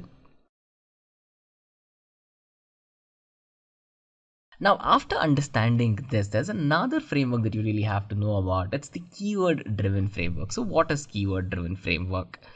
One thing whenever you're asked this question is to make sure you talk about the data-driven testing framework a little bit, and then you talk about keyword-driven framework, right? Because the keyword-driven framework is actually a direct extension of the data-driven testing. So it's built on top of that. And here, So here what we're trying to do is we're isolating the test data completely from the script, but we're also trying to keep that particular section of the code in an external data file to make sure that we really do not come across with any crosstalk or any sort of inefficiencies in testing as well. So the set of codes that we test, right, it's called as the keywords, and hence the name is actually driven from that. If you can look at the name, so keyword driven framework means the set of code that we are actually calling it as a keyword, and these keywords denote the actual work, what needs to be done and what action needs to be performed whenever we are testing the application as well. So through the keyword, we are driving the test framework, right? Hence, that's one of the good ways on how you can remember the answer to this question as well. And then moving on to the 17th question, it states, how will you upload So moving on to the 17th question, it says, how will you use Selenium to upload a file? Now, if you have a file which is in the same machine, if it's in a local network, or let's say even if it's in the map network drive, a NAS or whatever it is, right? It's extremely straightforward. All you really have to do is type in the actual path of it and upload it in the file upload control, and you are done. It is that straightforward. Now, when you think about an example, right, as I've always told you, if you have a laptop right in front of you, please do open it up, run Selenium, and make sure that you show how it's done as well. I have a very simple code snippet right in front of you where we're making use of the file upload control, and we've just provided a path. Here in our case, the file is actually in C drive. It's called as myfile.txt, and of course this will be very different in your case, but then do show it practically as we have discussed before. Now, so moving on to the 18th question, it states, what is the difference between get window handles and get window handle? The only S at the end is the difference, but then there is a lot more to it, as you will see. Now, we use get window handles, especially when we have to get all the addresses of whatever browsers we have opened up, and it returns all of these data, in set string. Now, when we talk about get window handle, right, here we're trying to get the address of only the current browser where we have the control in. boolean, and of course the return type is the generic string data type out here. But then depending on what your requirement is, do you want the output from all of the browsers, or do you want the output from the only main browser, the current browser where you have the control in for your application under testing, right? So you really have to think about that, and depending on what the requirement is, you'll either make use of get window handles or get window handle as well. Coming on to the 19th question, it says what is Selenium, and what are the 3 types of Selenium that are available? Selenium, as the name suggests, in fact is the set of commands that we make use of Selenium whenever we're running any sort of test to test our applications out here, guys. So talking about the types of Selenium, there are 3 types of Selenium. One are the actions, we have the actions, we have the accessors, and we have the assertions as well. Actions, as the name suggests, are used to perform operations, used to perform interactions with whatever target elements that we have that we need tested. And then we have the accessors, right? Accessors are used to store values into a variable, and I think you'll get the fair idea of why it's called as an accessor, right? And then we have assertions. Assertions are used as checkpoints everywhere in between whenever we go on to test applications to see if everything is all right as well. So these are the commands that will help you to put down checkpoints, to analyze and take it slow from one point to another whenever you're performing, say, a complex test case as well. So whenever you're asked about Selenium, make sure to talk about its command usage, make sure to talk about the 3 types: actions, assertions, and accessors, and it always adds value if you can explain about it in a clear and a concise way, rather than dragging it out, right? So it's a pretty straightforward concept. Now, coming on to the next question, it states, if I want to insert a breakpoint in the Selenium IDE, the integrated development environment, how can I do it? Well, it's extremely straightforward to insert a breakpoint, even though it seems very tricky, right? So all you have to do is you have to select the toggle breakpoint by right clicking on the command in the Selenium IDE, and then there's a shortcut to it. The shortcut is the B key. So make sure to press B button on the keyboard and select the actual command, right? So if you want to add a breakpoint, you can do the same thing. But then if you have to if you really have to deselect the breakpoint, right, it's still the same thing. All you have to do is go toggle the breakpoint by right clicking on it and hitting B as well. So even though the question states on how you can insert it, go that extra mile to talk about how you can deselect it as well, right? All you have to do is click on it again to deselect it, guys. Now, coming on to the 21st question, it says, how do I launch the web browser by making use of WebDriver? Well, to make use of the WebDriver, it directly depends on what browser that you're running, right? There is 3 simple syntaxes that I've put in on your screen. We have WebDriver driver. So we have the WebDriver for the Firefox driver, we have the Internet Explorer driver, or the most used one, which is supposed to be the Chrome driver as well. So, this is a very simple, straightforward syntax that you can use to, launch the browser in any of the operating systems as well. So depending on that particular browser that you have a requirement for to put your applications under testing, make sure to mention these. But then, of course, guys, make sure to talk about the practical aspect and show it if possible as well. Now, coming on to the 22nd question, it says, what are the different types of weights that are available in WebDriver? Now, whenever we talk about weights, right, there's 2 very different types of weight you definitely have to talk about in the case of WebDriver. It's implicit weight and explicit weight. Implicit wait is in a sense where there is a set amount of time, let's say a waiting time that you define in between all the test scripts that have to execute, right? So in case if you have one entire test script, but then you really have to time it out in between each of the test steps and by giving it some time, right? This is where implicit test will come into the picture. You can put a timing of, let's say, somewhere around 30 seconds before each of the test steps move across and runs the entire script. So to run each of these steps in an order, you can have 30 seconds and wait and then test it and then move on to the next one as well. That's implicit wait. Now, coming on to explicit wait. So explicit waits are made use of whenever you have a condition, whenever you have an explicit or a particular condition where you have to halt the execution until that condition is met. Or let's say if the condition is not met, we really don't have to wait there, right? We can add a condition saying if the condition is not met, then of course here is the maximum time allotted. You can wait until that point of time and of course then execute as well. So but then you really have to talk about 2 things when you talk about explicit wait. One is that the execution will halt if the condition is met, and the execution will halt if the condition is not met, but we have the maximum time that has been elapsed as well. So this is the basic difference that lies in between implicit and explicit wait whenever we talk about WebDriver. Coming to the 23rd question, it states, how do I handle an iframe in WebDriver as well? So I'm sure you know what an iframe is, right? So an iframe actually stands for an inline frame, which is used to insert any other document into our current HTML working document as well. To select an iframe by the ID, you have the driver.switch2.frame that you'll be using with the name of the ID. And then if you have to use the tag name, of course, we're going to use the by.tagname feature. And then, whenever we have to talk about using the indexes or the indices, as we use frame of index, and we're going to switch to that as well. And then when you're talking about using the name of the frame, of course, we can use that. And then whenever you're talking about selecting the parent window as well, of course, we're going to make use of the default content for that. So take a second, pause it on this question. Do take a note of all of these in case if you're not very familiar with how a frame gets handled in WebDriver in a variety of way, by making use of its ID, by making use of its tag name, indices, name of the frame, and of course the parent window as well. Now, Just a quick info, guys. Intellipaat provides online Selenium certification training mentored by industry experts. The course link is given in the description below. Now, let's continue with the session. with that, we can move on to the 24th question that says, how do I set the test case priority in TestNG, right? So first of all, whenever you're working with TestNG, you really have to understand the basic functionality of the code, right? So we have to import the package first of all, and we'll have a class. In class, we're going to set the priority, right? So line number 4 states at test priority is equal to 0, at test priority equal to 1, priority equal to 2. These lines are the inline cases that we're trying to say. These are the lines where we're trying to say inline on how and what method should get what priority, right? So method 1 will execute first because it has a priority 0, and then we have the test method 2 that will run because the priority of it is 1, and then the method 3 will run because priority is 2. But understand that priorities start from 0, it being the highest priority, and of course as the number goes up, the priority level goes down. So the execution that you see for that particular code on your screen is the execution of method 1 first, then we have method 2, and of course then we have method 3. Now, coming on to the 25th question, it states, what are the different types of test automation frameworks that are available?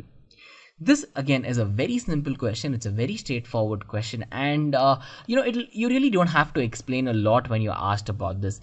Since you're asked the different types of it, make sure to mention the types of it. And of course, if you've made use of all of these types of test automation frameworks, do talk about your experience there, because that adds a lot of value. Now, coming to the answer, you have module-based testing frameworks, you have behavior-driven, you have hybrid testing frameworks, you have the keyword-driven testing frameworks, you have the data-driven, you have library architecture testing frameworks, and you have a lot of others as well, right? But then it always adds value if you at least mention 4 or let's say 5. I've mentioned the 6 testing frameworks, on the screen, but then make sure you at least have 4 or 5 down, so that you have something to talk about it, and a one-line description of each of them in case if you have used it, or in case if you have come across about it, or if you know it, will add a lot of value to your candidature as well. So make sure to talk about that. Now, moving on to the 26th question, it states, describe the differences between Selenium and QTP, right? So we already handled this particular question once, but then it is very vital that you really know the difference, because this question is asked, let's say, in 99% of the interviews, guys. So Selenium is an open source tool. Quick Test Professional, QTP as we call it, as a license tool. You have to pay for it. With Selenium, we can only test web applications, while QTP supports both web and Windows based and mobile based applications. Selenium supports Java, C#, Ruby, Python, Perl, and many other languages as well. But then QTP only supports VB and in case we're talking about the object repository, right? So we have to maintain it and create it separately, and we have to do it entirely ourselves in case of Selenium. But then with the help of QTP does this automatically. It creates it and maintains it for us as well. Since we have already run through this question once, I'm just giving you a quick reminder to make sure that you actually take a note of this without fail, guys. Now, coming on to the 27th question, it states, in Selenium, what are breakpoints and what are start points? As the name itself suggests, breakpoints are used to stall or break that particular execution at that point of time. So whenever there is a breakpoint that has occurred, or whenever there is the execution that comes to a breakpoint, it means that the program will stop there, and you can test and see if your code is working properly or not, and then move to the next set of steps in your code as well. And then when we talk about start points again are the points where we have to start the execution as well. So why would we require start points if we can just add breakpoints and move on, right?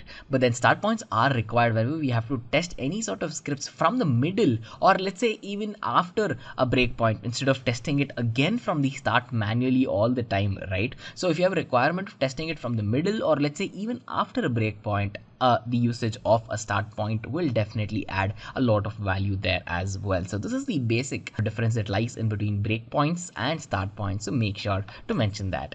Now, coming on to the 28th question, it states mention the need for session handling while working with Selenium. Well, one very important thing is that whenever we work with Selenium, no matter what we're trying to do, we require session handling, right? So what usually happens in the working of Selenium is that we have the WebDriver, and this WebDriver has to interact with the browser at every single point in time to execute all of the commands that are that we give, right? So here is a scenario where we require session handling. Let's say before the current execution completes, someone else might start an execution of another script on the same machine on the same type of browser, right? Now this will cause a lot of redundancy. To make sure that we do not arrive at this particular deadlock where we're trying to perform a similar execution of a different script, but then it's the same machine, it's the same browser, we really have to make use of session handling, because this will give complete control to the WebDriver of whatever is happening to the browser, and it serves as a bridge for us to use it as well.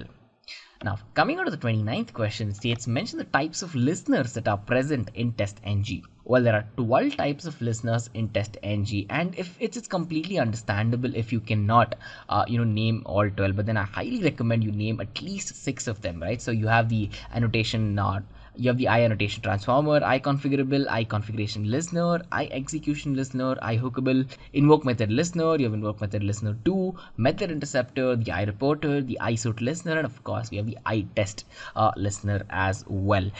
If you can name all 12, it's an amazing thing, and if you can name all 6, trust me, that will definitely do the job as well. But then try to push to name all 12 listeners that are present in TestNG. Moving on to the 30th question, it states how can we handle Windows-based pop-ups with Selenium? This is a very tricky question, and this is asked a lot. You already know this, right? Selenium cannot handle Windows-based applications. It's only used to test web applications. So make sure to mention that as it is. Say no, it cannot support the testing of Windows-based applications or mobile-based applications. But then if you really have to test Windows-based pop-ups, then you will require third-party intervention as well. Third-party tools such as the robot class, or you have the auto IT, which can be used in cases where we have to make use of Windows-based pop-ups alongside Selenium to test this in case of a web application as well. So for that you cannot directly do it with Selenium, and of course with third-party tools you can do it, but then mention the name of third-party tools that you'll be using alongside Selenium to achieve the handling of web-based pop-ups as well. Moving on to the 31st question, it states for the database testing in Selenium WebDriver, what API is required, right? This is a very simple question, a straightforward question, but then I've seen a lot of people answer this wrong. So make sure to answer it correctly. It's very simple. You require the JDBC API. In the Selenium WebDriver, basically we make use of the Java database connectivity, or in short, it's called as the JDBC API, and it is used to run all of our SQL commands for us, SQL statements for us in a very simple and a straightforward way. Guys, the answer to this is JDBC. If you can talk 1 or 2 sentences about the JDBC API, it'll help. But then make sure to talk about how it is used as well. Just a quick info, guys. Test your knowledge of Selenium by answering this question. In which of the following is Selenium variables are stored? A. Variable store. B. Stored vars. C. Stored variables. D. All of the above. Comment your answer in the comment section below. Subscribe to Intellipaat to know the right answer. Now, let's continue with the session. Moving on to the next question, it states, how can you identify an object in Selenium? So to identify an object in Selenium, let's say to find an object in Selenium, right, we make use of the is element present. It's a string locator that is provided by Selenium, and what it does is it takes the locator as the argument, and if the locator is particularly found, it returns a boolean value saying, it found the value. So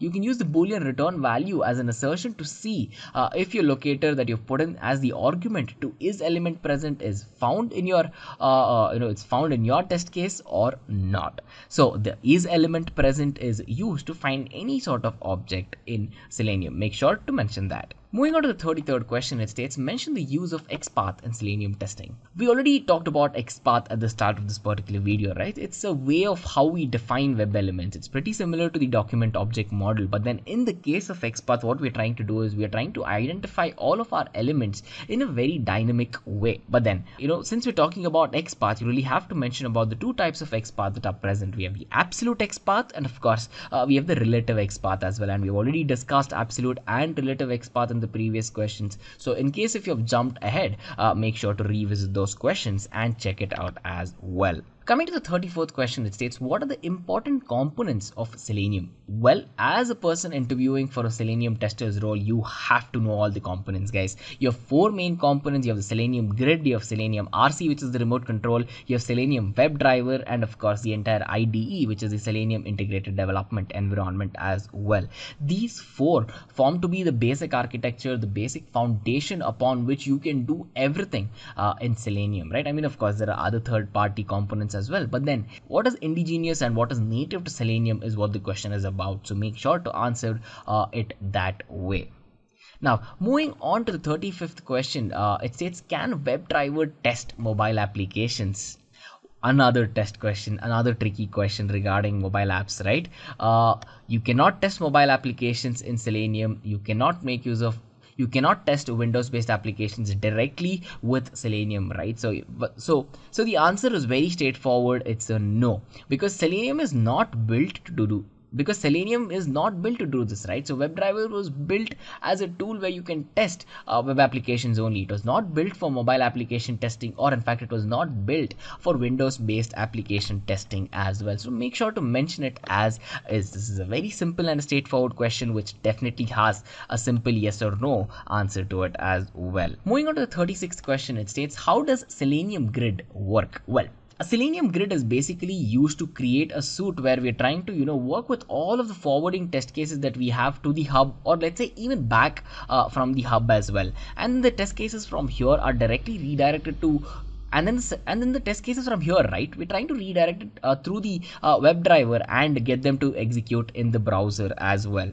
So what the test suite basically does is that it will make sure we can run all of our codes and tests in parallel. That is the most important use case of Selenium Grid, guys. So make sure to mention that as well. So all we're trying to do is we're trying to push the test cases through our WebDriver. Our WebDriver will execute them in the browser, and we can have multiple test cases execute and run them in parallel as well. Now with this, we can check out the 37th question that says, do you have any experience working in the same industry as ours before? One thing is certain. This question is a very, very frequently asked question in case if you are, having any sort of experience. Well, it can be asked to you in case if you're a fresher as well, because we're living in a world where people are upskilling themselves on their own through certification programs, right? More on that in the next couple of questions. But then when you talk about it, if you have any experiences, please talk about how you've tried to solve a problem, right? So Selenium is all about finding problems and, either you solving them or finding a team that will solve them for you. So talk about the how approach rather than the what approach in terms of experience, especially in Selenium, right? Elaborate on what techniques you have used, what tools you have used, what third-party attachments that you have made use of in your Selenium learning career, how you learned Selenium as well. But then at the end of the day, right, make sure to not bloat a lot about your experience in case if you have not made use of any tool, because that might lead to further questions asked on that particular tool or technique, and this definitely will work against you in case if you cannot answer that as well, right? So keep it very clear and keep it concise in terms of answering this question as well. And then another question can be asked saying, why are you applying for the Selenium role in our company, right? So This question has a very simple and a straightforward way through which you have to answer it. The interviewer expects you to convince them on why you need the job. So talk about how proficient you are in your subject, how well you can handle all the concepts when it comes to automation of testing with especially large amounts of data, variety of data, and how you might have the capabilities of building a rock solid testing pipeline as well. You just have to convince the interviewer by stating a couple of reasons of how you stand apart from the general crowd in terms of applying for their company. They might be a startup company, they might be a mid-sized company, or let's say they can be a huge trillion-dollar company that you're applying for. But then before you step into the interview, make sure to understand the job description in all of its detail. If the human resource actually gave you a call, if the hiring manager actually gave you a call prior to the interview, make sure to ask about job description in detail as well. It always helps if you understand the detail of the company, their motto, what their vision and mission is, and what problem they are trying to solve, and see how you can fit well in their architecture as well, right? So it'll always work in your favor if you can put in an equal amount of work to understand about the company that you're applying for, guys. So make sure to please put in some effort there alongside your actual interview preparation as well. Coming to the 39th question, it states, what is your plan after joining the Selenium testing role? Here, one important thing, even before I tell you how to answer is keep it very concise, keep it very clear, because I'm sure you can talk 20 minutes about this particular answer. But then, the interviewer might have heard hundreds of answers to this exact question, right? All you're trying to do is you're trying to bring yourself to the table. You're trying to see how well you can present yourself in terms of how simply you can explain what you're trying to do, what your career goals are, and how you plan to fit right into their role, right? Always talk about how you are a team player, and what your interpersonal skills are, and what your skills are to your basic love with data. So you really have to talk about all of that, and then talk about how you plan to better fit yourself into the company first, understand what pipeline and architecture they have, and probably how you can improvise it in the coming days of your employment there as well. So if you answer it this way, right, it definitely has a very rock solid impression that you will create in the mind of the interviewer as well. Now, coming to the last question on these top interview questions set, it states, have you earned any sort of certification to improve your learning and implementation process in Selenium? Well, one thing you really do have to notice whenever we talk about certification programs, right? Not only do they add a lot of knowledge to you, not only do they add a lot of value to your life, give you exposure to test cases, give you exposure to learning from experts across the world, give you access to communities and whatnot, right? As a person who's learning it, you are going to win thoroughly with a certification program. But then what the interviewer is concerned with this particular answer that you have to talk about is how well you show in terms of career advancements, right? Let's say you do have certification programs that you have completed in Selenium. What it tries to tell the interviewer is that you have put in a considerable amount of time and effort into learning something either that you have wanted to learn in the past, or either something that you really have as a career goal, or it can be a brand new thing. You can be a Python developer who wants to learn Selenium now. You can be a web developer who wants to work on Selenium now. So in all of those cases, you're trying to showcase yourself as a strong aspirer to learn new things on your own and to upskill yourself as well. So it'll generally portray a picture of you being an effective learner, and that you have the capability to pick up concepts, pick up new things, work on real life projects through these top certification programs, and in fact implement them as well. See, with any IT concept in the world that you can think about is put into place to solve a problem. So in case you're asked this question, right, do talk about it in that approach. Do not talk about what the problem is, talk about how you solved the problem, right? So the same applies for certification as well. Of course, please do state what all certifications you have, how much amount of time, effort and money you have put into learning them in a clear and concise way. But at the end of it, what adds value is when you tell the interviewer how and what you took away from the program, right? So you would have given real life use cases, industry level projects that you will have to solve in your certification program. please do talk about that, because that at the end of the day will add value to you as a learner and to the person who's on the other side of your table right now taking your interview as well. So that definitely means a lot to both of you guys. It's a win-win situation, right? So I would like to take this opportunity to wish you guys all the very best for your Selenium